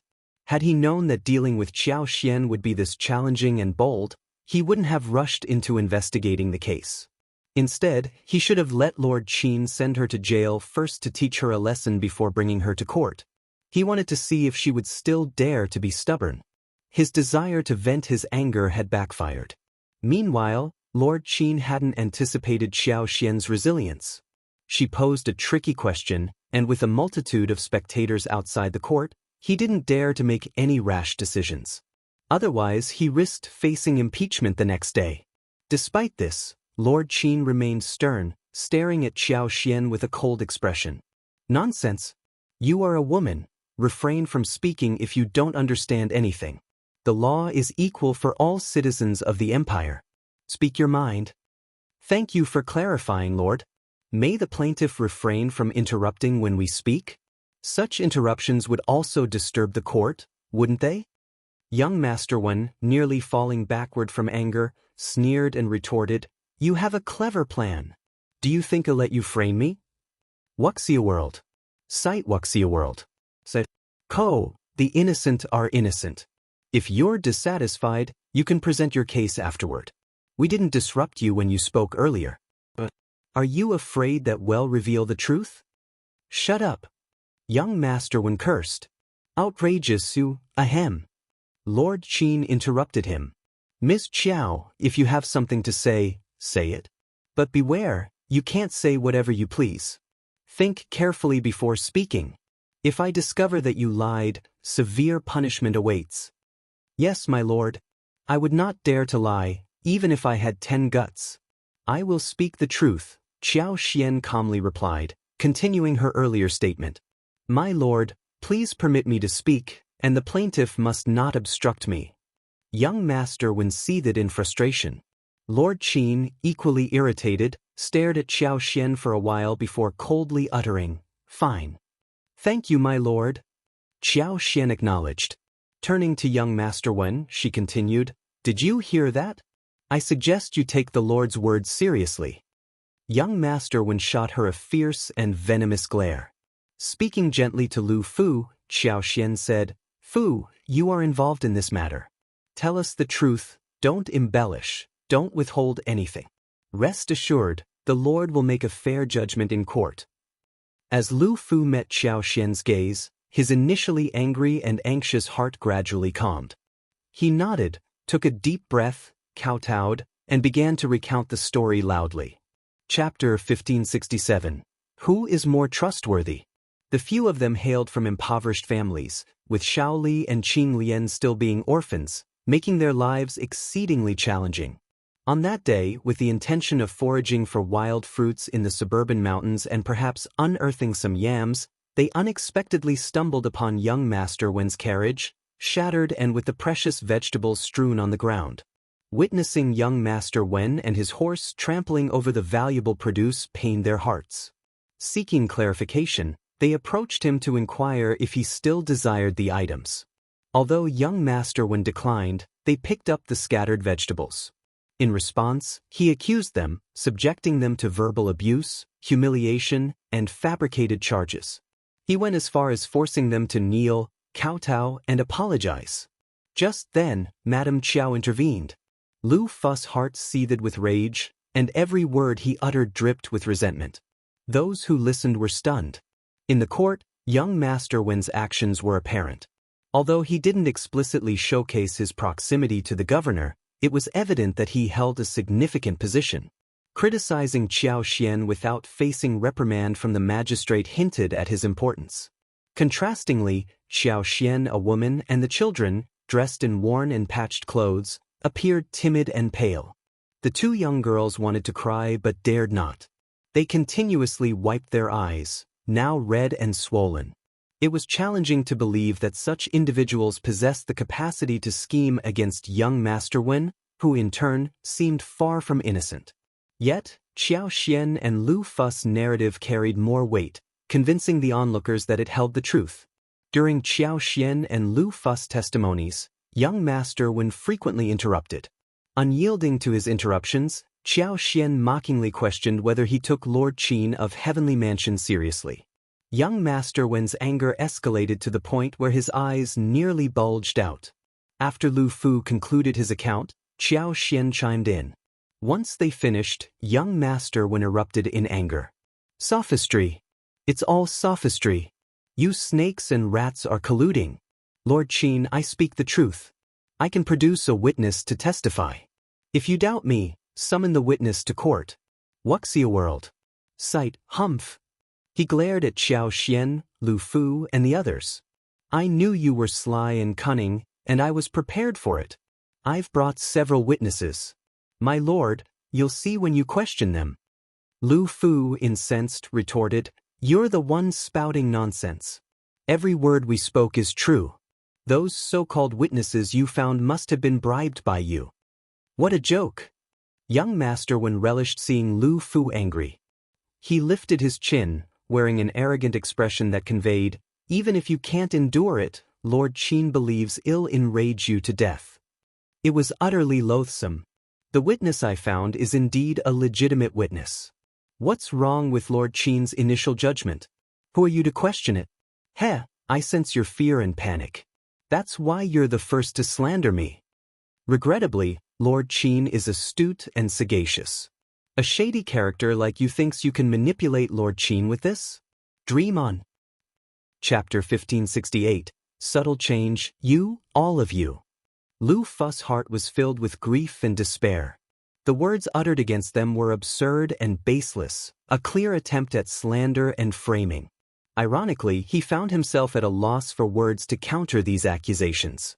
Moreover, he believed that under Lord Qin's astute interrogation, the words of this man named one would undoubtedly be accepted as the truth. They felt powerless to resist. Tears gradually welled up in his eyes. "Your officials, Xiaofu." Xiao Xian interrupted him before he could utter more words. "Don't worry, Lord Qin is an honorable officer, and he will conduct a fair interrogation, won't you, Lord Qin?" Young Master Wen sneered, his laughter sharp and mocking, as if attempting to shatter Xiao Xian's calm demeanor. This woman remained remarkably composed, even in such a moment. Young Master Wen was eager to witness how long she could maintain her stoic expression when the verdict was pronounced. He vowed to teach her a lesson, making her kneel, kowtow, and beg for mercy in fear. Lord Qin, too, felt a sense of surprise and unease. Xiao Xian's composure was notable. Achieving what she did required confidence, a quality seldom seen in a woman or even a man. Yet, what was her source of confidence? Why did she remain silent? Even a subtle hint could suffice. Having survived as the governor of Heavenly Mansion for 5 years without being ousted, Lord Qin had a pragmatic understanding of the laws governing survival. In this moment, he weighed the situation, opting to treat Xiao Xian with more courtesy until he unraveled her identity. Hadn't she instructed the maidservant to invite her husband? Once her husband arrived, her background would be revealed. Providing himself with more opportunities to navigate the situation was a crucial survival principle in his career. After Lord Qin resolved to be more tactful, his countenance softened. When he resumed speaking, his tone adopted a gentler cadence. "World. Sight, I will thoroughly conduct the interrogation. I won't overlook any clues or any wrongdoer. Bring forth the witness. Ms. Qiao, if you have any witnesses, feel free to bring them forward. I will treat all parties impartially." Young Master Wen sneered and shot a smirk at Xiao Xian. He perceived nothing amiss in Lord Qin's words. Instead, he believed Lord Qin must be confident that Xiao Xian lacked witnesses, hence expressing fairness. When Xiao Xian and the others departed, young Master Wen, the sole attentive observer, directed the servants to bring a few individuals along. Naturally, these witnesses had been coerced and bribed by him along the way. He harbored no apprehension. Few could match his cunning in the world.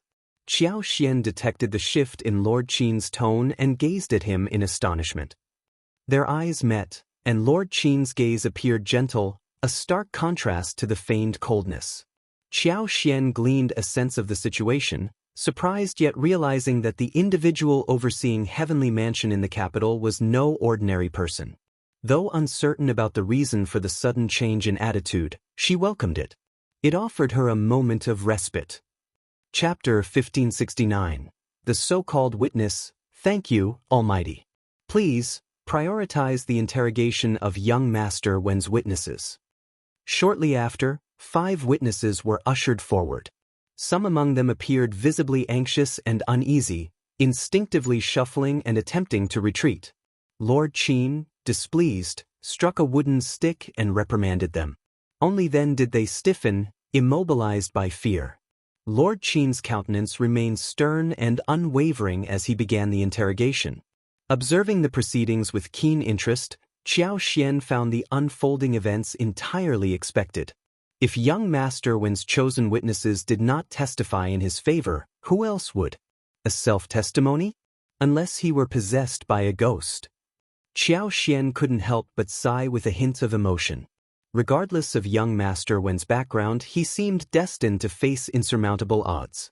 If it were only Lu Fu and the others grappling with this predicament, escape would be an impossible feat when had the imperial city sunk into such darkness beneath the emperor's rule? What good was the benevolence of the crown prince? As anticipated, after Lord Qin's probing, the witnesses chorused in unison, affirming young Master Wen's narrative. According to them, Xiao Xian, Lu Fu, and the others had nearly slain young Master Wen, causing his horse to bolt in fright. Only by colliding with a tree did the horse come to a stop, averting potentially catastrophic consequences. Casting a fierce glare at Xiao Xian, young master Wen exuded resentment. Lord Qin directed his gaze at Xiao Xian. Miss Xiao, do you have any additional statements? Young master Wen sneered. Heh. Xiao Xian responded calmly, Lord Qin, should we formalize the testimony of these witnesses? Young master Wen interjected with a smirk. Do I need you to suggest that? This is a guaranteed victory, a foregone conclusion. Xiao Xian pondered inwardly. I fear that relying on you is far from a guaranteed success. How reliable is a sure bet, a shoe-in, to ensure your commitment? Lord Qin, too, found himself perplexed. However, the uncertainty only fueled his resolve to proceed cautiously until all matters were resolved. The abnormal reactions raised suspicions. Xiao Xian's lack of a typical response, distinct from that of Lu Fu and others, especially her servants mirroring her, heightened Lord Qin's wariness. Certainly you should sign it. If your every word is true, then sign away. Upon receiving their payment, the individuals, seeing young Master Wen's apparent advantage, eagerly stepped forward to sign the agreement. Young Master Wen sneered, Lord Qin, the case is crystal clear. Can we conclude it now? Lu Fu's eyes burned with fury, wishing to reduce him to ashes. Xiao Xian scoffed. These are your witnesses, presenting a one-sided narrative. I maintain that they've all been bribed by you, fabricating lies. How can we close the case? We must proceed with the trial.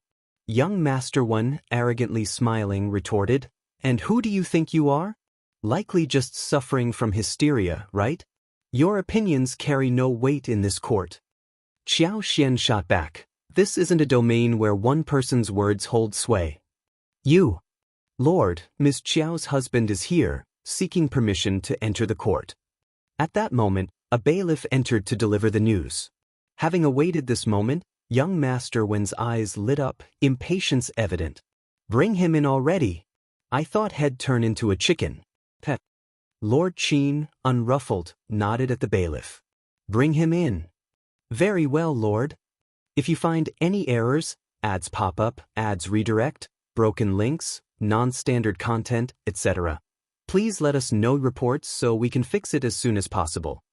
Chapter 1570. Shao Yunduan arrives. Shao Yunduan entered the court composedly, clad in a serene green robe that accentuated his resemblance to a finely crafted bamboo. His narrow shoulders and waist, coupled with an undeniable presence, drew attention. Li Xia trailed behind him. Husband. Xiao Xian's eyes lit up, and she approached with a smile. Shao Yunduan responded, gently shaking her hand and inquiring about her well-being. Xiao Xian smiled, shaking her head. I am fine. Lord Qin, in a state of shock, almost stood up involuntarily. This, Lord Shao. How could it be Lord Shao? Indeed, Miss Qiao. Lord Shao's wife was none other than Miss Qiao. In the capital, who was unaware of Lord Shao's notable achievements. She was the one who revived the dying peony left by the Empress for the Emperor. The strawberries and potatoes were all linked to her efforts. In the competition for a husband, the eldest daughter of the Tian family fell short against her, and the fourth princess consort sought to publicly reward her, only to be met with a firm rebuttal. No wonder. How could someone with such accomplishments display fear in the Heavenly Mansion government office? He should have realized, after all, how many women possessed such boldness. Lord Qin's emotions churned, and he couldn't help but cast a pitying glance at young Master Wen. This unfortunate soul. He might be smirking now, but tears might replace that smile later, wouldn't they? After all, these two individuals showed no fear even in the face of young Master Wen's master. Young Master Wen's eyes lit up upon seeing Shao Yunduan, followed by a subconscious pang of shame. Jealousy and hatred surged within him, intensifying his anger. This contemptible woman, how could she be wed to such an exceptional husband? Yet what did it matter if he was outstanding? Soon, he would be reduced to nothing, trampled beneath young Master Wen's feet. Young Master Wen sneered maliciously, poised to speak. Shao Yunduan greeted Lord Qin with a nod. Lord Qin, it's been a while. Indeed, it's been quite a while, Long time no see. Lord Shao, Lord Qin appeared a bit flustered. Casting a pointed glance at young Master Wen, he introduced himself with a smile.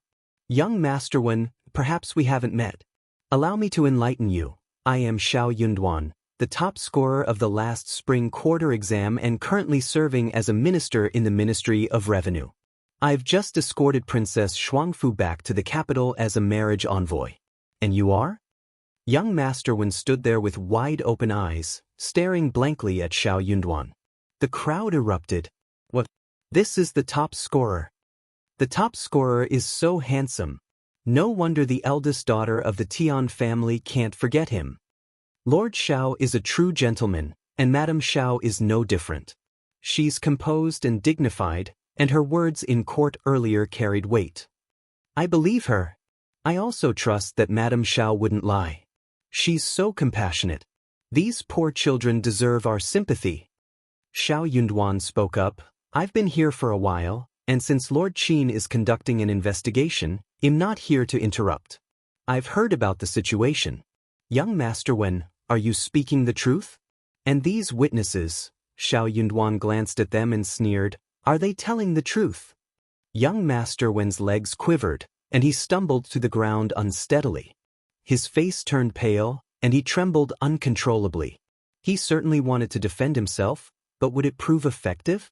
If you find any errors, ads pop up, ads redirect, broken links, non-standard content, etc., please let us know reports so we can fix it as soon as possible. Chapter 1571. No wonder he faced Shao Yunduan, a figure so favored by the crown prince that even his own master dared not offend him.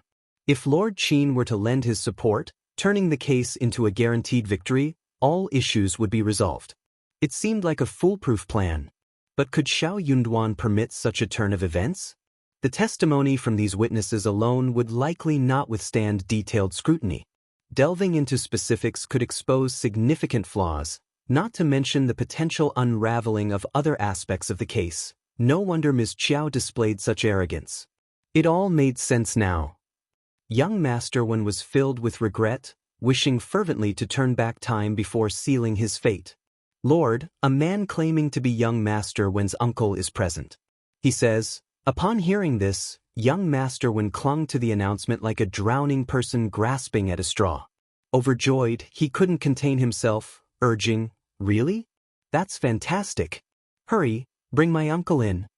Lord Qin's mouth twitched at the corners as he suppressed the rising disgust. He nodded at the reporting bailiff. Please, bring him in. Understood. A middle-aged man in his 40s, dressed in a dark green round robe adorned with intricate patterns, entered. Qiao Xian suddenly grasped the situation and turned to Shao Yunduan. In a hushed tone, Shao Yunduan explained, he is the general manager of the fourth prince's mansion. Qiao Xian nodded, smiling inwardly. No wonder young Master Wen dared to be so audacious and domineering. It became clear why no noble in the capital bore the surname Wen with the qualifications to wield such authority. He was the nephew of the head chief of the fourth prince's residence. No wonder. The prime minister's officer held the esteemed rank of a seventh-ranked official and served as the chief steward of the prince's residence, adding to his aura of reverence. Naturally, the nephew of the head chief garnered increased significance. What outsiders remained unaware of was that this young Master Wen, known as Wen Fuxin, had been specially brought over from his hometown by the head chief. Upon achieving success, he felt a pang of sorrow for being childless.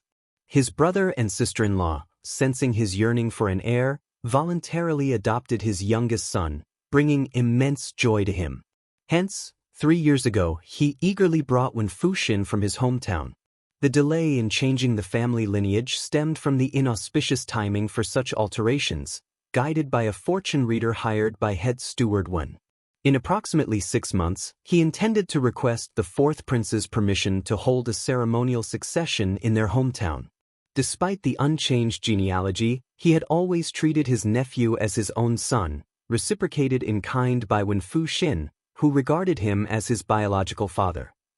Head steward Wen found solace and joy in this filial bond, showering his son with extreme affection.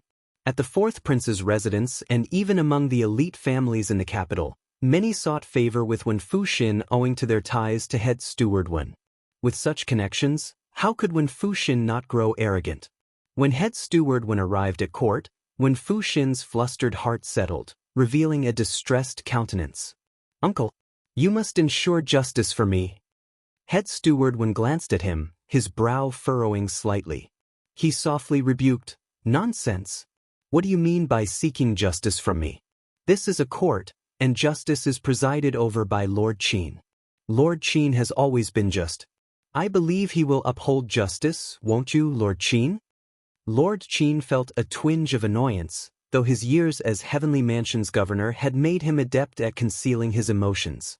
He maintained a neutral expression, nodding with a smile. "Indeed. Absolutely. If you find any errors, ads pop up, ads redirect, broken links, non-standard content, etc., please let us know reports so we can fix it as soon as possible."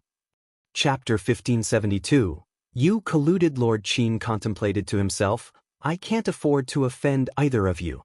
I don't want to offend either of you. Since things have come to this, I'll do whatever you do.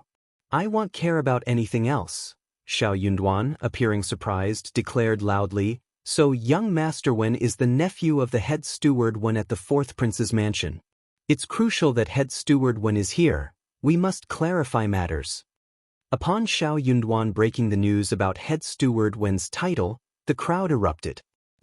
Young Master Wen has such a powerful background. No wonder he seemed so arrogant. The nephew of the head steward of the fourth prince's residence, head steward Wen offered a genial smile. We should clarify things. Lord Shao, scholars like you possess knowledge and the ability to present a strong case. Lord Shao, uphold justice and remain rational." Shao Yunduan sneered. No way. I also request that you refrain from bullying us, but I cannot afford to offend the fourth prince." Lord Shao certainly knows how to jest. Head steward Wen feigned a smile and turned to Lord Qin. "Lord Qin, this case is crystal clear. Please render a judgment."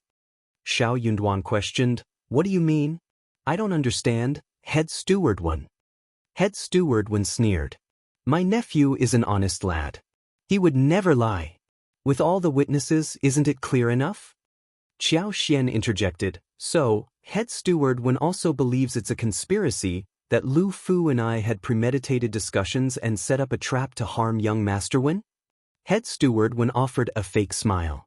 "Isn't that the case?" "Of course not," Qiao Xian retorted with a sneer. "I don't know Lu Fu and the others, and today I just happened to be on my way to the Cloudwater Town farm. Coincidentally, I encountered them on my return to the city. Unable to tolerate your nephew's bullying, I had to intervene. What conspiracy is this?" Shao Yunduan asserted, "My wife is not acquainted with these individuals, that much is certain." Head steward Wen maintained his insincere smile. "That's what your family claims. Just saying you don't know them doesn't make it true. Of course, you won't admit it." Lu Fu and the others erupted in anger, exclaiming, "Ridiculous! We have no connection to Madame Shao." Upon seeing his uncle supporting him, young Master Wen immediately straightened his posture. "You're just making excuses. This is all a fabrication. You are the ones who harmed me." Head steward Wen affirmed, "Exactly. We have witnesses. How can their testimony be disregarded?" Shao Yunduan responded sardonically, "Your witness is truly remarkable, even more adept than the lord overseeing the case. They somehow know that my wife and a few individuals conspired to harm your nephew." Both head steward Wen and young Master Wen insisted they would shamelessly persist to the end. Head steward Wen had made up his mind. No one would dare testify, fearing reprisals from the fourth prince's mansion. Even if Lord Qin conducted an investigation, no one would speak up. So what if they did? Head steward Wen could easily claim that Shao Yunduan had bribed them. As for the witnesses bribed by his nephew, he held no illusions about their testimony being useful. If Shao Yunduan and Ms. Qiao doubted these witnesses, it was perfect. That would provide a reason to detain them in court for further questioning. When he pleaded with the fourth prince upon returning, The fourth prince would relish seeing Shao Yunduan suffer. If you find any errors, ads pop up, ads redirect, broken links, non-standard content, etc., please let us know reports so we can fix it as soon as possible. Chapter 1573. What do you mean? This is as long as His Highness dispatched someone, it wouldn't be challenging for these witnesses to meet a sudden demise. Head steward Wen contemplated shifting blame onto Shao Yunduan, claiming he was the one responsible for their deaths. He eagerly awaited to witness how Lord Shao, who had always been fortunate, would handle such a predicament. Qiao Xian and Shao Yunduan shared a similar sentiment. Although Qiao Xian couldn't quite grasp Shao Yunduan's implications, their mutual understanding allowed her to align with her husband's thought process. Consequently, Qiao Xian vehemently denied any knowledge of Lu Fu and the others, asserting the absurdity of the accusations against her. Lu Fu and the other children, frustrated and angered, turned red-faced, crying as they helplessly refuted the claims. Regardless of their protests, when Fu Xin persisted in insisting that they were acquainted with Qiao Xian and conspired against him. She even insinuated Qiao Xian's jealousy, suggesting she resented the fourth princess consort for receiving assistance. However, lacking the significance and courage to retaliate directly, she orchestrated a scheme to harm herself, thereby implicating the fourth prince's mansion. Lu Fu and the others were on the verge of collapsing from sheer anger. Qiao Xian, astounded by the audacity, almost applauded. This was the epitome of a wild imagination. Young Master Wen truly exhibited a talent in this department. Head Steward Wen stood with pride. Though outwardly calm, he exuded internal satisfaction. How formidable could Shao Yunduan be? His lord had fallen victim to the trap he set. Not to mention the potatoes he supplied to the crown prince. Unforeseen was the close scrutiny from both the Ministry of Revenue and the palace. It resulted in a bountiful harvest, bringing immense joy to the Ministry of Revenue and the Emperor. Despite the significant reward bestowed upon the crown prince, His Highness remained in a state of deep depression. If he emerged victorious over Shao Yunduan this time, His Highness would surely hold him in high esteem. Unexpectedly, just as the confrontation reached a stalemate, Lu Fu's parents arrived. 3 men, their faces weathered and expressions stern, approached the court. The youngest sported a beard and a ponytail, appearing to be around 35 or 36 years old, while the other 2 were in their 40s. One had a blind eye, and the other walked with a limp in his right leg. Lu Fu and the others brightened up, exclaiming, "Uncle Jing, Uncle Wu, Uncle Lu." Head Steward Wen and his nephew observed with disdain. It dawned on them that the families of these unfortunate boys were impoverished and dealing with physical disabilities. The audacity of such individuals to present themselves at this time amused Head Steward Wen and his nephew, who didn't bother concealing their scorn. As soon as the 3 men entered, Lu Fu and the others rushed towards them. The 3 men showered the children with affection, gently stroking and comforting them, all the while emanating an air of anger. Their expressions remained frigid. The 35-year-old man took deliberate steps forward, straightening his back. His gaze swept across Lord Qin before settling on Head Steward Wen. His eyes, dark and unfathomable, exuded a chilling coldness. Under this penetrating stare, Head Steward Wen involuntarily shivered, sensing a bone-chilling chill creeping up from the soles of his feet, when Fu Xin, unable to match his uncle's composure, visibly trembled. His expression changed, and he stood rigidly on the sidelines, instinctively lightening his breath. Shao Fu and the others are unfamiliar with Lord Shao and Madame Shao. It's absurd to suggest they conspired to frame your nephew. If you find any errors, ads pop up, ads redirect, broken links, non-standard content, etc., please let us know reports so we can fix it as soon as possible.